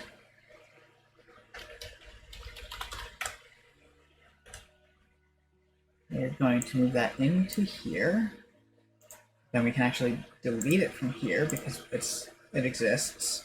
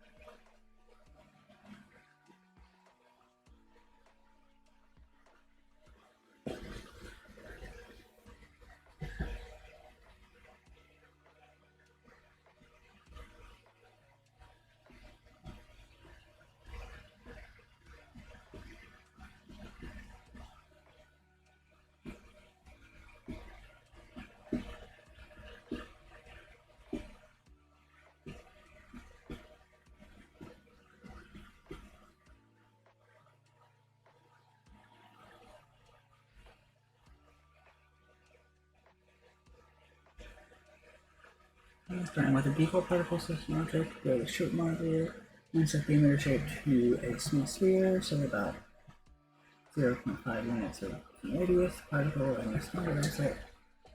And the standard assets include a material called particle fireball, which is very suited for explosions. And consider this material for system render, neutron, opening. You should also disable cast shadows and receive shadows since the explosion flames supposed to give out light rather than receive.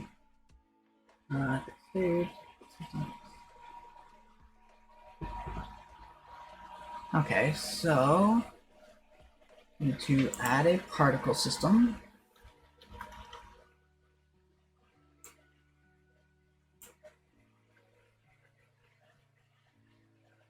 So we need to go to the renderer,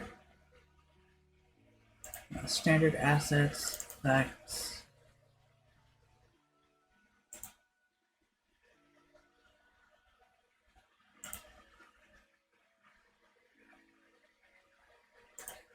assets, import package. Huh. Okay.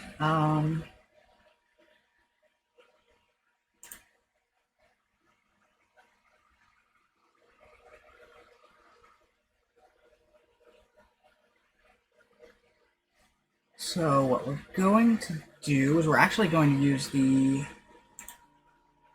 same material we used for the shields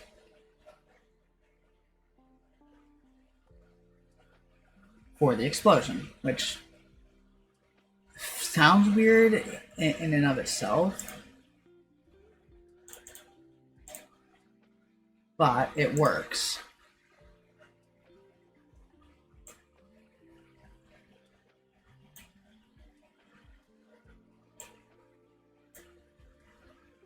Okay, so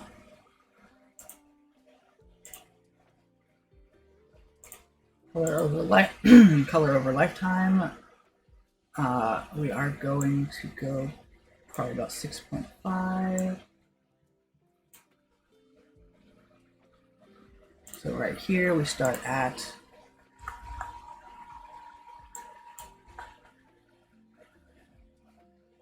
oh no, wait, it's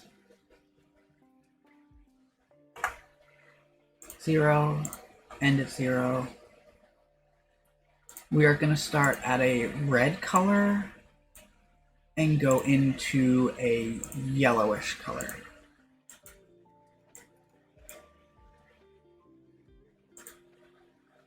Okay, so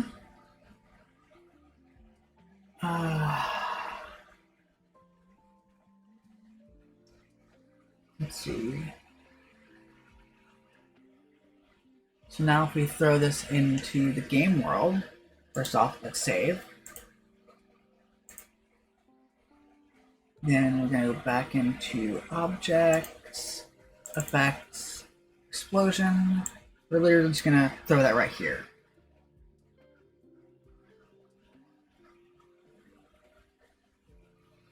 This looks a little light, so we're actually going to use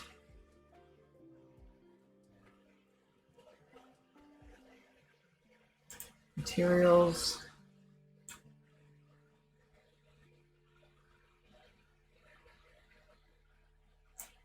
Let's actually use the Sun Corona, see if that does any better. Okay, a little bit, not much.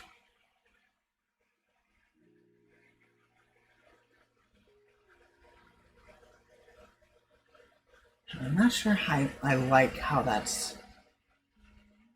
See what happens if we. No, we don't want to pre-warm it because that just makes it look weird.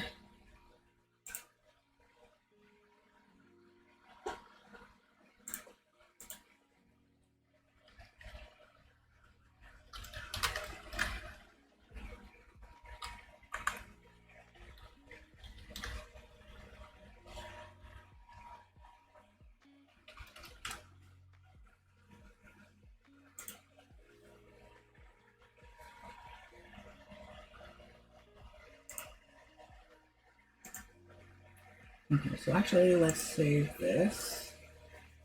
I'm going to save it to downloads as fire particle. Then we're going to open that. Throw that into textures.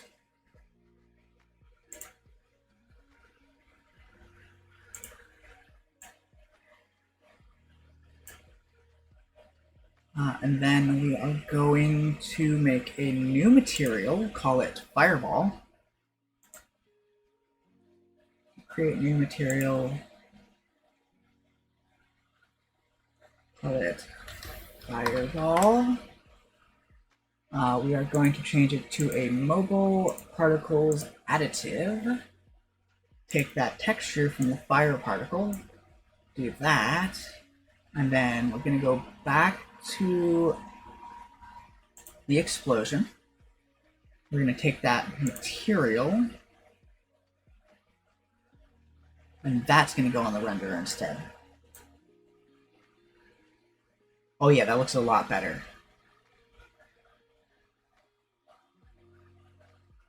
Okay.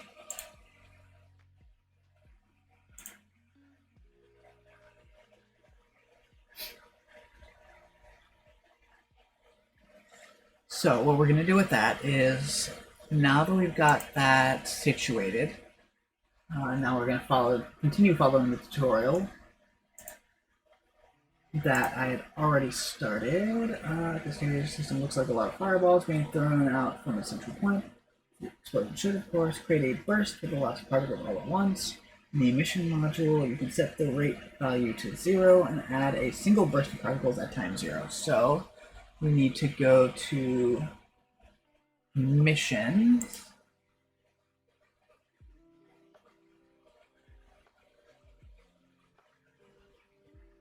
Set the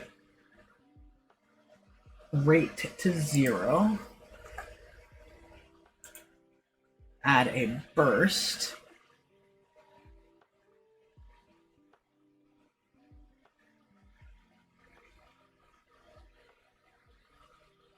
We do want to also turn off the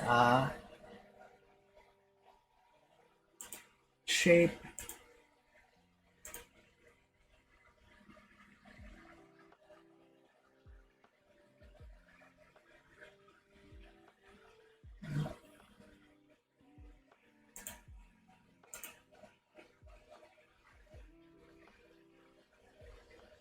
Where did the...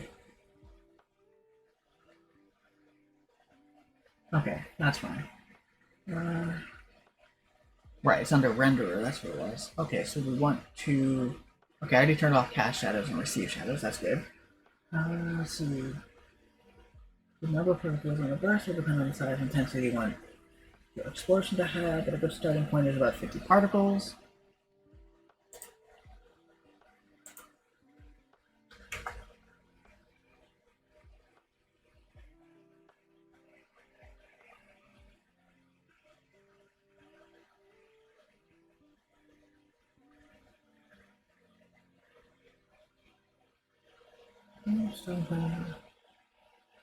But it's rather slow, and the flames seem to hang around a long time. The particle module, which has the same name as the game object, e.g. explosion, set the duration of the system and start lifetime of the particles to 2 seconds. Okay, so duration to start lifetime 2.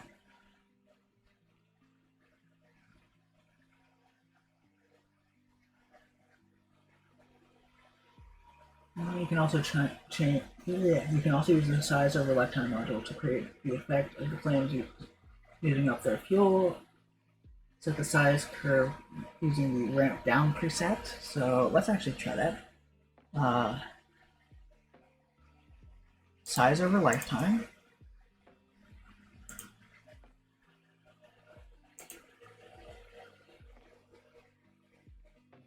Because there is no ramp down preset anymore. Now, the funny part is this is using Unity's documentation, so I'm following a Unity tutorial.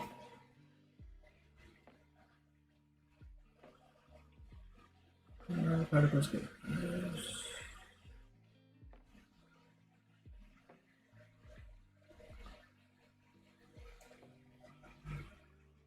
Set the start size off at 100 and reduces to 0. So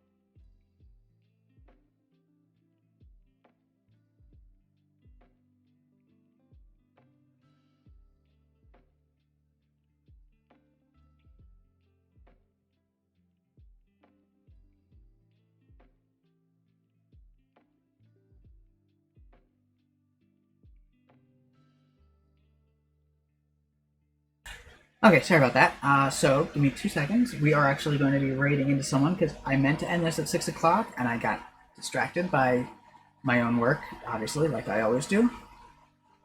So I don't know how that's supposed to work. We will figure that out next time. So anyway, let's save this. I believe the explosion object is also saved with all the pertinent information. So nope, it's not. So I actually have to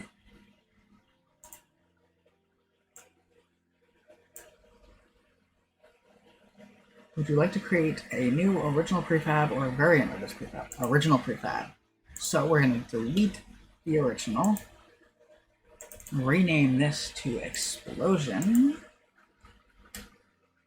We are going to delete it from the scene because we don't need that there anymore. But anyway, like I said, we are going to be raiding into someone. So let's see who is currently streaming. Okay, give me 2 seconds. Stream Deck likes to be a little special when I restart my computer, so Just gotta quickly fix this. So invoke that.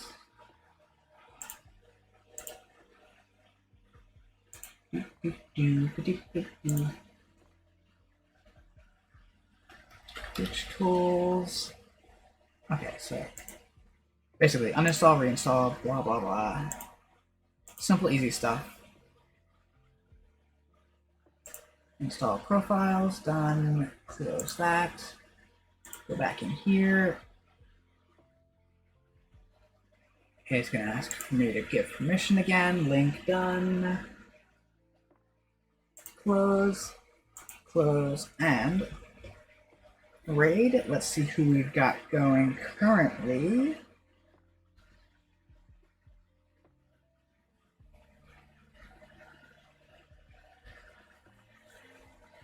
So it actually looks like Shigami is currently streaming.